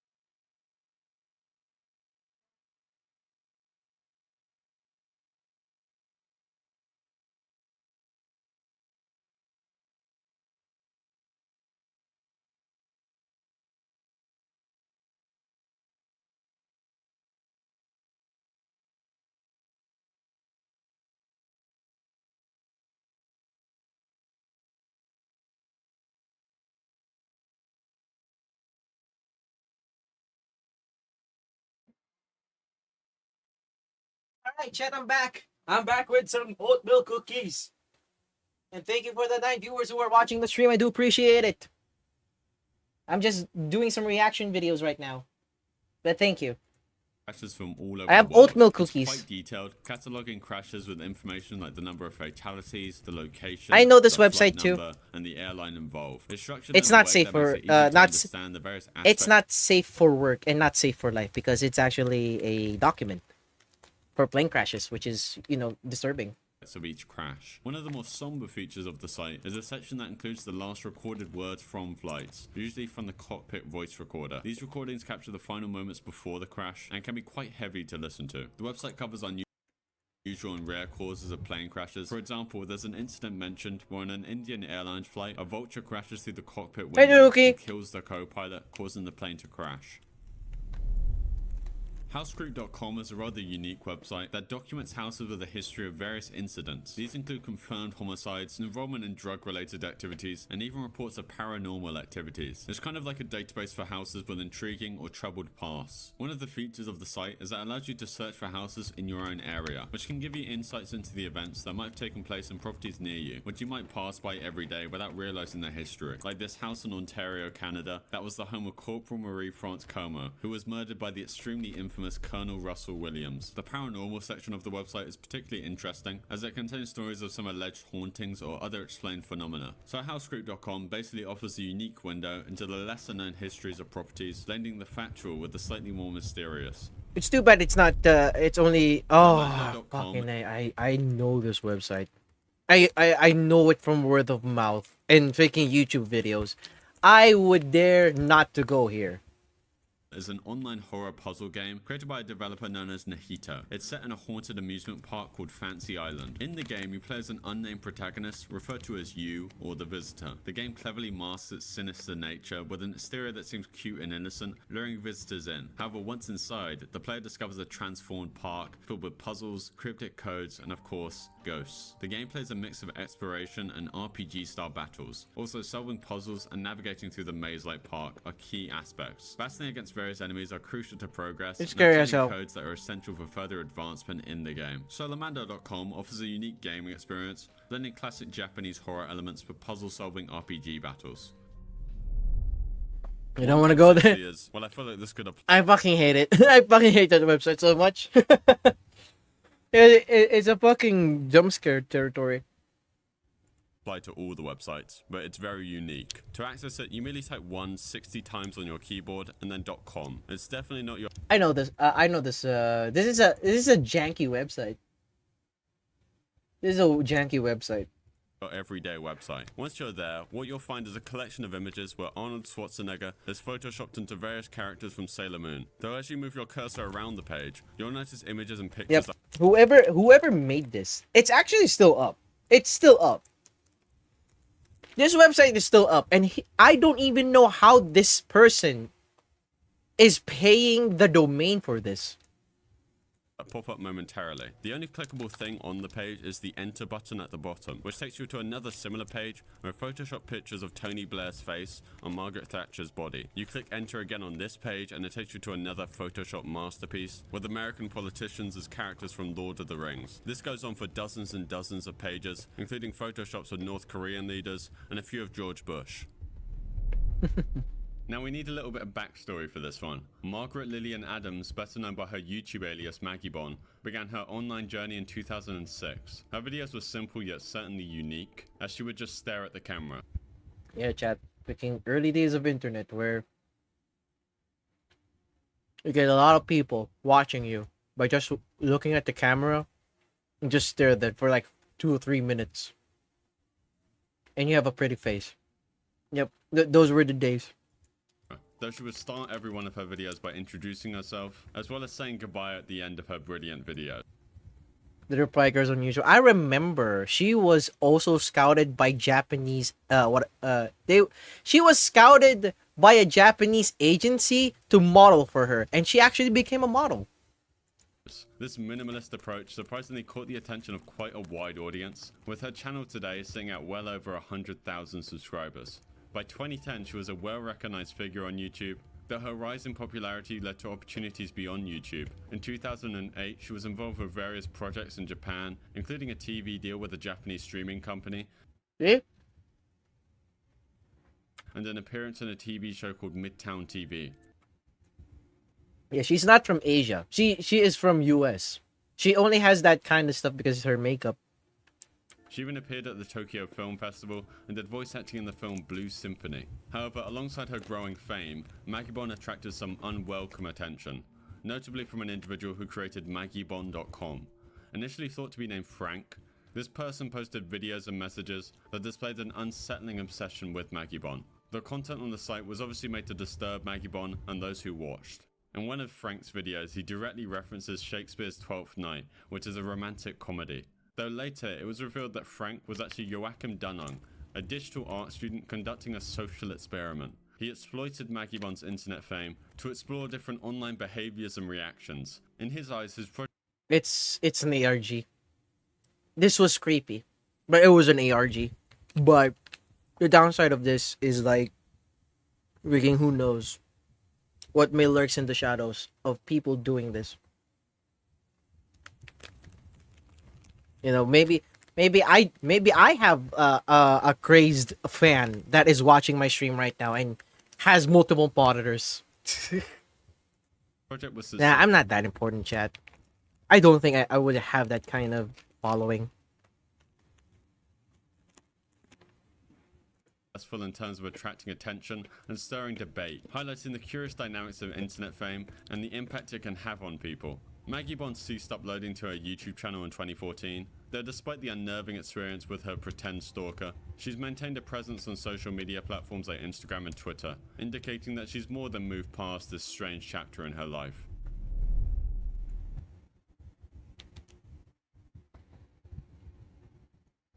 Yeah, boys, who has multiple monitors? I don't know.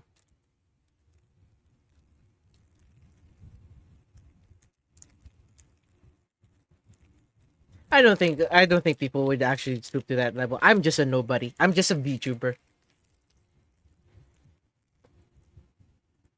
EnrixAngelFire.com. It's obviously hosted on Angelfire. Oh, I a web think I know hosting this service, and the site initially doesn't seem too out of the ordinary. However, as you dive in, things get more perplexing. The website revolves around something called Enrix, which is described as some sort of disease, as well as referring to something called Gomex syndrome. Gomex is described as a genetic mutation affecting glandular tissue. But here's where things get slightly weird. A quick internet search reveals that neither Enrix or Gomex seem to exist outside the realm of this website. The site features a few pages accessible via the header bar. On the homepage is a photo of a person who looks like a doctor and some numbers in the corner. When you click on the photo, it slightly distorts, and if you click it more, it distorts more and more with each click, and the text on the site starts to become more jumbled and nonsensical. If you persist in clicking the photo, you eventually reach a page with a smiley face and a message saying, "Please wake up. Thank you for visiting our website." Another page simply titled Enrix shows a blue key with more distorted text. Clicking the key takes you back to the homepage, but there's also a bypass login link that leads to a page with a message about the dream ending and the Persephone number station video, which actually originates from an ARG linked to the TV show Lost, but it seems to have just been stolen by Enrix Angelfire. Interestingly, some Reddit users have further delved into the site's imagery. The photo of the woman on the homepage is apparently from the Bangkok Dental Clinic website, but why it was used specifically remains a mystery. Another Reddit user claimed to have found a I think I think the theory about that is, you know, they don't know. They probably want like a supportable like image or something like that out of nowhere. It was like a random. Supposedly directing them to a non-existent Thai mental health hotline, but this link seems to have disappeared. Grotto.faith includes 5 unique sections: Bornless, Crypt, Chernobyl, Ezekiel, and Solomon. Each of these sites offer a distinct interactive experience, but they all share somewhat of a mysterious and enigmatic vibe. Starting with Bornless.grotto.faith, this site has a religious theme. When you enter, you'll hear a speech that sounds like it's about Jesus Christ and religion, and scrolling down there's a button simply labeled Enter. Clicking on it takes you to a page with a color-changing background and some ominous music. The main section here is a search bar that functions like a magic 8-ball, answering the questions that you type in. If you then enter the main door, a crudely drawn person asks you if you want to ascend. Saying yes does basically nothing, and saying no takes you to what looks like hell, saying they know this place better anyways. Once you've sat there for a minute, you'll be taken to a map. Most of these little dots marking the map take me to a 404 error, but this one took me to Jimmy's world, an ugly page with what I guess is Jimmy just floating around. Moving on to Crypt, this one has a creepier vibe. The homepage shows a floating moon with the word Crypt. Clicking on it causes a glitch effect with static, and in the next screen you'll see 3 floating objects: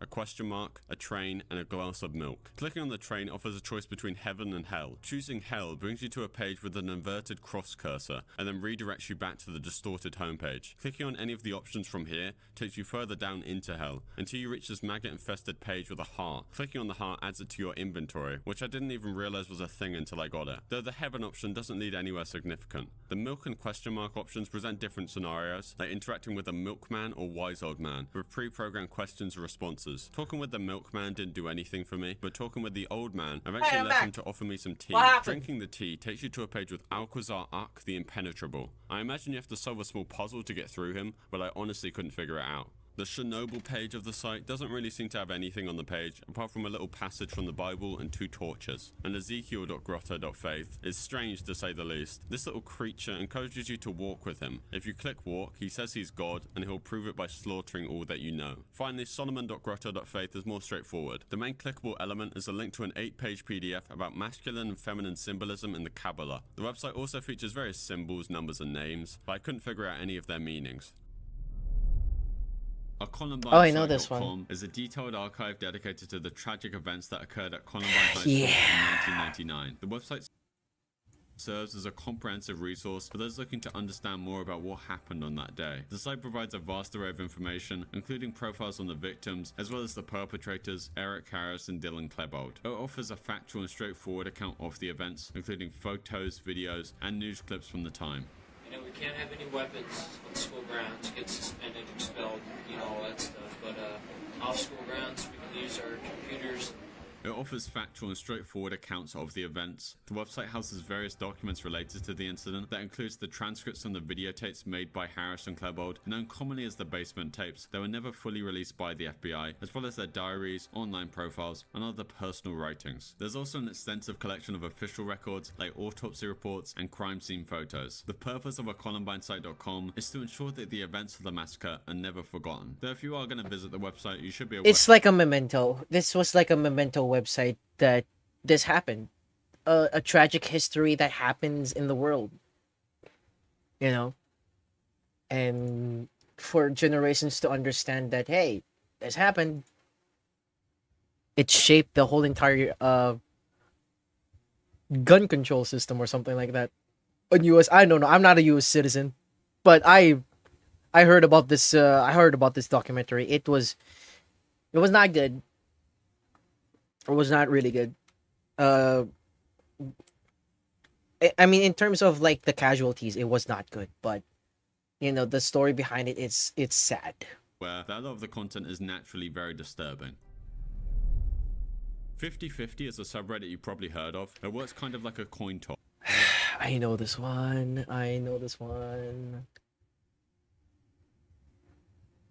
Good thing I didn't partake in Reddit 50/50.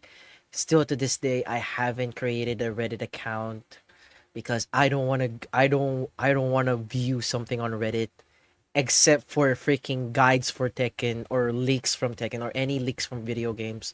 Other than that, I don't want to go to Reddit. Each post has two possible outcomes, something nice or something not so nice. You don't know what you're going to get until you click on it. So a typical post might say, man dancing with a shark or man being eaten alive by a shark. It's a gamble. You click obviously hoping for the good one, but you might end up with the less appealing. Yeah, this is yeah.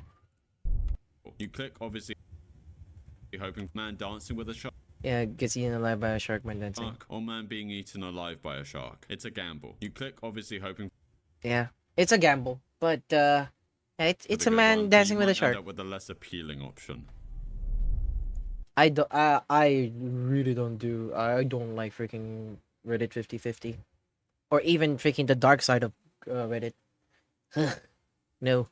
ObsidianSnow.net offers quite a unique online experience. It's set up as sort of a click-through adventure where you navigate from one page to another, clicking on various elements. When you start, you're greeted with a page that features a triangle made of circles. Clicking on any of these circles redirects you to pages on another site, being HerCateStation.net. From here, each click leads you to yet another page, kind of creating a chain of sorts. Some of the pages you might land on are quite unusual. There's one with stone tablets that have images of what seem like mythical creatures overlaid on top. There's another page that I landed on where there's an animation of spiders that appear to crawl across your screen. You'll also find some pages that lead to downloadable files like zip files or password protected PDFs. I was also able to find another page that might have held the password to these PDFs. However, for safety reasons, I opted not to download anything from the website. The overall purpose or end game of the website isn't very clear. It seems like more of just an exploration of web designs and interactive elements than a site with a specific goal or message. Intscam.org is a digital directory, sort of like an online phone book, but instead of phone numbers, it's listing live feeds from unsecured surveillance and CCTV cameras. These cameras are often set up anywhere from public spaces to random roads to office buildings, but they haven't had their default passwords changed, so essentially anyone who knows about the site can just pop in and start watching these camera feeds, which is more than weird, especially considering that these people have no idea who could be watching them. Though Intscam isn't the only site doing this, there's another one called OpenTopia, which offers a similar peek into unsecured cameras. These sites make it super easy to access these feeds, and they even allow you to search for cameras based on location. The real issue here is obviously about security and privacy. These unsecured cameras pose a risk, as they could potentially be used for harmful purposes like planning a burglary or even cyber attacks. And obviously from a privacy standpoint, it's quite concerning because people might not even realize their camera feeds are accessible to the public. At the bottom of the Intscam website, it states, only filtered cameras are available now. This way none of the cameras... Yeah, because they're legal. They're actually legal, in a way. They're legal in a way because...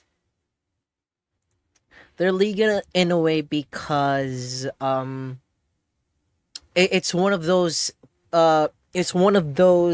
CCTV cameras that aren't password protected. They don't have passwords, or they have default passwords that they would eventually change the password.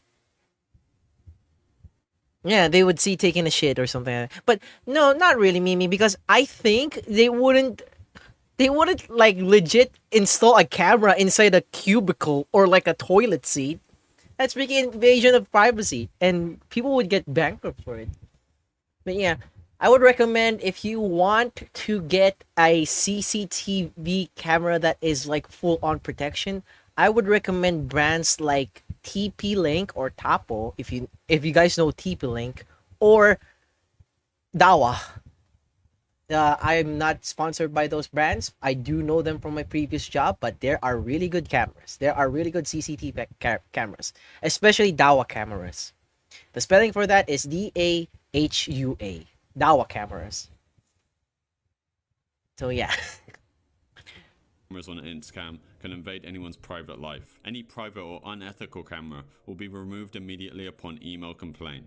So at the very least, there aren't any cameras hosted on the site that are a direct look into someone's home. Kekma.ga, now known as Kekma.net, is a website that's quite notorious for its shocking and explicit content. No. No. No, don't actually. Before we go any further, No. it's important to note that this site definitely isn't for everyone, as it contains extremely graphic content along with flashing images that could trigger seizures. When you enter the site, you're greeted with a prompt asking if you want to enter. Once you decide to proceed, the website becomes quite intense. It plays loud, jarring sounds and shows a loop of very graphic and violent. No, you don't need to know this. Without going into extreme detail, the site features extreme gore and animal abuse, and it's definitely not for the light-hearted. Yeah, it's I think one of the YouTubers that I think Tub made a video about it, like a portion of video about this. No, it's just it's like Rick rolled but way worse. It's not a thing.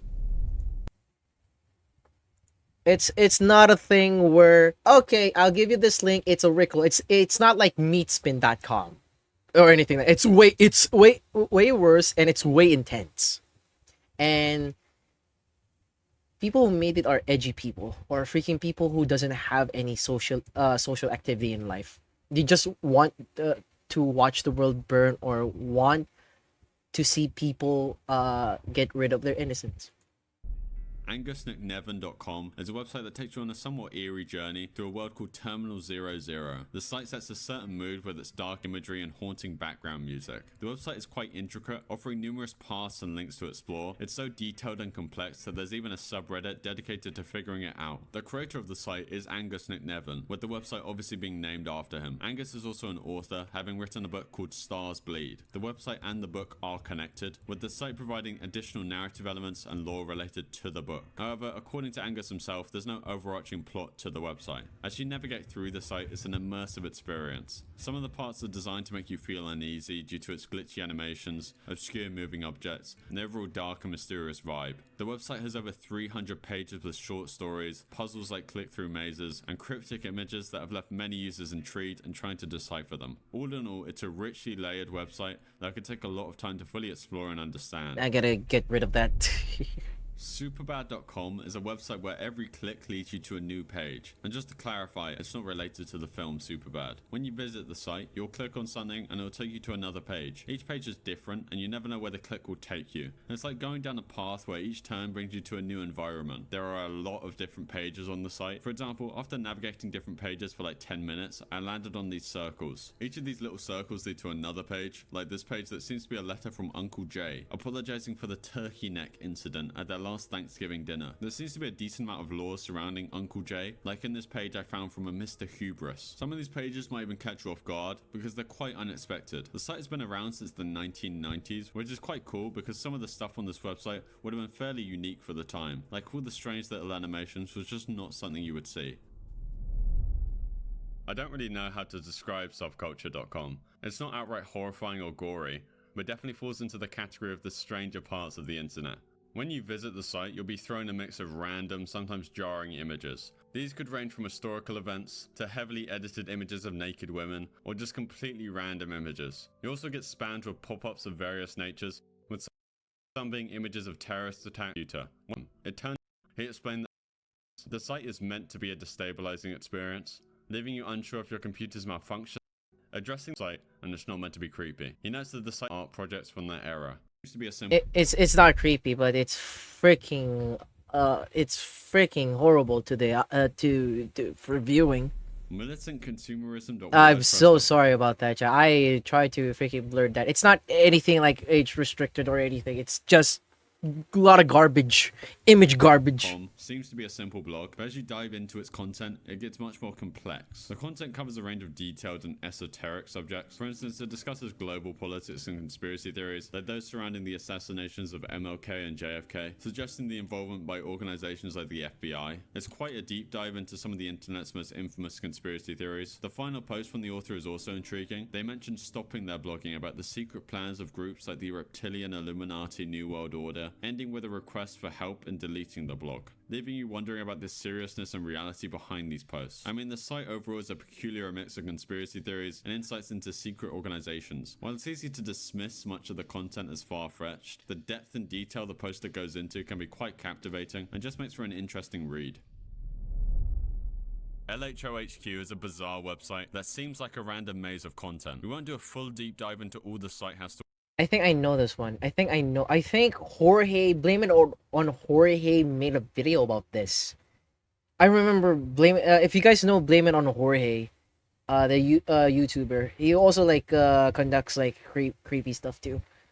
But I think Blame It on Jorge made a video about this one. To offer, as there have been tons of videos covering the site. It's got a mix of odd videos, lots of text, with a lot of it being nonsensical and strange. The site's full name, Laughing Horses Orifice Headquarters, is just as weird as everything else you'll find on here. The site itself is huge, with over 800 pages and all sorts of types of content. Though the main controversy of the site, and where it gets most of its fame, is that some of the pages display the personal information about various individuals, mainly American public and political figures, most notably being information like Hillary Clinton and Donald Trump's phone numbers. So if you do visit the site, definitely don't use any of the info from here to contact these people, as it's certainly a quick way to get into trouble. The site itself is very interactive. There are loads of components that allow visitors to engage with the content in various ways, such as clicking through a series of links that lead deeper into the site's labyrinth structure, or just being able to look at the many pages with bizarre art pieces. Though my favorite parts of the site are the pages that delve into conspiracy theories or offer commentary on political and social issues, sometimes presented in a way that's intentionally ambiguous or challenging to interpret. These might include references to real-world events like MKUltra, or fictional narratives that mimic the style of conspiracy thinking.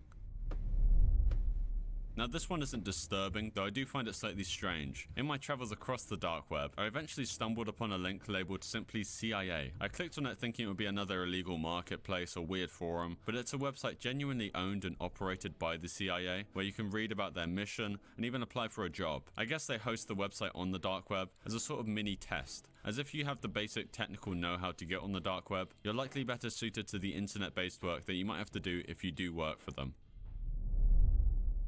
TheBlackVault.com is an extensive archive that's really interesting for those into government secrets and conspiracy theories. It's got a huge collection, over 2 million pages, of documents that were once kept private by the US government. So if you're into digging deep into what the US government might be keeping under wraps, this website is fantastic. It hosts everything from the full Jeffrey Epstein court documents to files in regards to JFK's assassination that went unreleased until last year. Among its many sections, definitely my favorite area is dedicated to paranormal activities and UFO sightings reported around the world that were actually investigated by the US government. Like in this random UFO sighting on Australia, where two families, complete strangers to one another, were driving along a quiet road, where they could see some sort of vehicle hovering above the road. The main witness described it as circular, with lots of see some sort of vehicle hovering above the road. The main witness described it as driving along a quiet road, where they could see some sort of vehicle hovering above the road. The main witness described it as circular, with lots of windows and different coloured lights on the sides. Basically like a very typical alien spaceship you might see in a cartoon.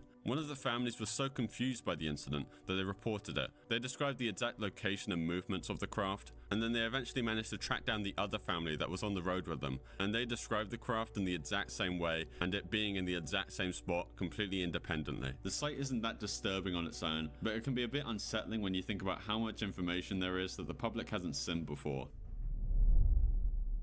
Now Galdrux, to put it simply, Jesus fucking Christ, it's 40. We've been watching this video. It feels like I'm in this video for a very long time. Like, it's insane. It feels like I've been watching this video the entire time. Freaking 28 minutes. as a cult 28 website. It's freaking definitely minutes. unusual. It's all about this concept of Galdrux, a sort of mystical multiverse idea. The whole site is a blend of deep spiritual stuff with a twist of high-tech mysticism. The main page of the website says they're currently looking for people with certain skill sets to fulfill their plans of creating a kind of network of these Galdrux cults all around the planet. They need people who are educated on how to build and develop. Like I watched this video before. It was when it came out, but fuck, I thought we were going to end this, but I mean we're almost there. Reality technology. They need people to study artificial intelligence, and in their words, it's not really rabbit holes, Shin. It's iceberg.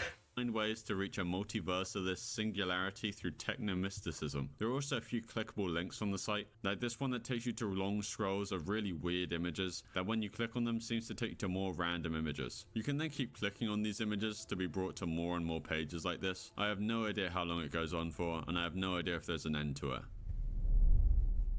Nimp.org was a notorious website known for its shock content. It is created by a group whose name I cannot say on video, who are famous for online trolling. The site was designed to surprise and often disturb visitors with its content. When you landed on the main page, you were greeted with a series of gory, disgusting, and disturbing images. What made Nimp particularly tricky was its use of browser exploits. These allowed the site to bypass standard pop-up blockers, leading to multiple windows opening with these shocking images. And the windows weren't just static either. They are programmed to move around the screen, making them much harder to close. The website also had a notorious feature of replication, so if the user tried to close their browser to escape the content, the site would just generate more windows, making it hard to leave the site. As it was a troll site, Nimp.org could be disguised in various URLs. This meant users could be inadvertently directed to the site without realizing what it was. Basically like Rickrolling, but much worse. Yep. Now, I had to use the Wayback Machine for this one, but IsraelTodayNews.blogspot.com was a blog that at first glance seemed like your typical conspiracy theory site. The blog focused heavily on a character named David Goldberg and his alleged revelations about secret government projects, notably Project Pogo and Project Zephyr. Project Pogo was described as a government initiative to create social media accounts to track conspiracy theorists and social dissidents. Project Zephyr, on the other hand, was sure what websites to avoid if you want to have more convenient web surfing day. Supposedly about you're right about that. Taking over in 2020 with COVID-19 being I do not condemn visiting these websites at all. Don't be tempted by the curiosity of doing this. It's really not worth it. It's not. Please have a heart. Please understand. Please listen.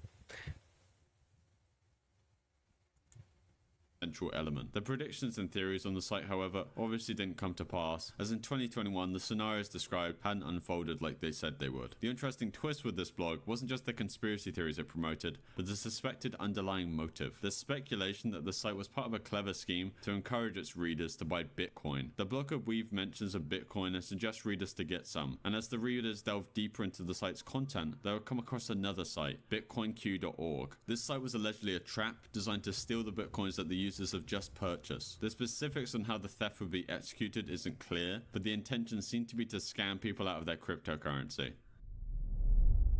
I'm not going to be sharing any of the darknet links in this video for your safety, as well as for the sake of my channel. Hidden Answers is basically the Reddit of the darknet. Its front page is almost the exact same format as the old Reddit, and works in basically the same way with an upvote and downvote system. Though as you can expect, the questions that people are asking here are of a more illegal nature. Like this post asking how they can make TNT and grenades to destroy trees, or another user asking for any PDFs available online to teach them how to make fake money. Dread is also another one of these Reddit clones that's slightly more active, with dozens of posts being made each day, like someone asking for a decent gun vendor, or like the pinned post on the website declaring their giveaway of 20 ounces of something. Antimatrix.org is a website that definitely leans into the world of conspiracy theories. It's set up like a blog and is filled with articles and posts covering a wide range of topics that conspiracy theorists often discuss. This includes subjects like the whole idea of a Zionist-occupied government, where Jews secretly control the world within secret societies, and even more extreme topics like ritual sacrifice. The site itself kind of acts as a search engine, as it has hundreds and hundreds of pages and posts. For instance, this whole page is dedicated to ritualistic murders and how Jews are actually worshippers of Lucifer Lucifer, which by extension makes them evil, and how the CIA is secretly supplying children to be used in ritualistic sacrifices, which is linked to broader issues like the disappearance of children each year. It's important to note that most of the content on antimatrix.org isn't original to the site. The author has gathered many of these posts from various other sources like books, and has compiled them into one central hub. One post titled The Secret Covenant talks about a secretive society supposedly taking over the world, which is a common theme in most of these posts. Apocalypse Prepping is a site hosted on the dark web, which is basically paranoia in written form, from what seems to be a singular poster. They have lots of very detailed posts on what we can expect to see in the near future, like one of his most recent posts titled simply, What to Expect. One day you might wake up and the internet is gone, power might be gone, TV and radio stations are offline, no one knows why or how. Stores will be overrun and goods necessary for survival such as food, water, hardware supplies, medicine and gasoline will be sold out. People will be out on the streets and observing anyone's actions every day in great detail. In urban areas, people will organize into mobs and gangs to steal from each other. It's difficult to predict how much this will be an issue. He details his plans to combat the impending doom of humanity by buying huge stockpiles of foods and by creating teams of trusted people by letting them know of the Earth's nearing apocalypse and preparing them for it. The owner of the website also advocates for secrecy, seclusion and isolation, as he views them as paramount for survival. Your first priority should be physical distance. Prep and bug out into a secluded vacation home in the wilderness if you can. Or maybe you know a relative in a remote location, to whom you can build a high level of trust from now on, and eventually let him in on your prepping plans. The higher the population density where you live, the more you should bend your mind around it in advance, to somehow be able to get more safer, stock prepared, and more rural shelter on doomsday. Generally speaking, staying in an urban environment is a very, very bad situation.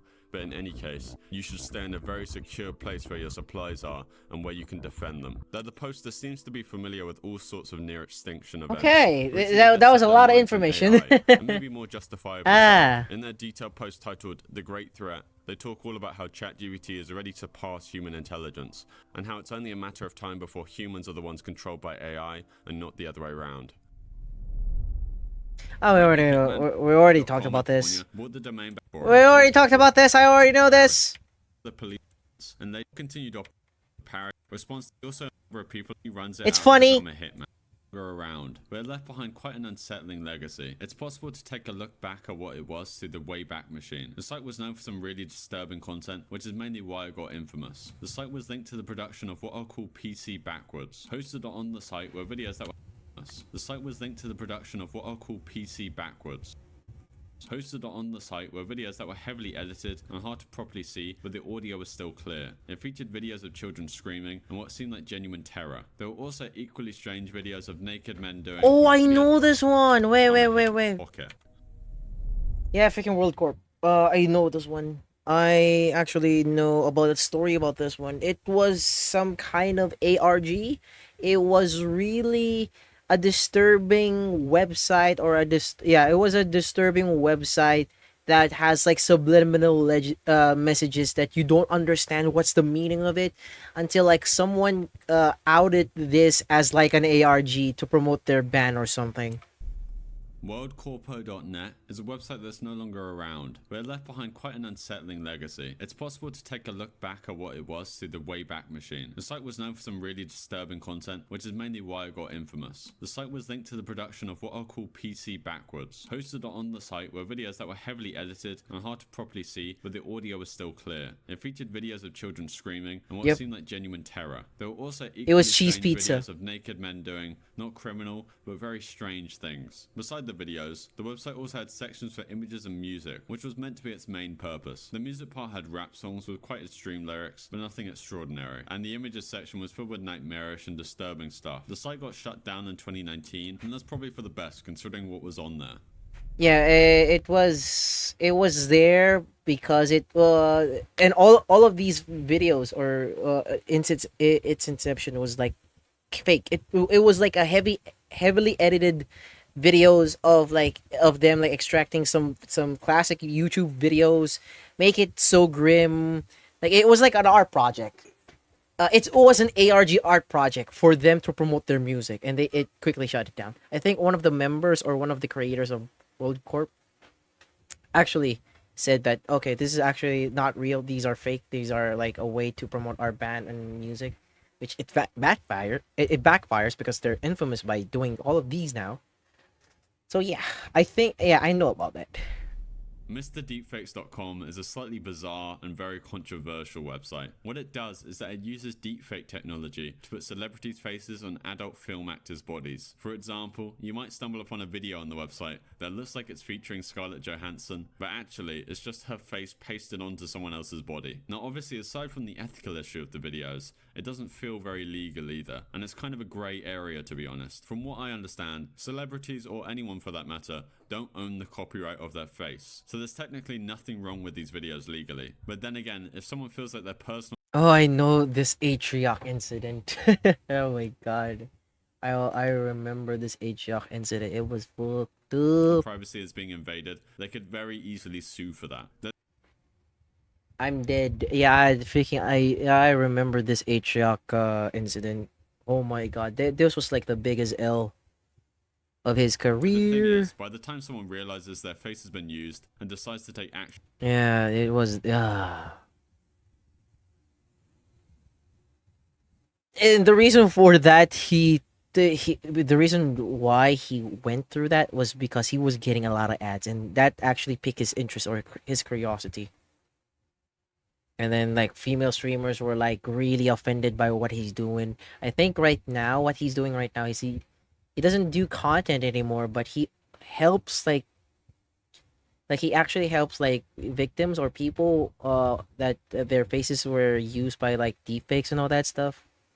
the video might have already gotten thousands of views and been downloaded to hundreds of computers. Ethically speaking, it's obviously extremely creepy, as on MrDeepfakes.com alone, there are over 100,000 fake nudes and videos being shared around the website. The website heavensgate.com is a remnant of the Heaven's Gate cult. I already know this one. Yeah. We already know this one. California teachings from his managers websites in the run with revenge of their ex-partners. Oh, I know this one. I already know that one. Web. Pink Matter is one of over 2 that they face front, and it's definitely the saddest on the list. BabyAngelPics.com, also known as the Angel Pics Project. I also know this one too. It was a collection. It was a gallery or a website containing pictures of infants that passed away, and this wasn't used for like anything like bad related. It was to commemorate the loss of the family, that kind of stuff. It's dedicated to helping families who've gone through the loss of a newborn or stillborn baby. The site offers a special service where families who have lost a baby can upload an image of their stillborn or newborn to the website, where artists will then retouch the photographs of these infants, which means they will carefully edit the photos to remove any medical equipment, visible marks, or bruising. They can even change the background to create an image that feels more peaceful and serene. I just thought it was an undeniably unusual and very sad website that was worthy of being on the list. There is also another website, stillbornangels.memoryof.com, that simply hosts pictures of stillborn babies. Families can post their pictures to a publicly available photo gallery where everyone can see their baby. The website makes it clear that only families who have gone to ridicule the families for posting their photos will have their IP addresses investigated. 5nchronicles.blogspot.com is a blog that's quite unsettling once you understand its context. Oh, I know this one. I knew it. I knew it. I knew it. I freaking knew it. This was Chat or Draco. You remember when we watched Lazy Master Raid's video? This was about the freaking a diary or a blog of a serial killer. My appears at activities at a young inmate on federal death row. To give a bit of multiple times, is responsible for the deaths of Brenda, who had 2 other children in his restaurant, and the son wasn't so lucky. Letters to an yeah, I knew it. Now, I'm sure you've heard of 4chan, an image board that hosts all sorts of content, but we're looking at 8chan.mo, which is basically 4chan, but somehow it's 4chan, but scary. how worse, with it actually being delisted from Google search due to it hosting so much PC backwards. 8chan.mo is hosted on the dark web, and it obviously has much more depraved content. On 4chan, you can see a list of all the boards you'd like to search due to it hosting so much PC backwards. 8chan.mo Yeah, H-Chan is freaking way worse than 4chan and Reddit hosted on combined. the dark web, and it obviously has much more depraved content. On 4chan, you can see a list of all the boards you'd like to visit, like anime, fitness, photography. 8chan.mo follows the same format, but one of the boards is called... You might already be... Yeah. People, exclusively men it seems like, post horrific videos and images of them loving their pets. Normally their dogs in a very disgusting and obviously criminal way. There are tons of these images and videos, all having very supportive comments underneath them, praising the posters and how they interact with their dogs. That's about all there is to say about the website. Let's move on. Yeah, no. So for this No, please. No more. century, I'm not going to be naming any specific website. I already know about this So one. something to be curious about and counterfeit money. The Cannibal Cafe was an online forum created in... We're gonna talk about that one. We already about because usually these websites from the web of the darks can also be honeypots that are run by the FBI. So yeah, and also freaking the payment method here is freaking Bitcoin. So yeah, no. 1994. Notorious for its content centered around, well, cannibalism. It wasn't hidden in the dark web, but was accessible on the normal internet. The forum's main purpose was for individuals interested in cannibalism. Yeah, I also heard about this story. I think it was like a German.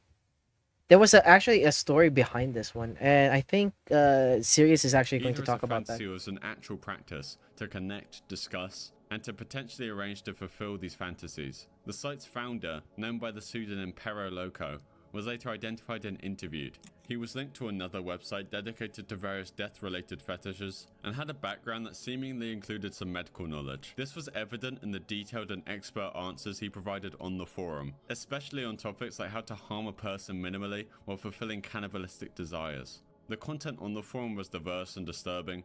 It ranged from people seeking willing participants to be eaten, to others volunteering themselves for the purpose. Some posts even included detailed recipes and cooking tips. The forum was a mix of mostly role-playing, but also serious inquiries, making it a blurred line between fantasy and potential reality, though not all the discussions on the site were mere roleplay. Some of the members were serious about their intentions, a fact underscored by the case of Armin Muse. Yeah, there you go. There's the fucker.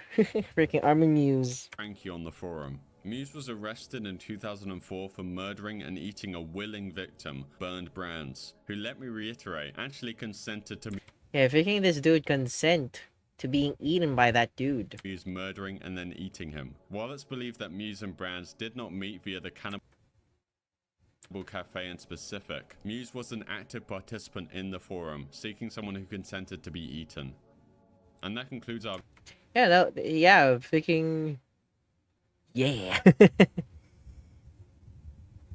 Yeah, freaking these type of icebergs is like... freaking there's another one too, and I would rather not go there. There's also this one as well. I know this one. I actually know this one. There's a lot. I actually want to watch a lot.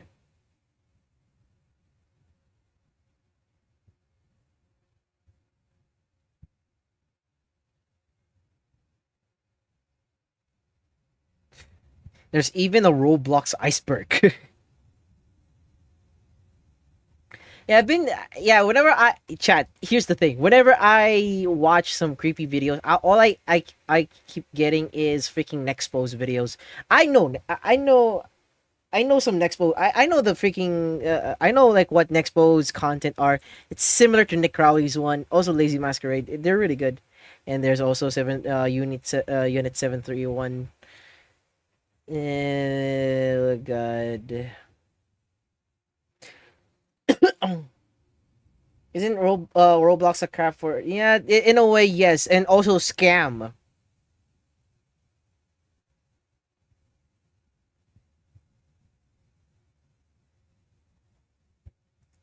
There's a lot. And Fortnite is still server offline. Yeah, I already know about this one. This one is... There is nothing Okay, so chat. This one I'm gonna show it. This is no blank. This is blank room soup. This is actually it's still unknown to this day who is behind those mascots, and but there's actually a story that freaking this blurred person was a hostage and freaking was forced to eat freaking some leftovers or freaking parts of his family members by these suited guys. Freaking I feel fantastic. Although if you watch this without any context, it's creepy, but it's actually a mannequin, a singing mannequin made by a person who just want to sing and all that stuff. It's not like at first, if you really think about this video, it's eerie. It's really really and scary. But as soon as you know the understand the context, it's just like it's mild, it's wholesome. It's actually like the early days of uh AI or robot singing machines. And then this one is freaking the lore, freaking the top right, the lore with the guy freaking changes his expression, smiling, where a YouTube employee was so shocked that he's been like gouging his eyes off or something like that. I also that that became false. Freaking this dude was just like innocent bystander. This one is like there is nothing. It's a video. It's actually a video of a person with a lot of freaking weird ambience that says there is nothing backwards. That was it. I think it was this one was directed by a French director. Yeah. Oh, that stuff.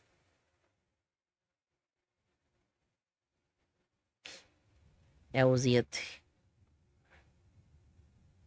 I understand. I understand my lore, chat. I understand.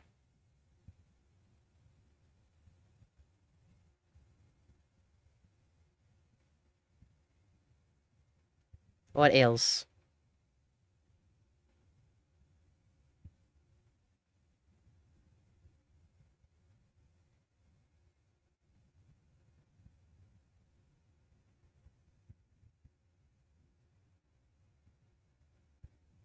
Shall you? Okay, okay. Let's actually talk about God of War then. I'm gonna watch this. I already. Thinking this is actually a video that I want to go back because I made a because of this video chat. I played God of War the first time and I did that exploit, and that was the exploit that I run with the entire playthrough because yeah, I'm gonna watch it. Try mo, bago. Dual flavor. Oh, we don't need this type of stuff. New Del Monte Fruity Zing. 25 pesos lang. Yes, I know it's The 20. new and better chicken McDo. Yes, I know. There's chicken and McDonald's in the Philippines. When God of War was There you released go. in March 2005 for the PS2, people had interest in speedrunning the game almost immediately. Only a week after the game came out, a thread would be created on the speedrun-focused website Speed Demos Archive. Multiple users on the forum showed interest in creating a full segmented speedrun of the game. God of War, however, posed a severe challenge to anyone wanting to speedrun it. The game can be extremely challenging, and tactics for getting through the game easier were not exactly developed. Starting right from the game's inception in 2005, a small handful of players took on the challenge of speedrunning this brutal game. Runs would be performed that showcased impressive strategies. I didn't do glitches, and speedrunning, but shortcuts to I beat the finished game this faster game. than ever before. And it was In the so early years of lovely. God of War speedrunning, one run stood out. That came from a player that stood out. A person who had such a profound impact on the way the game would be played for many years to come. Welcome to episode 3 of this series. Today, we're gonna take a look at the man who broke God of War in half. But first, a word from our sponsor. Sponsor. Man, fuck down songs showing VPN. Allow me to briefly show you the game's level order, so you're up to speed. Kratos' goal is to acquire Pandora's Box, an artifact that allegedly has the power to slay a god, which he plans to use against Ares, the god of war. To acquire Pandora's Box, Kratos has a long journey ahead of him. You start in the Aegean Sea, where you take down the Big Hydra. You then make your way through the city of Athens, and arrive at the Temple of the Oracle. You then traverse the Athens sewers. It's too bad and that enter the they Temple of don't Souls, where you they find don't port Kronos, this the version. Titan, who has Pandora's temple fixated on his back. The majority of the game takes place inside of the temple, and within it, Kratos is faced with 3 trap-filled gauntlets: Challenge of Atlas, Challenge of Poseidon, and Challenge of Hades. Once cleared, you proceed to the Cliffs of Madness. At the end of the cliffs, you get to the Architect's tomb and acquire Pandora's box. Ares, the god of war, then lunges a pillar all the way from Athens to the temple, impaling Kratos, sending him to the underworld. You then fight your way through Hades and climb the giant rope at the end, so you can literally climb your way out of hell. You arrive at the ruined temple of the Oracle and finally face off against Ares. Upon his defeat, you sit on the throne as the new god of war, and that's the game. Now, I made that all sound fairly quick, but God of War can be a pretty long game due to its difficulty and large areas you have to traverse. It is! The first person who decided to record their speedrun of God of War would be Prism, who got a segmented time of 2:49:51, using the in-game timer and playing on God Mode, the game's hardest difficulty. Prism released his run on October 1st, 2005, only half a year after the game came out. His run was a decent showing for the time, although it was more or less a speedy casual playthrough with no notable skips or shortcuts. Regardless, not bad, considering the game was in its infancy. Another runner by the name of Ball of Snow would do his own segmented speedrun in 2006, and improve on Prism's time with a 2:16:23. Ball of Snow also played the game on God Mode, and completed his run in 20 segments as opposed to Prism's 17. Ball of Snow's time save came from cleaning up most of the sloppiness of Prism's run, and also through a sequence break in Challenge of Hades that saved around 6 minutes. The run got a lot of positive feedback, and was generally viewed in high regard. The run still persists on Speed Demo's archive and archive.org, where someone was so impressed by the run, they decided to give it a review and a 5-star rating.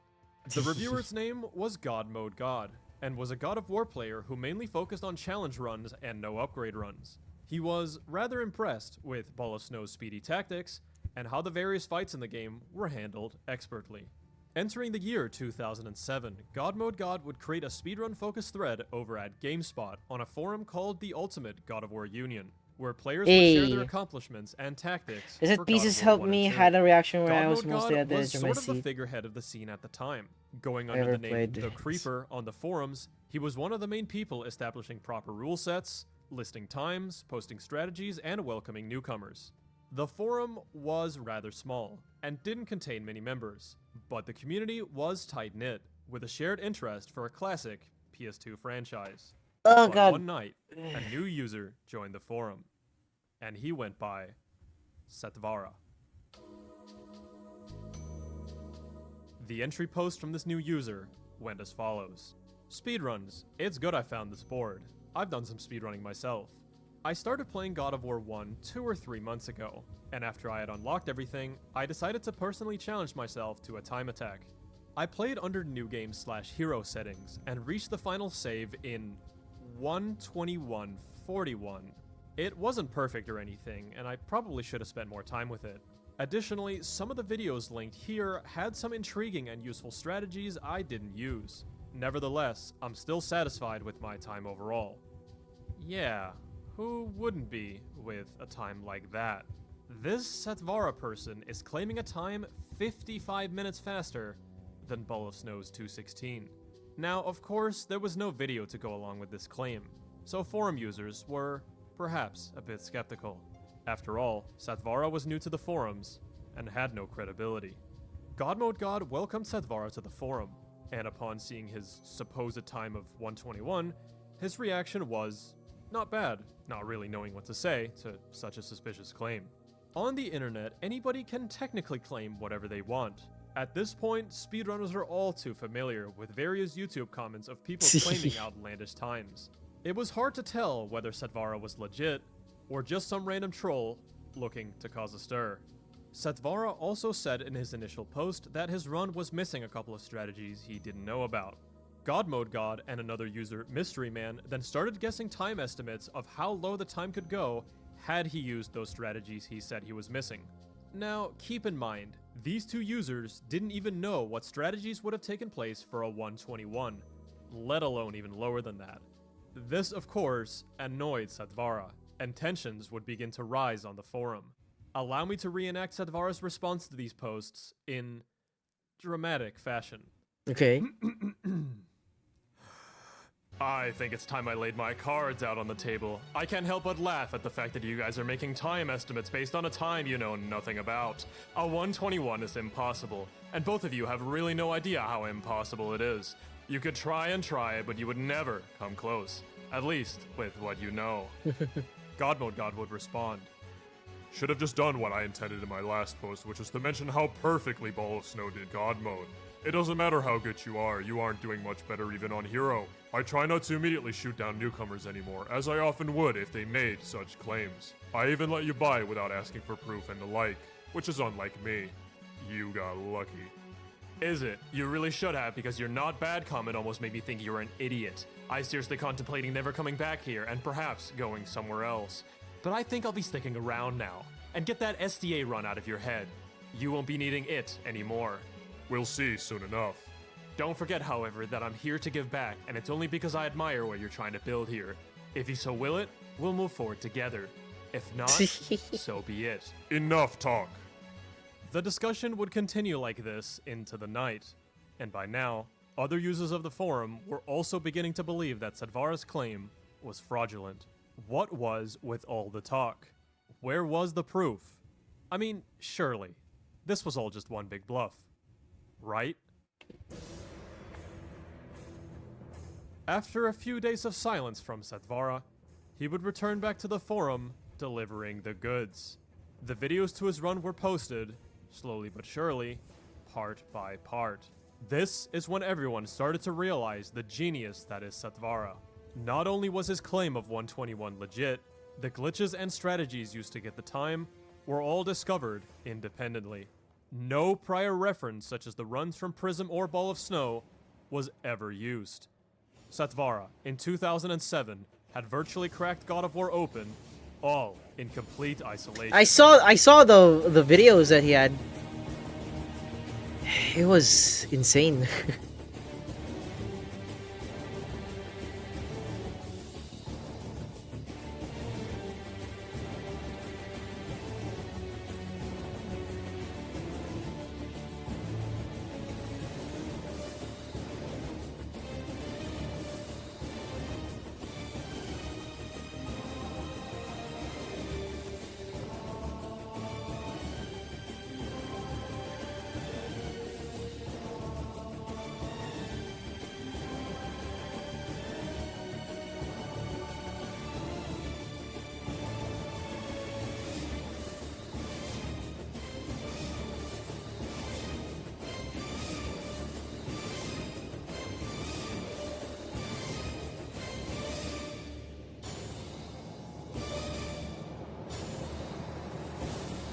Yeah, he did it. The run was absolutely astounding. Satvara had completely flipped the game on its head, all by himself, and several forum users went from skeptical to extremely impressed very quickly. But what was it that Satvara was doing over runners prior that put his time in a league of his own? Let's take a deeper look at Satvara's 121 to see where he managed to save so much time. Most runners in the early days of God of War speedrunning insisted on playing on God mode, since it was viewed as the most skillful way to play through the game.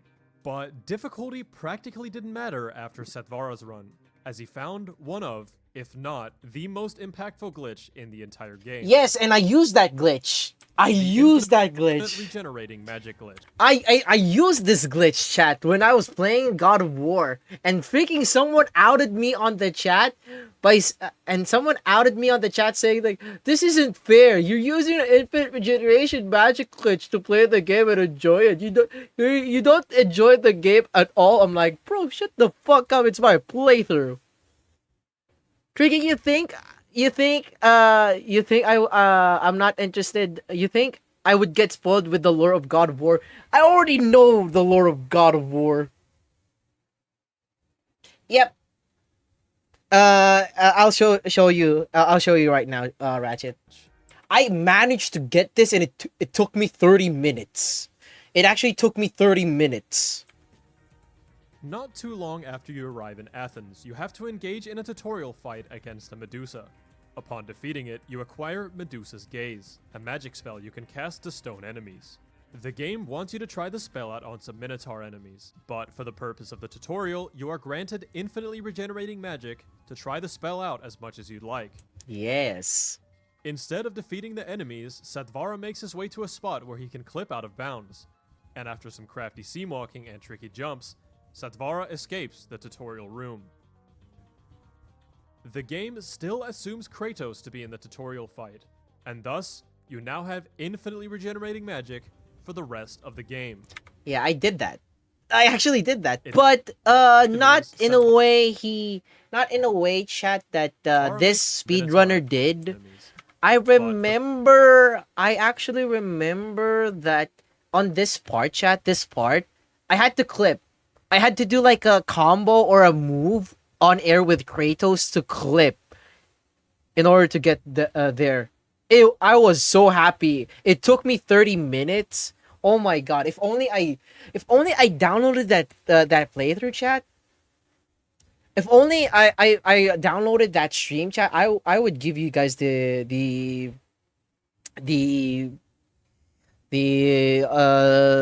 inside of it. Even Cal was like helping me with that because I asked Cal like, hey Cal, do you wanna can you actually help me out here? Do you know how to do the glitch with this stuff?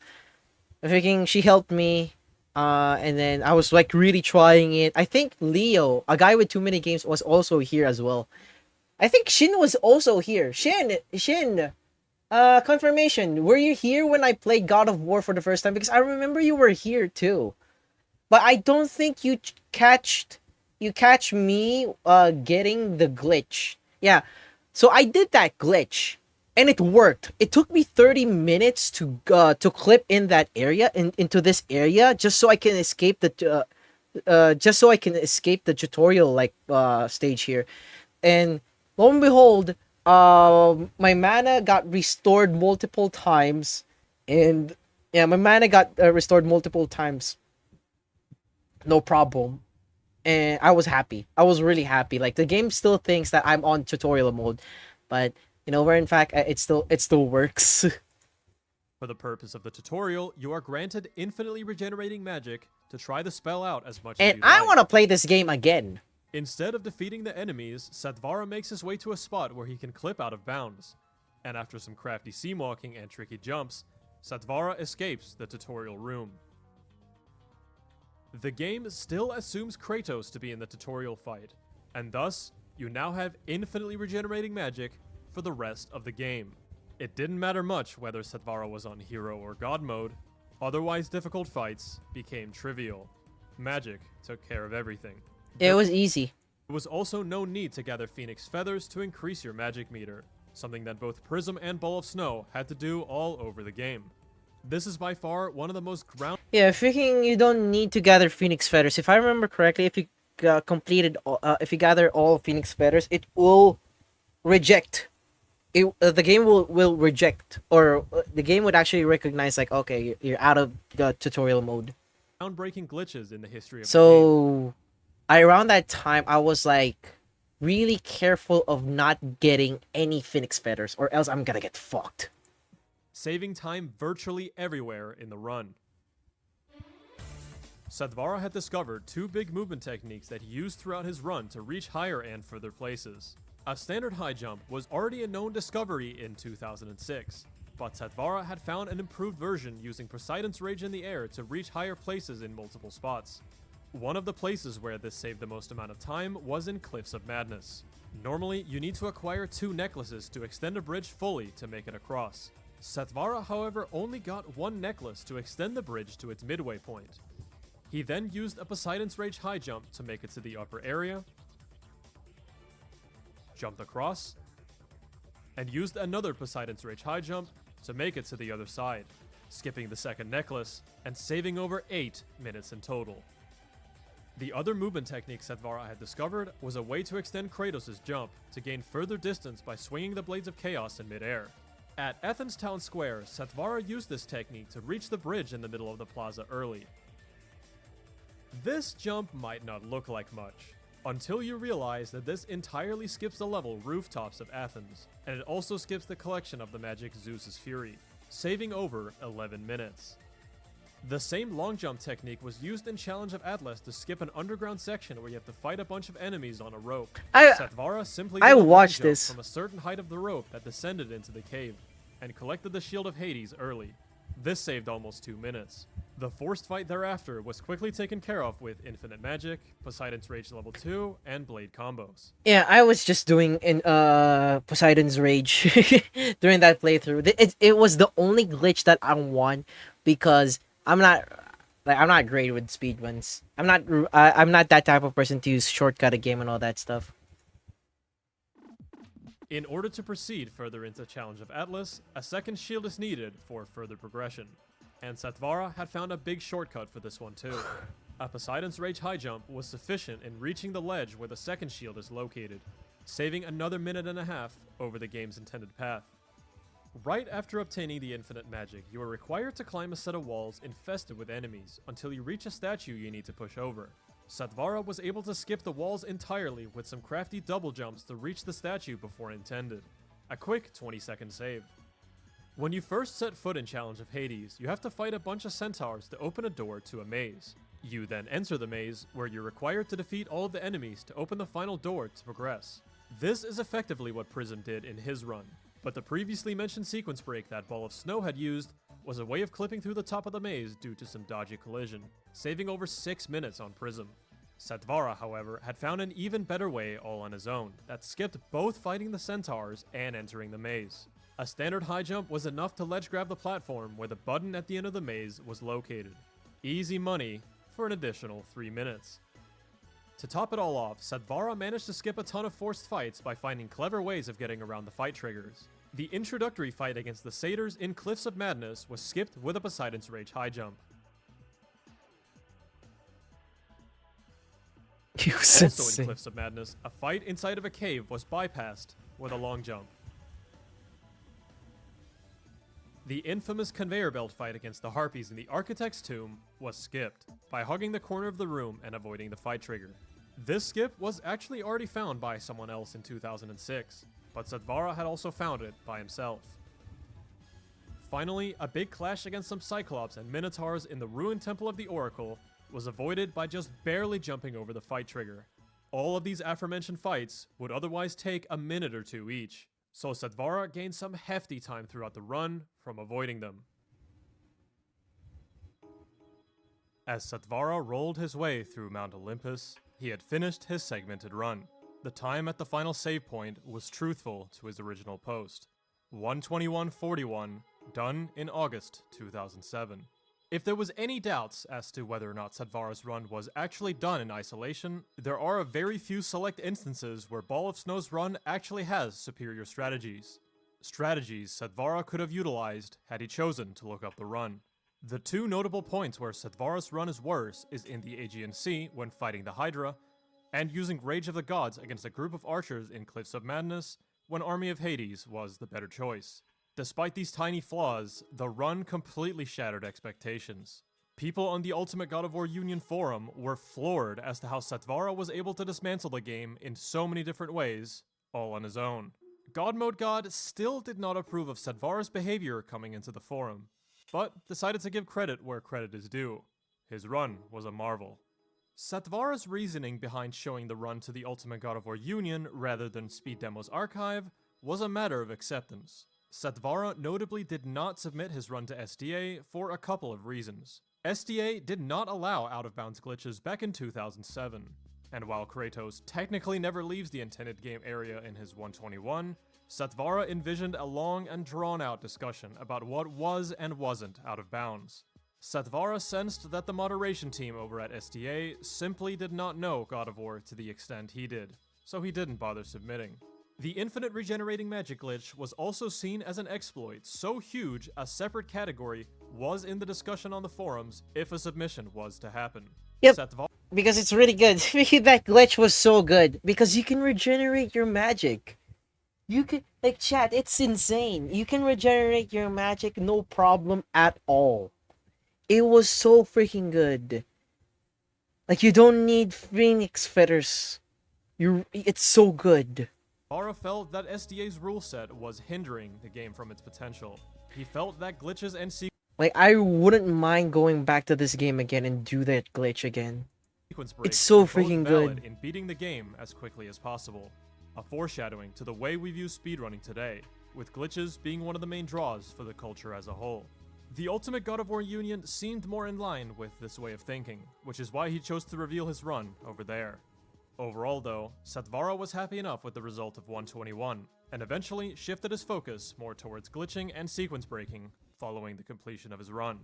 Setvara was not done just yet. In late 2007 and 2008, Setvara went on what I can only describe as a killing spree when it came to God of War glitches.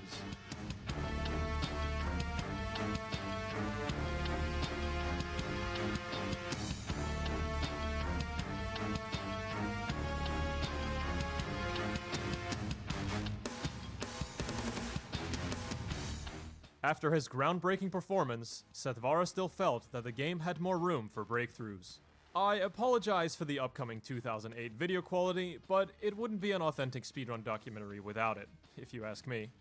One of his first major discoveries was a way to skip the desert sirens in the Desert of Lost Souls. Athena demands that you hunt down the 3 sirens that are roaming the desert in order to proceed through a small ruined temple.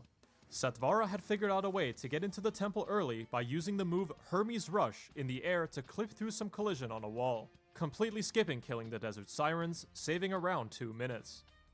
Setvara's Gates of Athens skip was now further extended with a crazy looking out of bounds to save even more time. More minutes were gained here due to skipping knocking over the statue and the handful of fights that followed straight afterwards. When you first reach Pandora's temple, you must speak with a gatekeeper. Chat, let's be real, I'm not gonna do that. I'm not gonna do that. That's That can impossible. open the entrance for Kratos. You then fight some big Cyclops enemies and proceed into the temple. Setvara was able to discover a way to skip both of these requirements by using a grounded Hermes Rush to wedge himself between a chest and a wall. He then double jumped behind the gate to reach the stairs early, saving nearly 3 minutes. This one seems to have garnered some attention within the mighty YouTube algorithm. Not bad for an old skip from 2008. 2008. One of Setvara's biggest contributions to the game around this time was a huge sequence break discovered in the very first level, the Aegean Sea.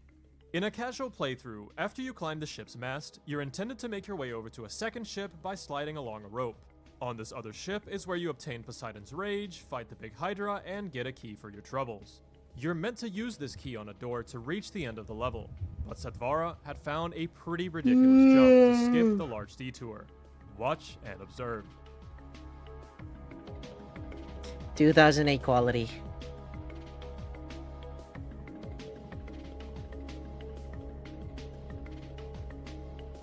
Oh my god, he actually did the jumps again and clipping. A massive leap from the ship's mast down to a very thin ledge below. If you're just too far left, you fall and die. And if you're just too far right, you'll clip back in bounds. Precision is the name of the game. Yep. Setvara then jumps along the out-of-bounds seam and jumps over the locked door. While this skip does save over 4 minutes, I will never understand how people are so precise with their jumps or their glitches or exploits on speedrunning games. I have no idea. It wasn't utilized in speedruns for the sole reason that Poseidon's Rage was a necessary component in making skips later in the game possible. But I did mention this one for a reason. More on it later. After breaking Poseidon's trident free from its crystallized cage, Kratos must traverse a section underwater. An out-of-bounds through a small roof was discovered at some point in 2006, but the potential wasn't fully realized until Setvara gave it another look in February 2008. In a 3-minute-long YouTube video, Setvara completed the entirety of this underwater section from out of bounds by figuring out where all the loading triggers are located. This discovery must have been both difficult and annoying to solve, mainly due to you having to keep Kratos out of bounds the whole time while constantly fighting the uncooperative camera. All in all, a bit over a minute and a half was gained here. Jesus In the Christ. Temple of the Oracle, Kratos must save the Oracle from falling off a rope she's desperately clinging onto for dear life. In brutal God of War fashion, we can leave her hanging by clipping through the door to the next section. Setvara once again used the aerial Hermes Rush move in a very specific spot to get through to the other side. skipping the act of saving the Oracle and the 2-minute cutscene that follows. Valuable time save, but extremely difficult to pull off. The 2 shields that Satvara had to acquire in his run to open a door in Challenge of Atlas could now be skipped, and saved a huge amount of time. It was figured out that the Blade of Artemis could be used as a form of high jump, which proved useful in many spots. Satvara jumps onto a chest and holds triangle to perform an ascension. He then swings the Blade of Artemis and uses Poseidon's Rage in combination for more height. He's able to clip out of bounds and jump around the door that requires the 2 shields. Yeah, by the way, chat, freaking, even on PS2 emulation, you can still do this. Yeah, I played God of War on PS2 emulation. I did it. Saving nearly 5 minutes over his old run. As if that wasn't enough, Satvara found a better version of this skip a few months later that skipped to the very final door in Challenge of Atlas. Inside the infamous spike corridor in Pandora's Temple, you can clip out of bounds by hanging onto the side of one of the crushers. This requires a well-timed Poseidon's Rage high jump so that Kratos is able to grab the ledge of the crusher when it's visible. After clipping out of bounds, you have to navigate Kratos blindly on a thin stretch of floor, constantly in danger of falling down or accidentally clipping back in bounds. This is followed by another Poseidon's Rage high jump right through the floor of the exit tunnel of Challenge of Atlas. This way, you can go through Challenge of Atlas backwards to acquire the Architect's son's head, without doing anything else in the level.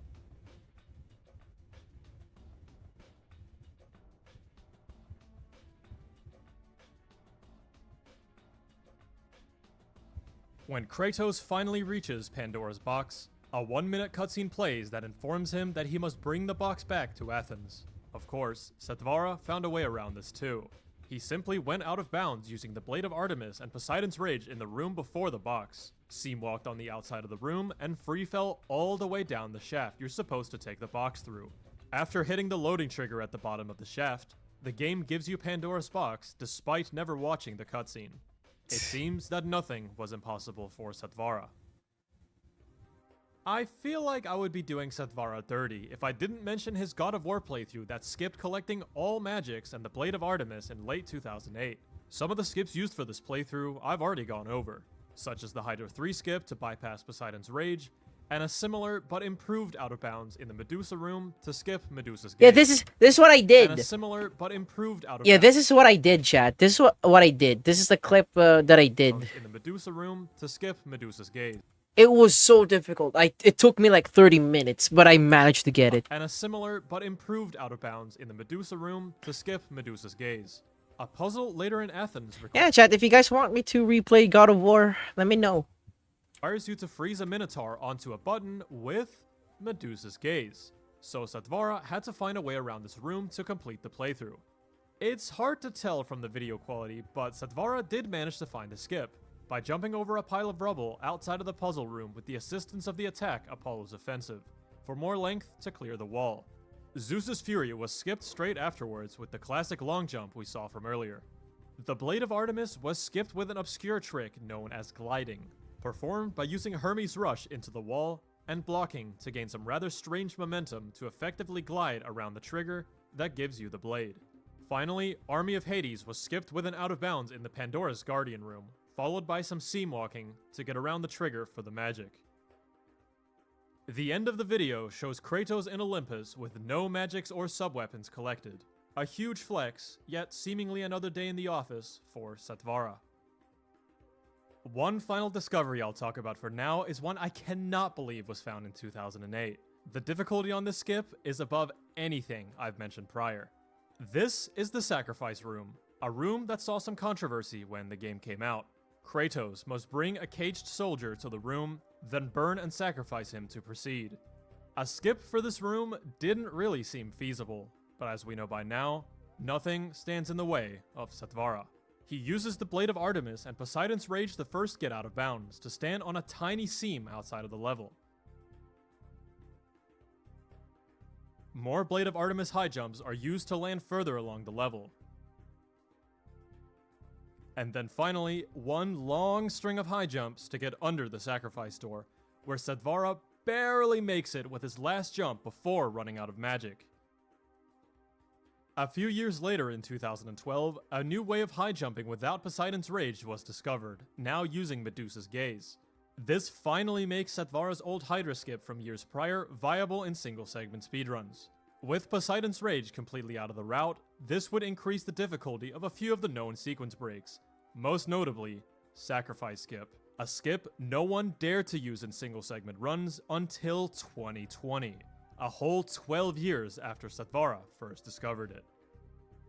I mostly went over Satvara's bigger discoveries in this video, but honestly, I'm kinda scraping the tip of the iceberg. If I truly went over everything, we'd be here for hours.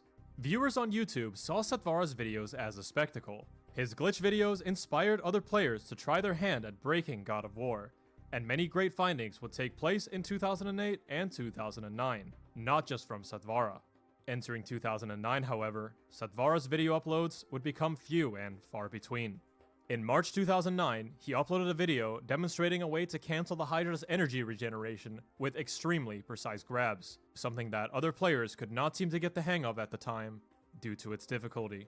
The description of the video suddenly announced that this would be his last God of War video. In the comments, Satvara said that he was done and didn't want anything to do with the game anymore. Many community members at the time, such as Akion, Turyu, and God Mode God, were all sad to see Satvara go. He had done so much for the game, and his videos were nothing short of inspirational. As a result, the initial golden age of God of War sequence breaking would slowly fade out. Activity dwindled, and the game would have to wait for the second coming. God of War 2.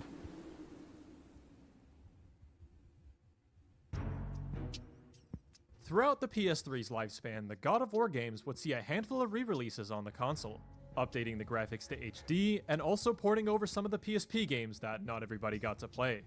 One would think this would reinvigorate. I think it was Chains of Olympus and then Ghost of Sparta. I played those two, chat, on my stream. I've beaten those two. Those two PSP games were short. You can actually finish it in one day. Activity amongst and the I speedrun did. Community, especially with a God of War 1 trophy that challenges you to beat the game in under 5 hours. There were a couple of segmented runs in 2011 and 2012 that were in the works from two new runners, but both of these never made it past the halfway point in the game. Someone just needed to pick up the pieces to re-spark the activity in the scene.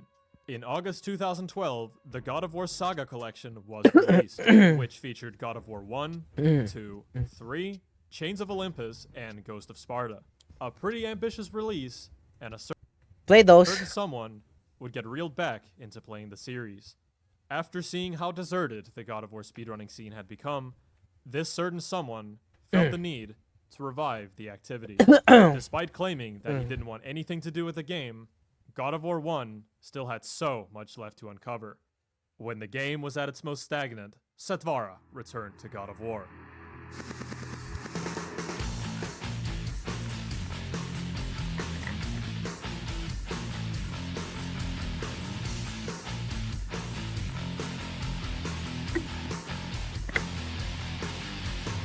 Oh yeah, Satvara was back, baby. Back with another collection of incredible skips and glitches. After already breaking the Aegean Sea with his multiple minute-saving Hydra 3 skip, he had found two more to further shorten the level. The first one was a way to skip Hydra 2. In a casual setting, defeating all of the harpies on the boat is required for the Hydra to pop through the wooden planks. Those same harpies could now be used for a skip to bypass the fight entirely. If you stand on this chest, then wait until a harpy swoops down towards you, you can block its attack in midair, and it'll get stuck on the other side of the fence on the floor above you. With a precise grab, you can get Kratos onto the other side.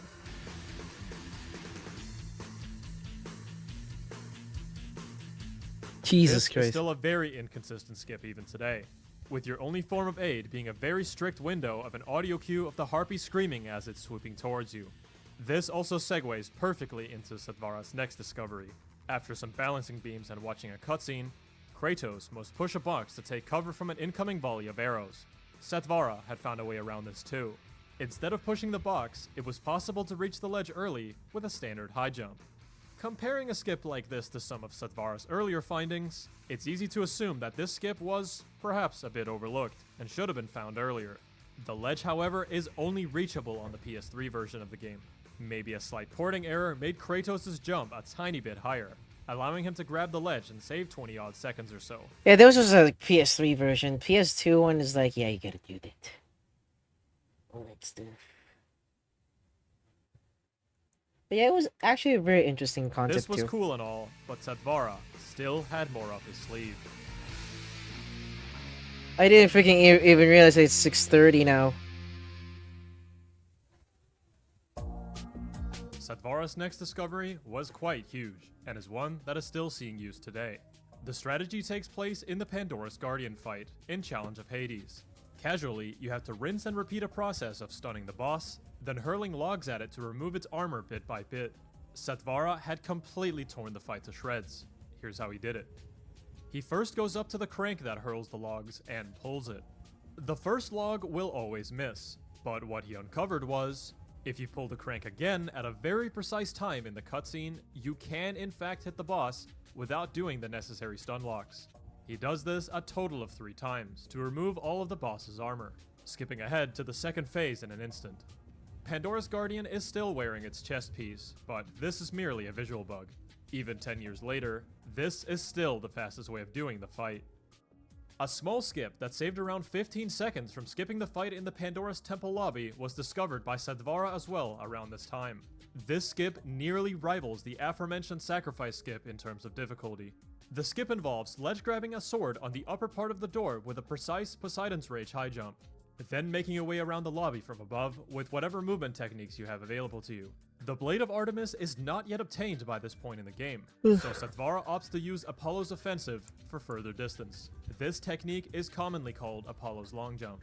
Not an easy skip by any means. Yet another discovery that, I feel, was ahead of its time.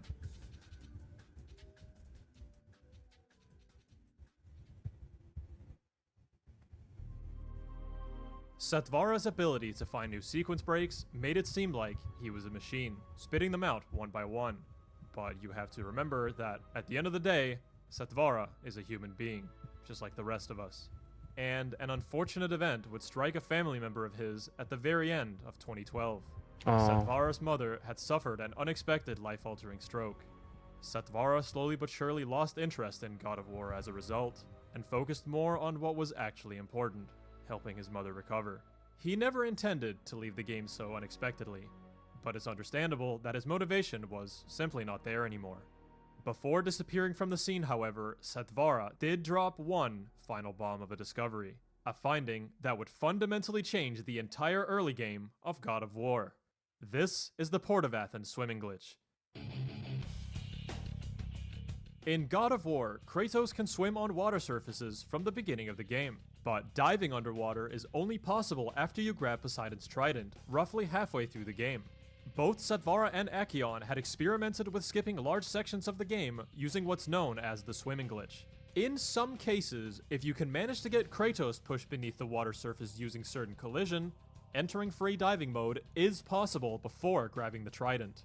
This was known to be possible in Challenge of Atlas, Challenge of Hades, and Cliffs of Madness, but weren't useful or faster by any means. However, on January 1st, 2013, Satvara would once again revolutionize the speedrunning route by finding a swimming glitch in the Port of Athens that saved, well, a fuck ton. Let's just put it that way. Upon reaching Athens for the first time, there's a short cutscene followed by the game creating a new checkpoint. If you're fast enough, you can grab the ledge next to the ladder leading back down into the ship's cabin as you become checkpointed. If you retry from the last checkpoint, the game lets Kratos free fall during the loading time. Since Kratos cannot activate any triggers while the game is loading, he will fall down past the loading zone all the way down to the ocean floor instead of ending up back inside the ship. Satvara is freely able to move around as if he was on solid ground, and makes his way out of bounds to a small bridge where he can get pushed downwards to activate the free diving mode. By going through the ladder at the ship, Kratos is able to elegantly swim through the air freely, to go wherever he pleases. From here on out, you can just touch the necessary loading triggers to advance the game to the next part. Port of Athens, Gates of Athens, Athens Town Square, and the Temple of the Oracle were all skipped by swimming past them. The swimming glitch can only be cancelled under certain conditions, most commonly being to touch a pool of water somewhere else in the game. which the sewers before the Desert of Lost Souls conveniently have. The Port of Athens swimming glitch is still one of the most major discoveries in the game, and is a testament to Setvara's ability to think outside of the box, even after all these years. Yeah, freaking it's dope. 2013 was the last time we saw any new discoveries in God of War from Setvara. While God of War 1 is certainly Setvara's greatest body of work when it comes to sequence breaking, he has also found plenty of notable discoveries in Prince of Persia: The Sands of Time, Castlevania: Lords of Shadow, another Metroid 2 remake, and Fast RMX, just to name a few. I spoke with Setvara while researching for this video, and he wanted me to be very clear about something. His 121 run from August 2007 was, as his YouTube description says, an experiment. He wanted to see what strategies he could discover in complete isolation, and he wanted to see what time he was able to achieve with the limited knowledge of his own discoveries. It just so happens that the knowledge he possessed was greater than any other player. In his own words, "When I was doing the run in isolation, I didn't necessarily think I was breaking new ground, even with regen magic or the rooftop skip. I thought there could have already been something way under an hour or something, like how the game would look in 2008. That was a distinct possibility all throughout the run. I would think God of War is a popular game, selling millions of copies. Yes. Surely, there's a real speedrun community out there." And yeah, despite a logical train of thought, one of the only speedrun communities out there for God of War was the Ultimate God of War Union forum. Setvara's entrance was definitely explosive, but he felt it was necessary to hype up the run a little bit. I mean, after all, the forum users had no idea what was coming. I asked Setvara if there was still tension between himself and God Mode God after all these years. It seems to me that Setvara admires God Mode God's dedication as a leader to the God of War community and holds no grudges against the man, but does not speak to him, as the two don't share much in common outside of the game, and they're both fairly inactive. Setvara also thinks God Mode God is a troll, so there's that. Setvara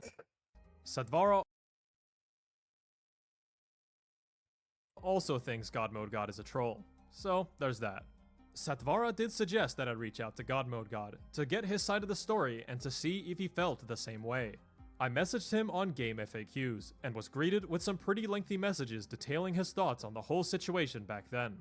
From what I gathered, God Mode God does not discredit the work Setvara put into God of War 1, but on a more personal level, he claims there's no bad blood, as he, quote, doubt Setvara ever really cared.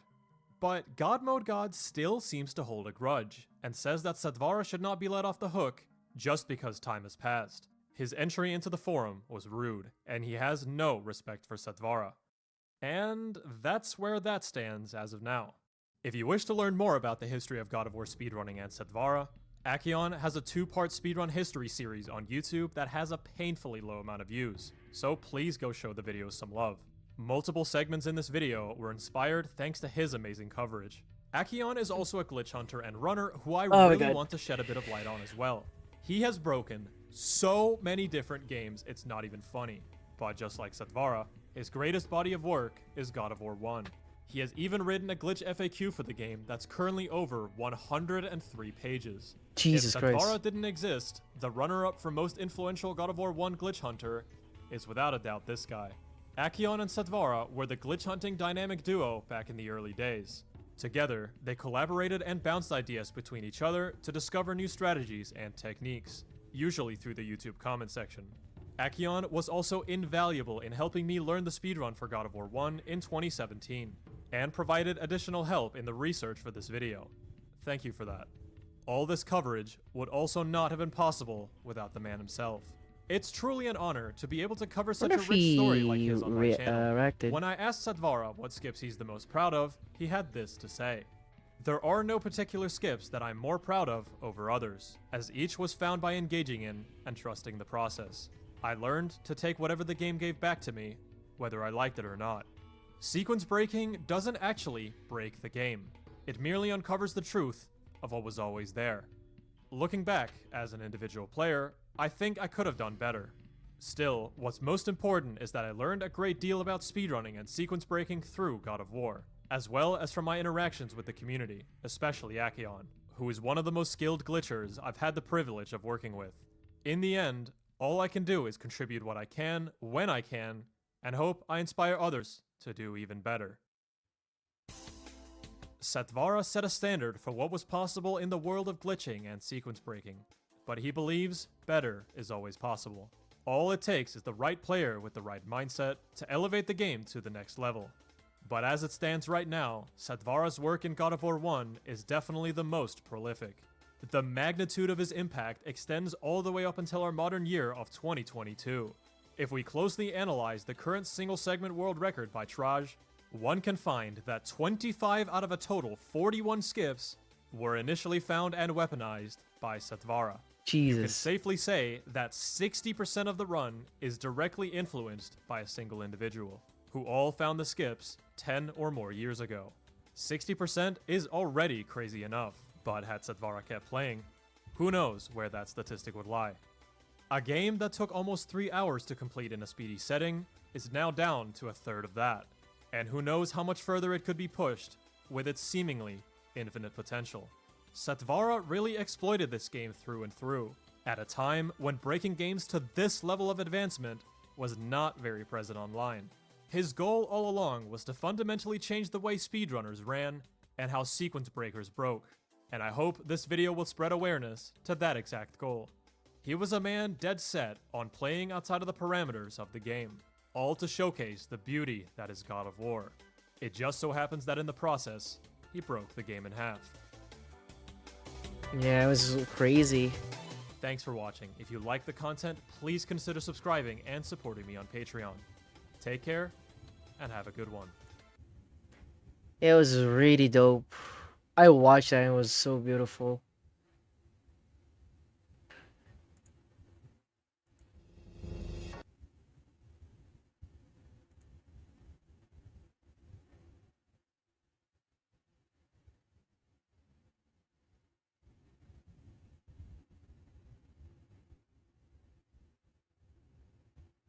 Oh my god, there's also Silent Hill 2. There was also a Silent Hill 1 tool assisted speedrun. Oh god, freaking Silent Hill 1. Anyway, Jesus Christ, shit. What time is it? God. If oh shit, servers are up now. That was some good video reaction chat. Those were some good video reactions.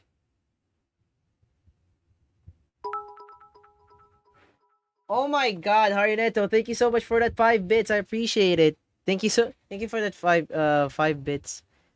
I'll check out I'ma check out chat the freaking Fortnite real quick and then yeah, hope you're doing well, Harioneto. Thank you so much for that 5 bits. Appreciate it. How are you? I'm 5 bits richer now, chat. Let's go. Woo! Being Harioneto made me rich for 5 bits. Oh, thank you so much for that 30 bits. I appreciate it. Holy crap. Thank you, Harioneto, for that 30 bits. I'm 35 bits richer now, chat. Let's go. Woo! Hope you're doing well, Harioneto. How you doing? How are ya? Oh, God. Ugh.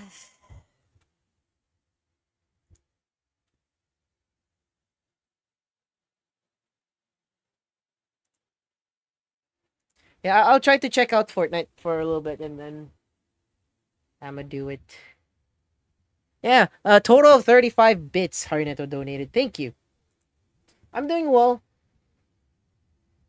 That's 35 cents. I'm 35 cents richer, chat. Let's go. Woo! We good. Alright. Yeah, it's nothing but it's nothing but reaction and playing some games. Ugh. I've been streaming for what, almost 6 hours. Yeah, that was some nice, good reactions. I want to watch more, but I know I still have something.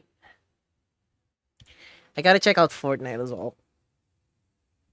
We gotta check out Fortnite and then we'll be good. Boop, boop. Oh my god, Harneto, thank you so much for that additional bits. I appreciate it. Holy crap, that's 50 bits. Sir, you gotta be careful with your biddies. Your bitolis. Yeah, freaking 85 bits. I appreciate it.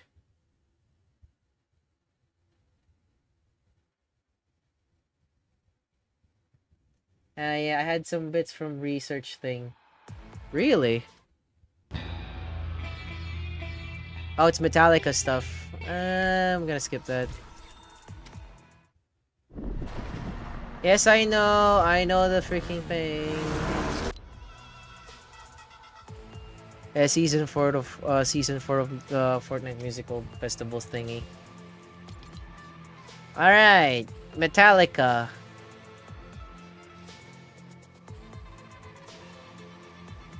All right, that's nice.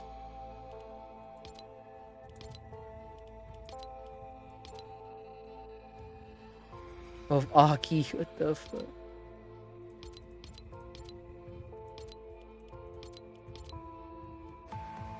My older brother loves Metallica. I actually want to check out the shop. Metallica, there you go. Jesus Christ.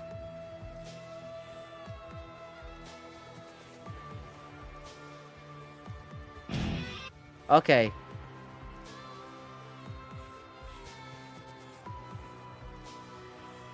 Yeah, there goes the season 4 pass.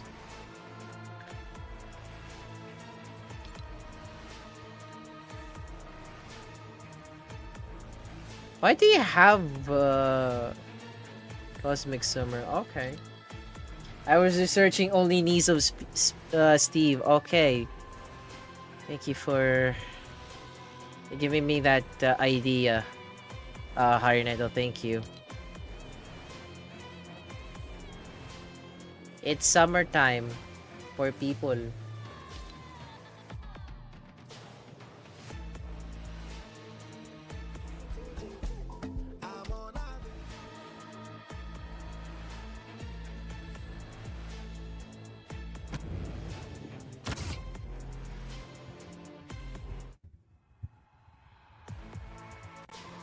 Ooh, that's a bit crunchy.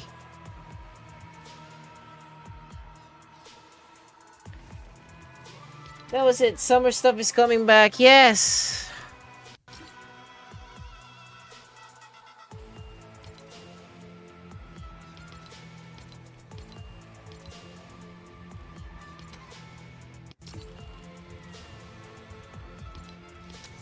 I mean, no, I'm alright with that. That was good. I want to do some reaction again. I want to do some reaction stuff again.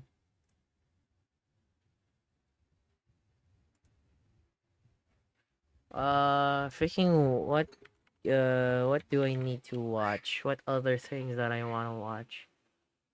Oh yeah. Oh no, no freaking wonder. Okay.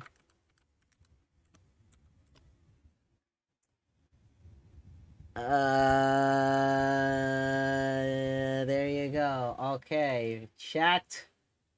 Freaking, I forgot about this guy. Freaking, we're actually going to react to some 70v2 videos.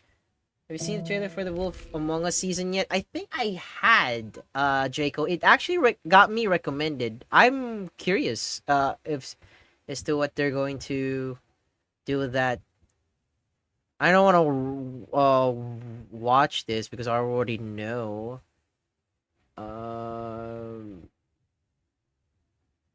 I already know this one. Dream, we don't really care about Dream at this point, but I guess the most offensive advertisements ever made. I'll try to watch. I will watch this, chat. Would you fly on in for a September 11 deal? What about some cereal to cope with the Boston Marathon bombing? These Oh my god, what the hell? are the most offensive ad campaigns ever.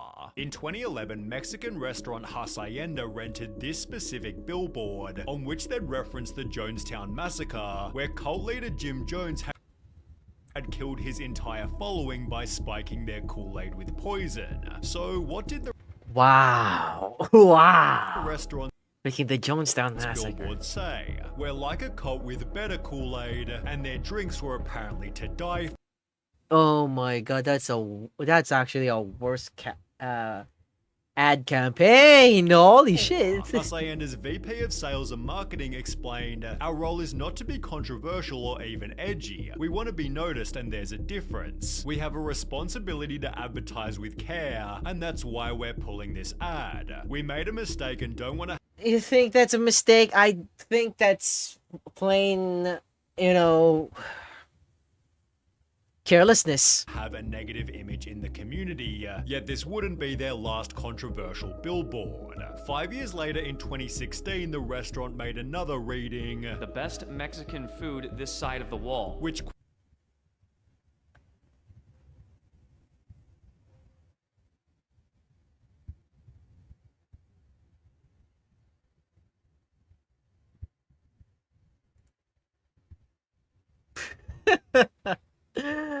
Oh my god, freaking racial comments. quickly went viral on Reddit, sparking outrage. Really disappointed Hacienda continues to push past what is acceptable for advertising. Not a fan of most of their billboards, but this is just too much. Hashtag take it down. Others showed their support in comments such as this one, yet unlike their previous billboard, Hacienda says it has no plans to apologize for or remove the ads. Their vice president explained, "We don't intend to upset anybody, but we do use humor." And Lee's Discount Liquor applied a similar strategy. At this point, no. Alcohol, it's cheaper than therapy. If alcohol is not the answer, change the question. You look like I need a drink, and perhaps so did the people who tried to get the billboards banned. Take down billboards stating Lee's Liquor is cheaper than therapy. The owners of Lee's Liquor has failed to remember the implications of alcohol regarding DUIs, broken families, and when people commit manslaughter. Lee's Liquor owners think this is funny? Take this billboard down. Various comments agreed, such as, "This is irresponsible advertising. You can sell alcohol without crossing this boundary," whereas the humor was liked by others. "Hey dude, get a life. It's a very funny sign. I wish we had more signs in Vegas like this. If you don't like the billboard, go back to Utah." Lee's Discount Liquor ran their own billboard controversy poll, which found that 77.2% of people called the ad clever and not offensive, yet this didn't stop a mandate to take the billboard down. Even worse was a business card shared to Reddit reading, "Are you an alcoholic? We can help," although they weren't offering counseling, but rather an alcohol delivery service. In all seriousness, I assume it's just a bad translation and meant, "Do you enjoy alcohol? We can help," but yeah, really should have run that by a native speaker first. In that very same year, British supermarket Tesco found themselves in the infamous horse meat scandal, where one of their burgers was found containing 29% horse meat. Well, only 2 days after the scandal broke, Tesco tweeted, "It's sleepy time, so we're off to hit the hay. See you at 8 AM for more Tesco tweets," and the replies weren't too pretty. "You're hitting the hay? Well, I suppose the poor horses don't need it anymore." Maybe hitting the hay wasn't the best choice of words right now. Plenty of room on the hay now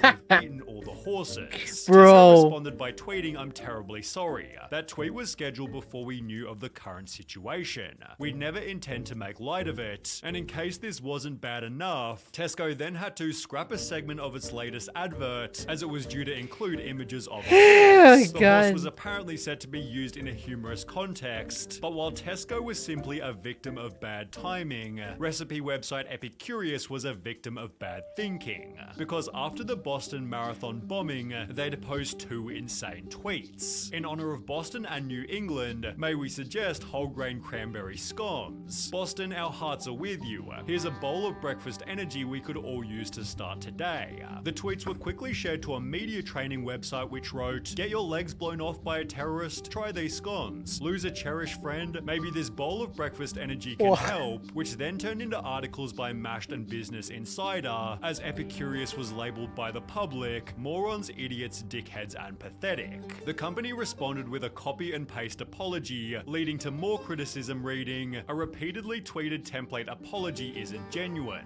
It's a form letter. The steady stream of identical tweets does nothing to engage with the audience and express human remorse, but were Epicurious's tweets as bad as Kenneth Cole's? Millions are in uproar in Cairo. Rumor is they heard our new spring collection is now available online, although the uproar had actually come from protests in Egypt, where 846 people were killed.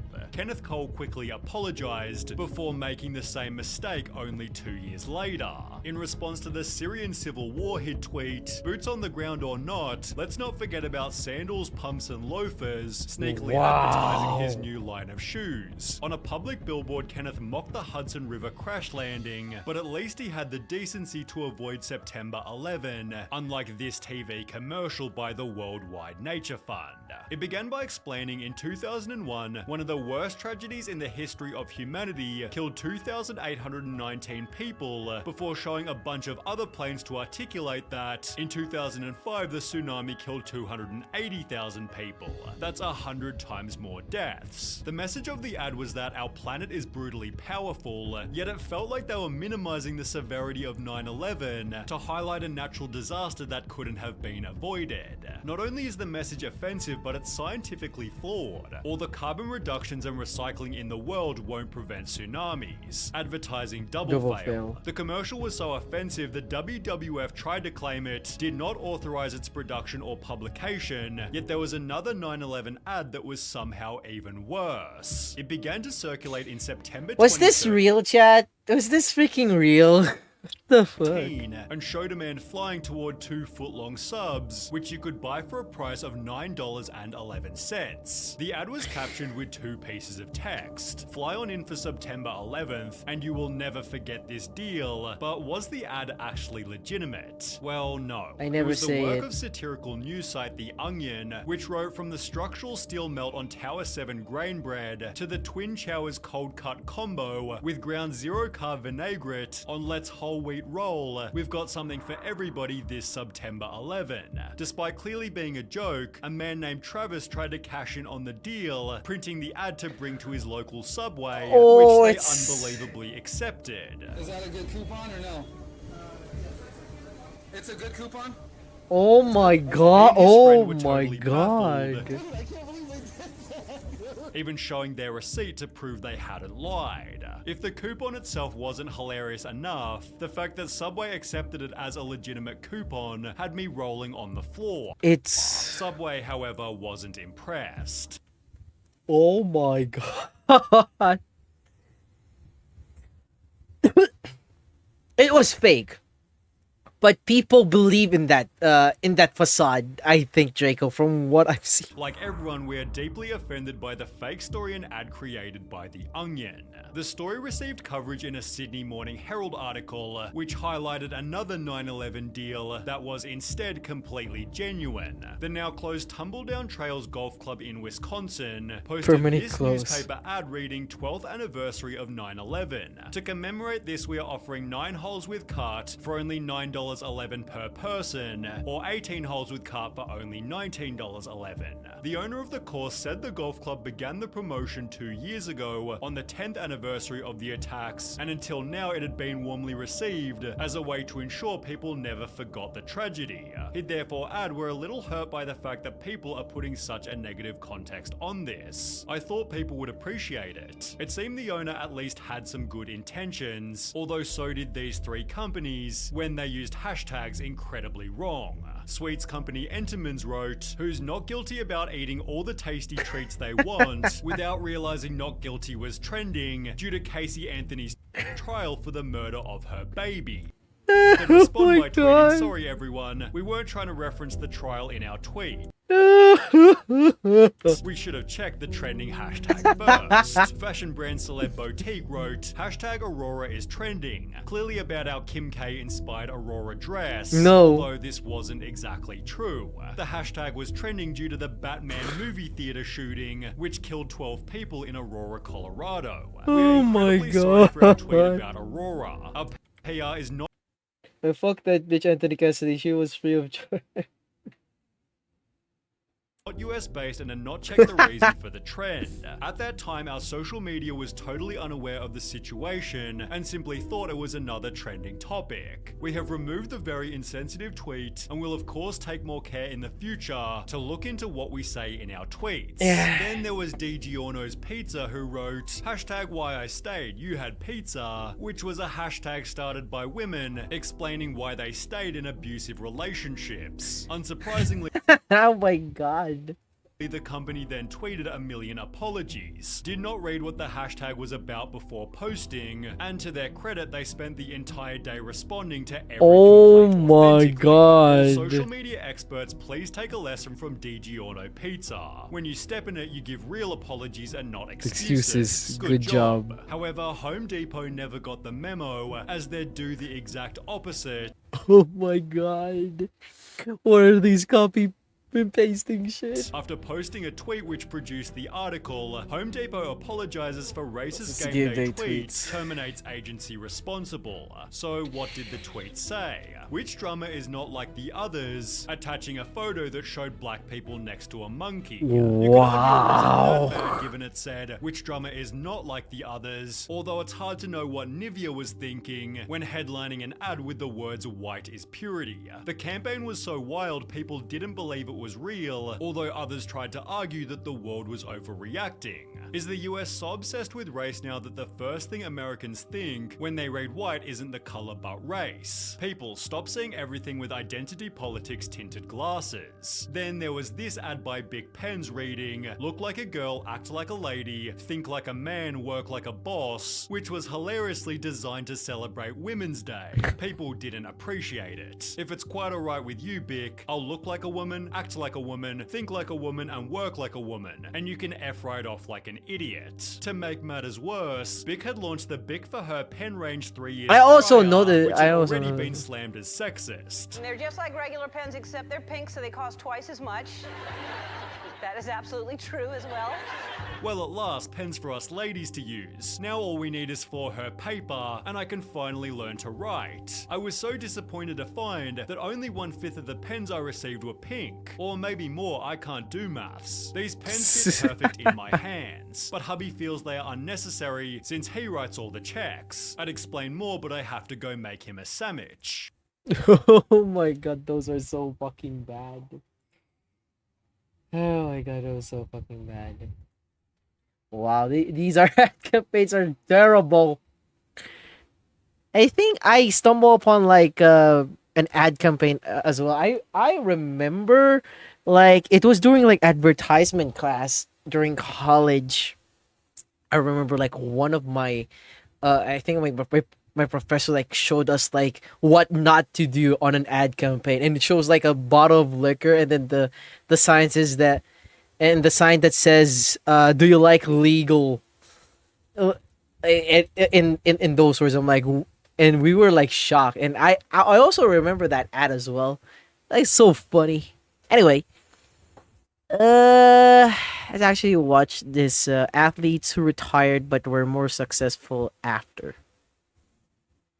Their sporting careers had officially Terry ended, Crews. but these 10 athletes were just getting started, and none were as strange as George Foreman's transition from boxing to kitchen appliances. He retired at the age of 48 with minimal future prospects, yet had thankfully claimed his success was due to his healthy eating, because at the same time a company called Sultan was developing a special type of grill that would drain the excess fat out of anything it was cooking. George Foreman let the company use his name in exchange for 40% of profits, believing this was his. So that's where the product name comes from. It's actually from athlete, retired athlete. While I was KO'd, I saw a giant piece of meat screaming, "Grill me." When I woke, I said, "Gotta find a grill," thus the George Foreman grill. The product, however, was a total failure until he also began hosting their infomercials. George Foreman explained that at the height of the grill's success, there were months I was being paid $8 million, yet he'd eventually sell his share in the product for a one-time payment of $137 million. Damn. The product became so popular, one person Johnson posted, "Today I learned that George Foreman is not just a brand of grill. It's actually the name of a real man who was once a boxer, while the name Jason Statham belongs to a man who was once a diver." He made it to the 1990 Commonwealth Games, where the judges continually highlighted that he wasn't doing well. Jason Statham, who's not having a good time. He's moved from 8th, slipped down to 11th. Despite placing 11th, he'd explained that diving teaches you discipline, focus, and certainly keeps you out of trouble, which are principles he'd also apply as an action movie star. Statham performs his own stunts in every single movie, applying his swimming ability in productions like The Meg and Expendables 3, where diving actually saved his life. Whilst filming a truck scene beside a dock, the brakes on the truck failed, plunging him into the sea. 60 feet at the bottom of the Black Sea, stuck in the mud. How am I going to get out of this? This is how it ends. Yet Jason was able to free himself and swim 20 meters back to the surface. Terry Nice. Crews, who we'll talk about later, said, "He was a professional diver. That was his thing, man. If it would have been me, I don't know if it would have ended that way." Statham further added, "I think what I didn't achieve in sports has probably helped me focus more and take my acting career more seriously, while Arnold Schwarzenegger was only able to act because of his sporting achievements." In the very same year as Arnold's first Olympia win, he was given the lead role as Hercules in New York, being cast for his appearance which resembled the Greek hero. After his 7th Olympia win, Arnold was cast as Conan the Barbarian, the Terminator, and Dutch from Predator, each being influenced by You his son of a bodybuilding bitch. background. In the process, Arnold appeared on talk shows giving bodybuilding tips, also being elected governor for 8 whole years. More recently, however, Forbes announced that Arnold had officially become a billionaire, yet Magic Johnson already achieved this many years beforehand. He was the NBA's most valuable person during 3 separate seasons, while ESPN called him the 5th best player ever. But despite the Red Hot Chili Peppers writing a song about him, Johnson's career earnings were, according to Forbes, only $40 million, yet he spent it extremely wisely. Magic Johnson began investing in sports teams, pooling money to buy the LA Dodgers, for which he was heavily criticized. We went in and bought the Dodgers for $2 billion, and everybody said they're the stupidest businessmen on the face of the earth. Until it quadrupled in value. At $8 billion, they said, oh, they're the smartest guys. He'd therefore also invest in the Los Angeles Sparks, the Los Angeles Football Club, and the Washington Commanders, all while leading operations for the Los Angeles Lakers. He then launched his own talk show, his own film studio, and even his own record label, before also buying a movie theater, the tallest building in Brooklyn, and 125 Starbucks locations. However, there was one investment that was stranger than any other. In 2015, Magic Johnson bought 60% of the Equitrust insurance company, before almost doubling their assets from $16 billion to $26 billion. If you told Prime Magic Johnson he'd one day work in insurance, he probably would have laughed. Yet Ion Tiriac's corporate change was somehow even bolder. That was actually You've really likely dope. never heard of him, but you'll never forget the mustache. Ion Tiriac was a pro tennis player from Romania who won the French Open during his peak in 1970. He retired 10 years later, but had such a unique look, he was given a role in many different ads. Then he casually decided to open his own bank. It was the first in his country after communist Romania ended, with its profits funding other ventures in real estate, auto leasing, and air travel, although his coolest business is easily his car museum. He owns over 300 different incredibly unique cars, including 2 Rolls-Royce Phantom 4s, of which only 18 were made, and are valued at $3 million each. Damn. The rest of his collection features everything from Fords to Ferraris, and they're all on display at the Tiriac Auto Gallery. Despite earning just £200,000 during his professional tennis days, he became Romania's richest man with a worth of $1.7 billion, but he's not nearly as famous as presenter Michael Strahan. NFL players retire after 3.3 years on average, yet Strahan played from 1993 to 2007, spending 15 years with the New York Giants, and retiring after a year that his team had won the Super Bowl. But while this made him perfect for a career in sporting commentary, he approached it through a slightly different medium. Strahan became a talk show co-host on Live with Kelly and Michael, which increased its ratings so ferociously, it began beating its competition by 87%. He was then offered a position on Good Morning America where he also performed exceptionally, winning 2 daytime Emmys for Outstanding Talk Show Host. More recently, Strahan was given a star on Hollywood's Walk of Fame, represented by a whole new category for sports entertainers, making his star the first to feature a trophy symbol. Michael certainly deserves his $17 million a year, while Vinnie Jones is also perfect for every role he plays. You might recognize Vinnie as the coach in She's the Man, being given the role as a former professional soccer player. He played 184 games of Premier League football, where he built a reputation as a super aggressive person. Vinnie had once casually threatened to rip off and spit in the hole another player's ear, broken the record for the world's fastest yellow card, and of his 184 matches, 12 had ended in red cards. His own club's chairman labeled him Mosquito Brain, yet Vinnie's tough attitude paid off unexpectedly. In 1998, he was cast as a criminal in Lock, Stock and Two Smoking Barrels, although his casting might have been too perfect, as on the day he was supposed to start shooting, he had to attend a court hearing for assaulting his neighbor over an argument about a garden fence. He was sentenced to 100 hours of community service. Vinnie was then also given 80 hours community service after admitting assault and using threatening words or behavior towards members of an air crew. As passengers and crew tried to restrain him, Jones declared, "I can get you murdered. I can get the whole crew murdered for £3,000. But these hiccups only helped his career as he began to play tough guys in every single movie, for example the X-Men's Juggernaut. He's since acted in over 100 films, but it feels like Shaq appeared in even more commercials. Yes, After and a retiring video as the game. 10th best player ever, Shaq began making rap music, releasing 5 studio albums, one of which featuring Michael Jackson.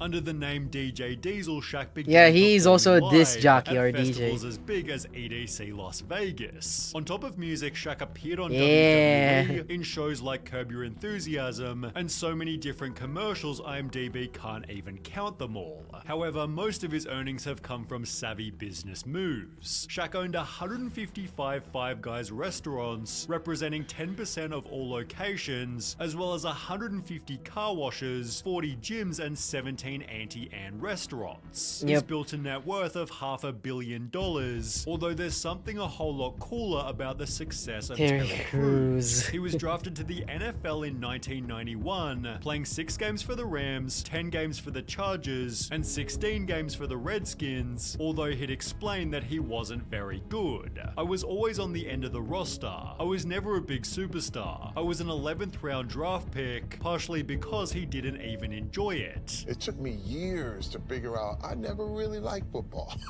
Wow. Terry made it obvious that he instead preferred the arts. I would go back into the locker room and ask the players if they wanted their portraits painted. You did these while you were playing? While I was playing. I was known as the artist football player. Retiring from the NFL to take his talent to Hollywood.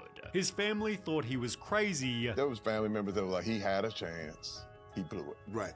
You know, that was the consensus. Although whilst working security on the set of Training Day, Terry was given an unexpected chance. Well, the director walks over to me and he said, "Hey man, you want to be in this movie?" I said, "Yeah." I was like, "Sir, whatever you need me to do." This turned into another movie, then another, but it was after appearing in White Chicks that his life would totally change. Yes. The producer of the movie called me. He said, "Terry, your life will never ever be the same." Terry was offered to appear in the Old Spice commercials, which went on for more than 10 whole years, calling it his revenge on the NFL. They played it all over the NFL. That was another thing that was kind of like my revenge on the league, because you couldn't watch a game without seeing some crazy Terry Crews Old Spice commercial. Although in terms of success after sporting retirement, there's nobody close to Michael Jordan.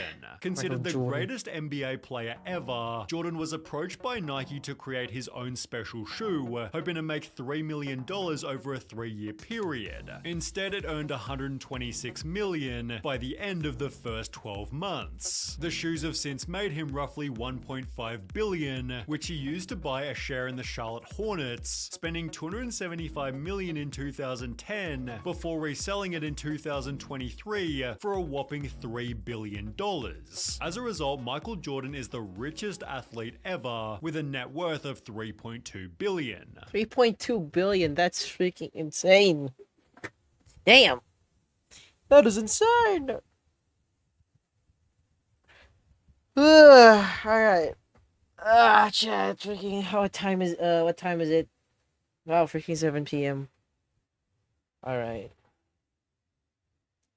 Yeah, chat, today's actually, today is just like a normal, chill stream. Not much happening.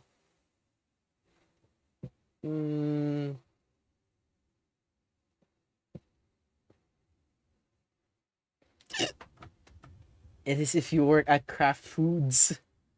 Or in Cheetos. Holy shit. Yeah, thank you to everybody who are still watching the stream. I do appreciate it. For me, it was Tuesday.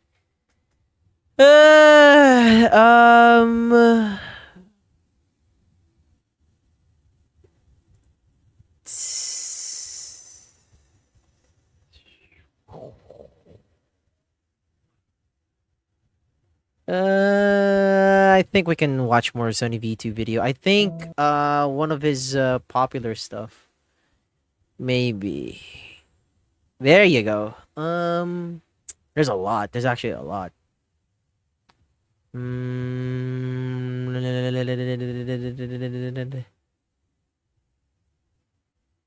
I have like few more videos in me, chat, and then I'm gonna end the stream there.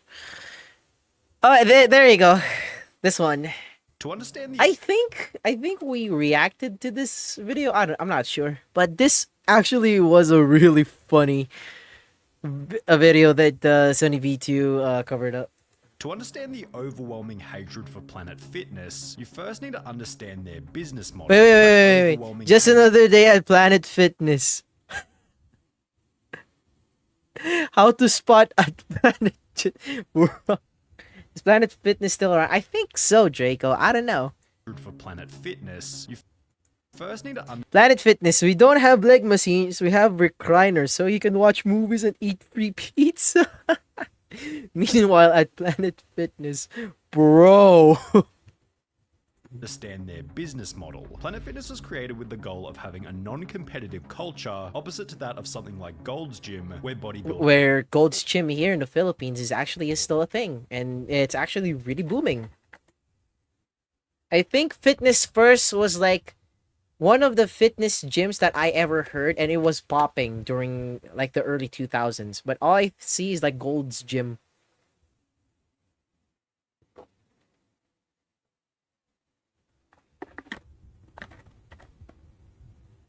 is glorified. Everything in Planet Fitness is catered towards the less experienced beginner, and on the surface this makes Planet Fitness look like a fairly positive place. However, as we look into the methods they use to achieve— Oh my god, why would you do that? This is actually a first for me when I heard about Planet Fitness is like offering like donuts or pizza Tuesdays or something like that. Like, how can you actually be not distracted while working out and you smell the aroma of pizza or food near you? And I think I remember it. This is like a way to reward people of a job well done. You lost like a calorie, you lost a pound, you deserve to eat this freaking a monstrous calorie to really like go back. I'm like, bro, that's not how you run a gym at all. If you want to provide something that, you know, people would actually be interested and would cater for their health, freaking try shakes, you know, fruits or something, water, or not actually have pizza or donuts in a table to quote unquote reward them.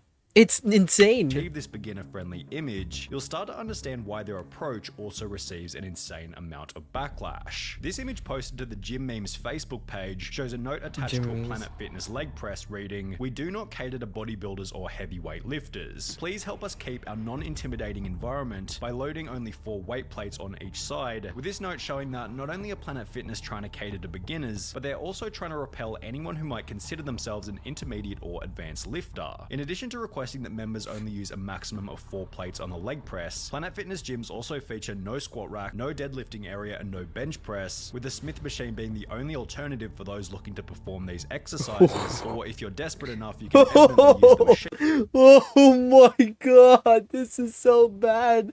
Even though I don't know how to properly do exercise, I'm pretty sure that that is not the way how you maneuver a machine.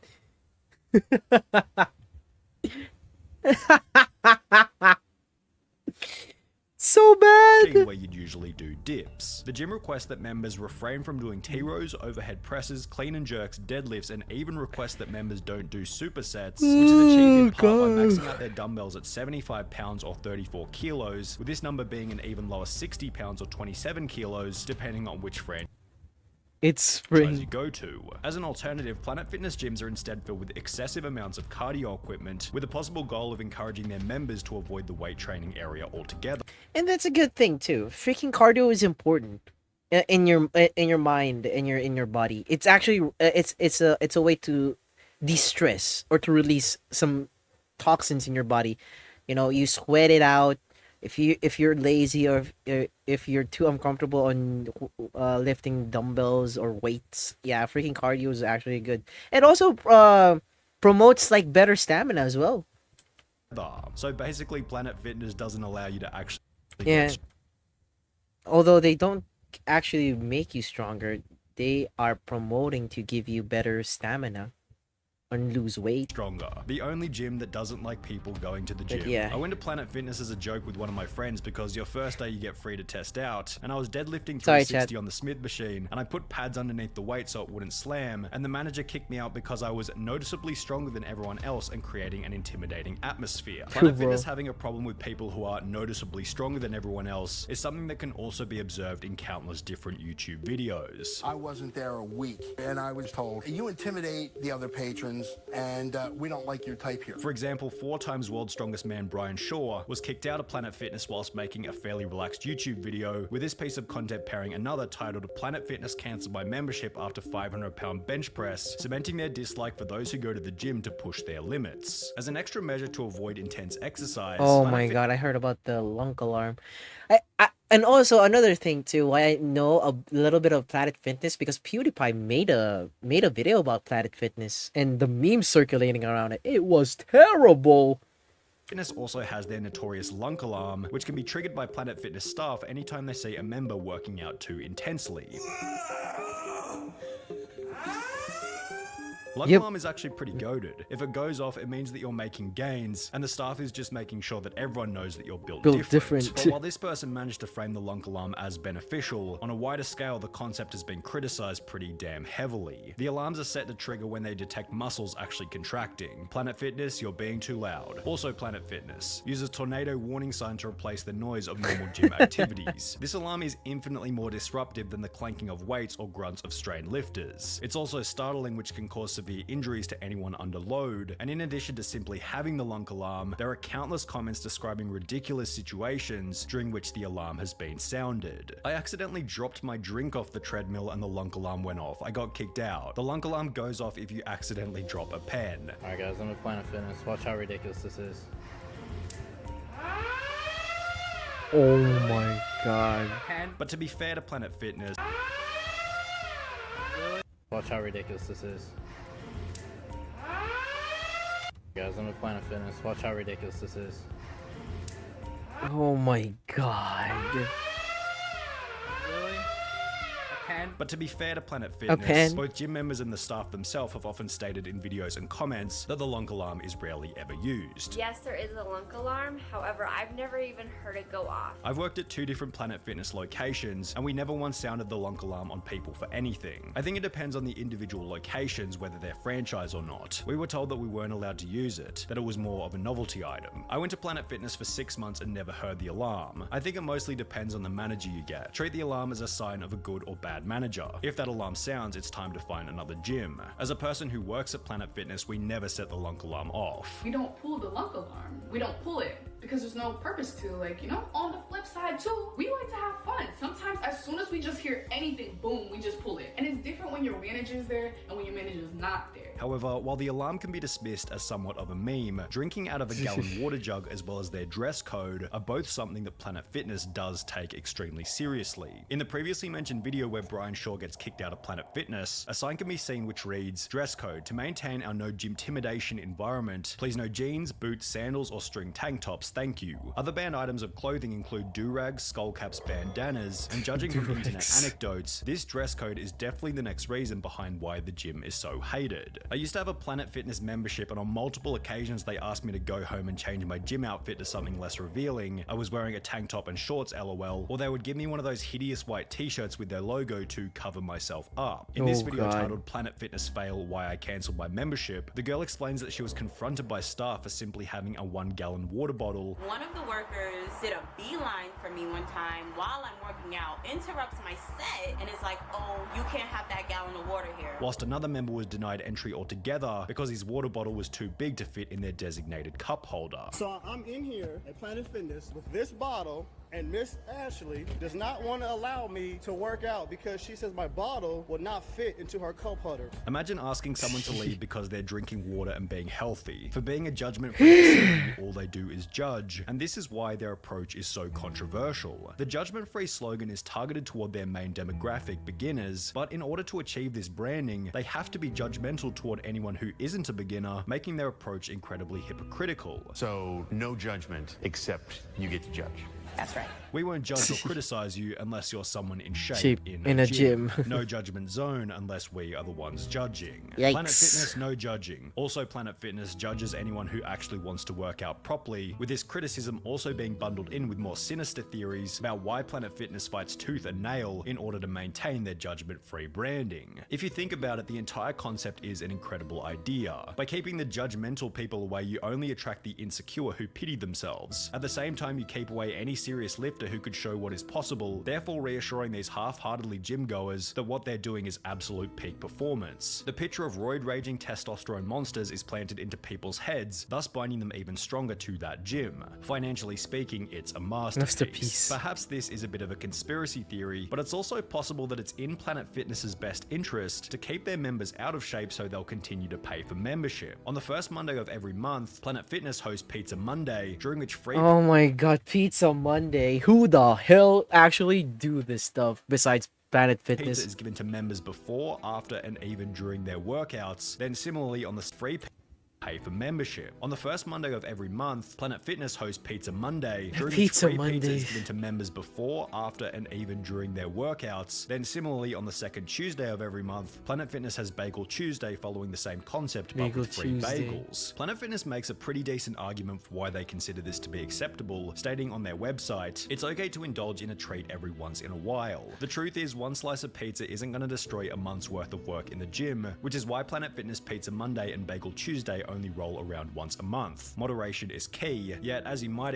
Yeah, it's moderation is key. We understand that, but bro, freaking, if you have like a disclaimer or a notice of you can take one pizza during, before, and after your sets, bro, freaking, what's the point of even like working out on that gym, you know? If the calories that you burned are going to, you know, are going to freaking be reloaded again. Yeah, they had, freaking they had, which is freaking, it's, bro, like, I don't understand why they would have snacks. If I remember when I was a kid, chat, I think it was I think like my auntie was like, my auntie went to fitness first, and I don't see any like what I don't see anything on fitness first that actually caters like food or something. If there is food, it's probably water, but not like real consumable like food like pizza or something like that. But the moment that I know the story behind Planet Fitness, that they provide like pizza Monday and bagel Tuesday. I mean, granted, it's once a month, but still, why? Yeah, it's okay to indulge in a treat every once in a while. Yes, but freaking people must maintain discipline and must know that there are some cheat days that they can follow, rather than okay, once a month or once a day, or something like that. Or at least change the food option. It's instead of like pizza or bagel, go for the healthier options like salad, fruits, or protein shakes. Like that's the thing. Like protein shakes, freaking fruits or salads, rather than pizza and bagel, which is honestly can give you a lot of calories. I'd expect these free junk food days have come with even more public backlash. I'm doing like squats and deadlifts, and the smell of like 100 pizzas is coming at me. It's just not right, Planet Fitness. Come on. The pizza being in the gym, it's just not right. They don't go together. Offer free salads, offer free, I don't know, protein shakes. But pizza? No, Planet Fitness. Yeah.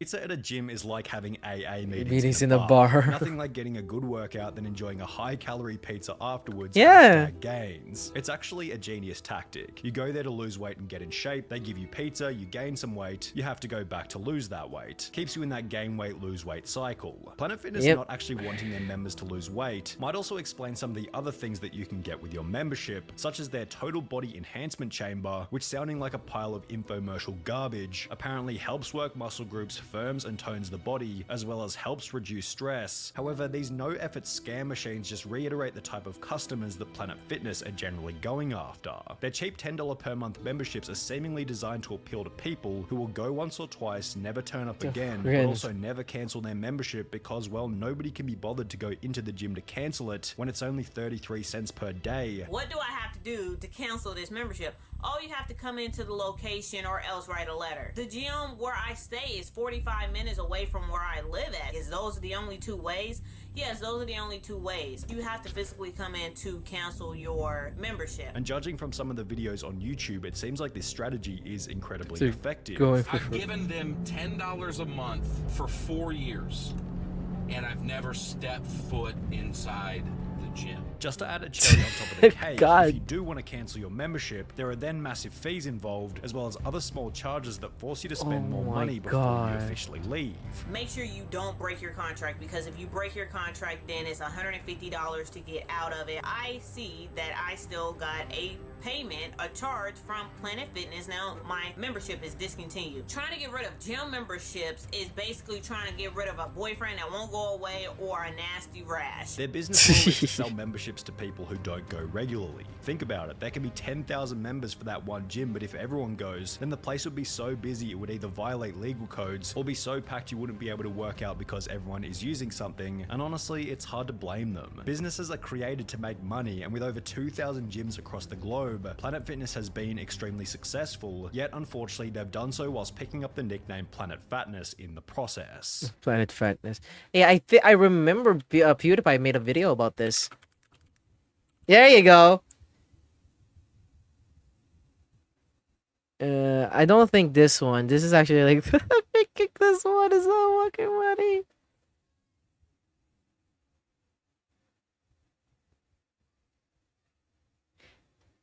Yeah, he made a video about this shit. Hey, how's it going, boys? My baby.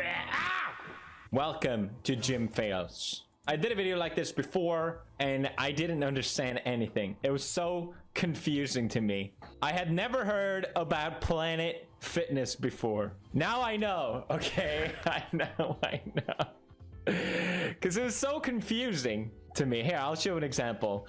I Watch his gym fail compilation Yeah. video, and I didn't understand why it all was from the same gym. Why? Oh my god, that's not how you do a freaking sit up. are people doing this? I mean, that's crunches. It's good, but that's not how you properly do a crunch. Sit up crunch. Gain God. Gain God! Oh, that's... he's activating his entire core. God! Oh, that's...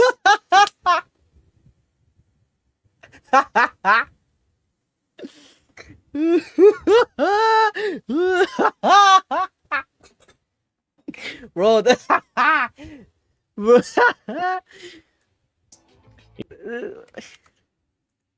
Gain God. Gain God! how can you tell? How can you say that you're a first time gym goer without saying that you're a first time gym goer? Oh, that's... he's activating his entire core. That shit is fucking funny. Oh god, Jen.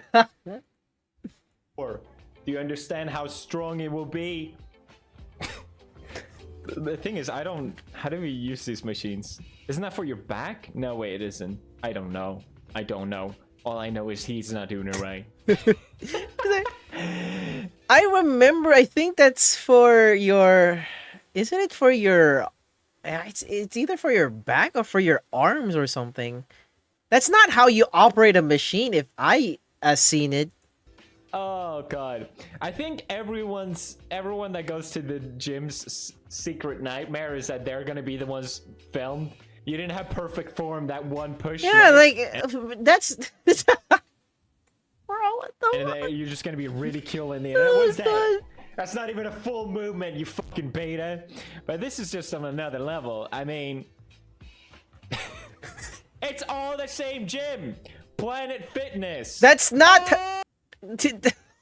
bro, there's actually a machine dedicated for doing squats, and that's not the machine that's the wrong machine that you're using. Oh! Yeah, there you go. Why is it so funny? We developed the machines, but the humans couldn't decipher what the ancient artifacts were meant to do.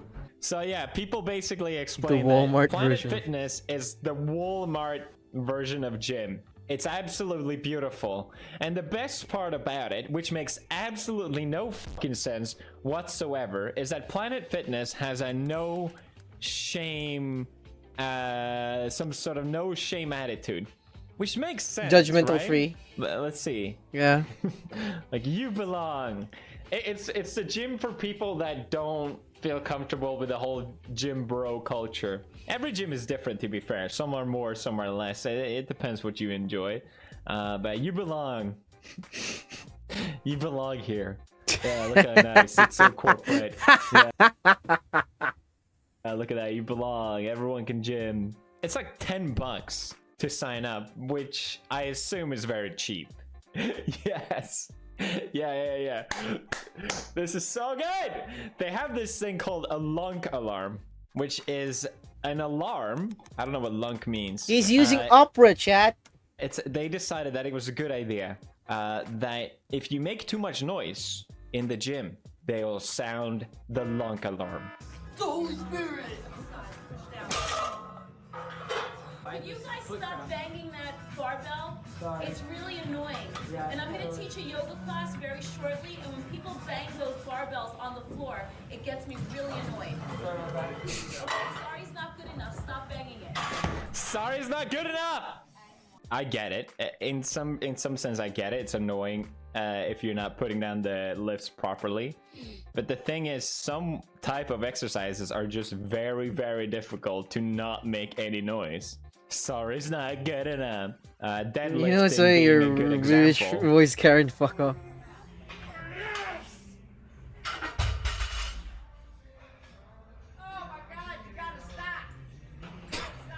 You gotta You stop. gotta stop lifting weights at the gym. Stop it.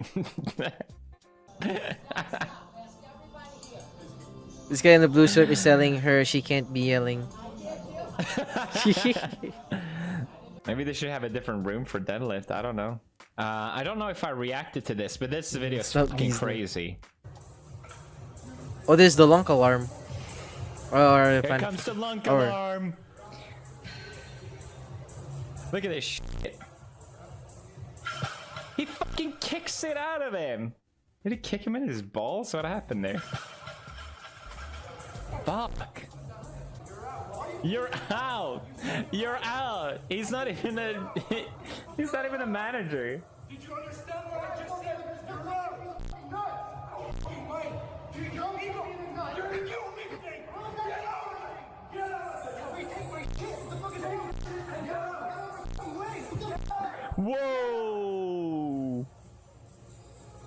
I'm waiting. Get out. That's nuts. I think I'm more pissed this kid He than didn't knock his ass out. This was in my city. The guy got banned for life, and the kid being pushed out was giving a lifetime membership for him and his family. Damn. Yeah, nice. Dude is roided up and can't control himself. Pathetic. Hey, fucking Justin Wang is in the comments. Hey, Justin and this Wang. made my blood boil. He's fucking damn. Kid being Yeah, this was in my city. The guy got banned for life. pushed out was giving a lifetime membership for him and his family. Damn. Dude is roided up and can't control himself. Pathetic.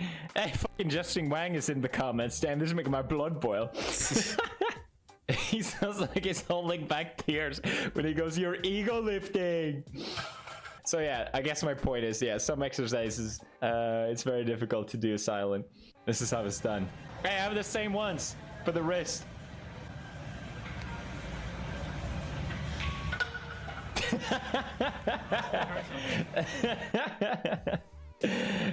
Anyway, so back to Planet Fitness, right? They have this lunk alarm that is lunk apparently is a slang for someone who grunts or drop weights or judges. Ricky is slamming his weights, wearing a bodybuilding tank top and drinking out of a gallon water jug. What a lunk. What the fuck is... Hold up. You're not allowed to drink out of a... What? Am I some sort of lunk? What is this? I need to be hydrated. What the fuck?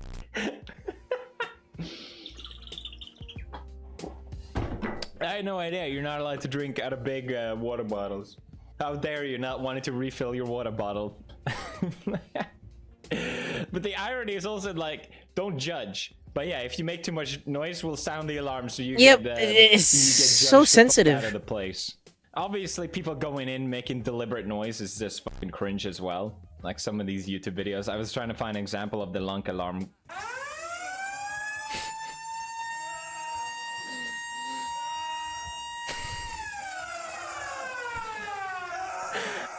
Dude, I would feel more pumped. I'm like, yeah, fuck yeah, I'm doing it right. What? I can already imagine an old man getting flashed by air raid. Yeah, what kind of fucking alarm is that? That just sounds badass, dude. Like they're going to fucking war. It needs to be something. It needs to be something embarrassing, like fucking fart noises or some shit. The thing is, I can kind of see the point. It is annoying when people grunt excessively. It's like, dude, just fucking shut up. All right? I get grunting, but not that much. You're just sounding like a fucking ape, all right? Stop it. You're annoying. But, yeah, fucking Planet Fitness. It's so fucking funny. And it's just... No judgment gets judged online. Oh, gosh. That's not how you use that... Woo! Okay. Hell yeah. I just don't understand the need to invent all these new moves. Must be January again. Fucking January, man. It's so fucking annoying too, because everyone will just be gone by the end of the month. It's such a weird thing. Oh yeah, I reacted to this. This is like a professional wrestling move. So I guess some shit's legit. I was wrong, gamers. It does look very silly though, I'm not gonna lie. Is that... What? Isn't that just supporting its weight? That's his help? I am so confused. The thing is, that a lot of people pointed out in the comments as well was that there are instructions here. Look on the left. There are instructions on each equipment saying how you should use it. There should be no confusion. This man exercises his mind and his muscles at the same time. The true fitmate. Oh! Oh! There's no judgment here. No alarm necessary. Between every rep, I grow my mind. I actually train at one of these. If you know what you're doing, you can get a damn good workout in. Most people have no idea what they're doing and drawn to this place like flies, so you get a bunch of ego lifters and just general idiots. It's always funner to watch. Though I'd say 90% of people in there are normal gym goers, but there's always that one idiot that shines out the rest. I mean, yeah, I'm pretty sure that's the case here. If it's $10, I mean, you get access to a gym. That's a pretty good deal. So you just come out with a rule that nobody knows about. Everybody that comes here knows about that rule. Do they? I've been here with. What is the rule?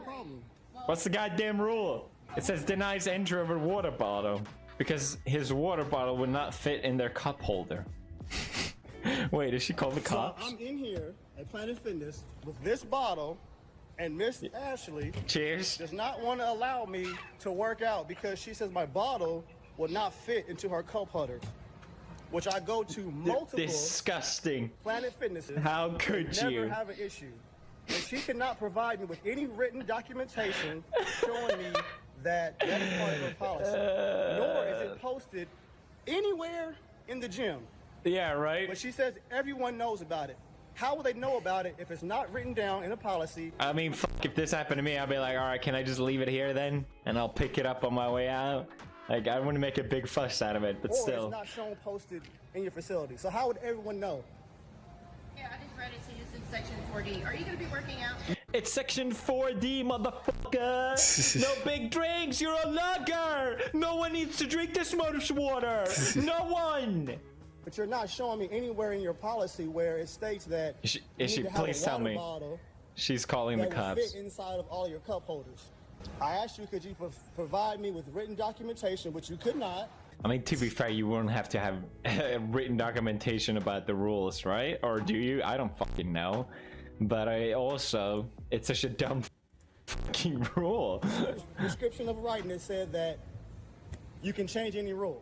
All I asked you to do is show me in this gym where the sign is posted, or show me in your documentation that says all water bottles must fit into a cup holder.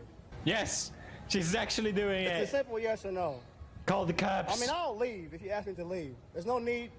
I guess you're gonna call the cops. I guess. No, that's fine. Sir cop, there's a man with an unreasonably sized water bottle.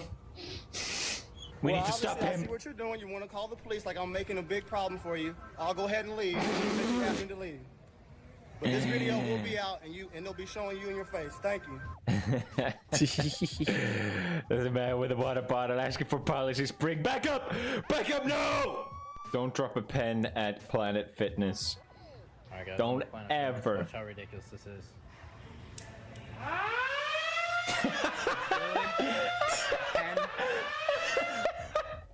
That can't be real. That can't be real. Really? A pen? They were fucking ready with that lunk alarm. Right, they're judging from men-free zone. What were they thinking? What were they thinking? I don't understand. Whoa! Jesus! What the fuck? Whoa, whoa. Nobody's like talking. Nobody's actually helping. This woman physically attacks a man and says, I'm gonna kill you. No one calls the cops, but a man has a water jug that's too large. Oh, what the fuck? Call the cops straight away.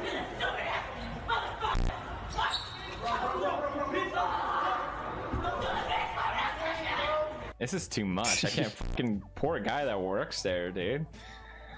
Fuck. Fuck, there's a lot of weirdos that goes to the gym, man. Jesus Christ. I mean, fair enough. Is it fair enough? I don't know.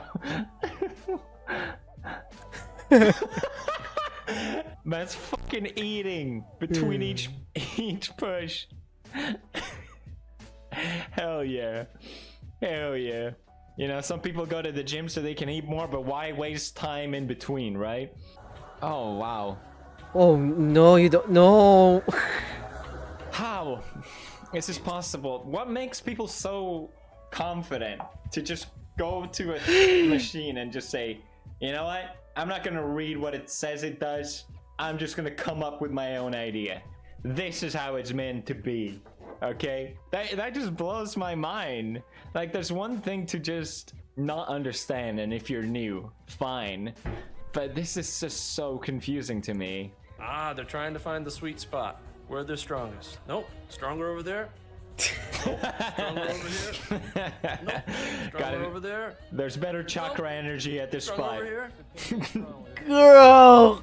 I can't dog on old people. More anti-gravity machine. They fucking love this machine, don't they? You gotta respect the sunglasses at the gym. Ain't nothing like it. It looks like footage from one of those old-timey insane episodes. That's exactly it. Beautiful. God bless you, Planet Fitness. God bless you. Gym fails, I love it. It's amazing. Thanks for watching, guys. Subscribe for more. Yeah, that was fucking funny. All right, that was freaking funny. That's actually a good way to end on a good note, chat. Am I still nervous or something? Oh, freaking! I was excited, amazed this entire time. Okay.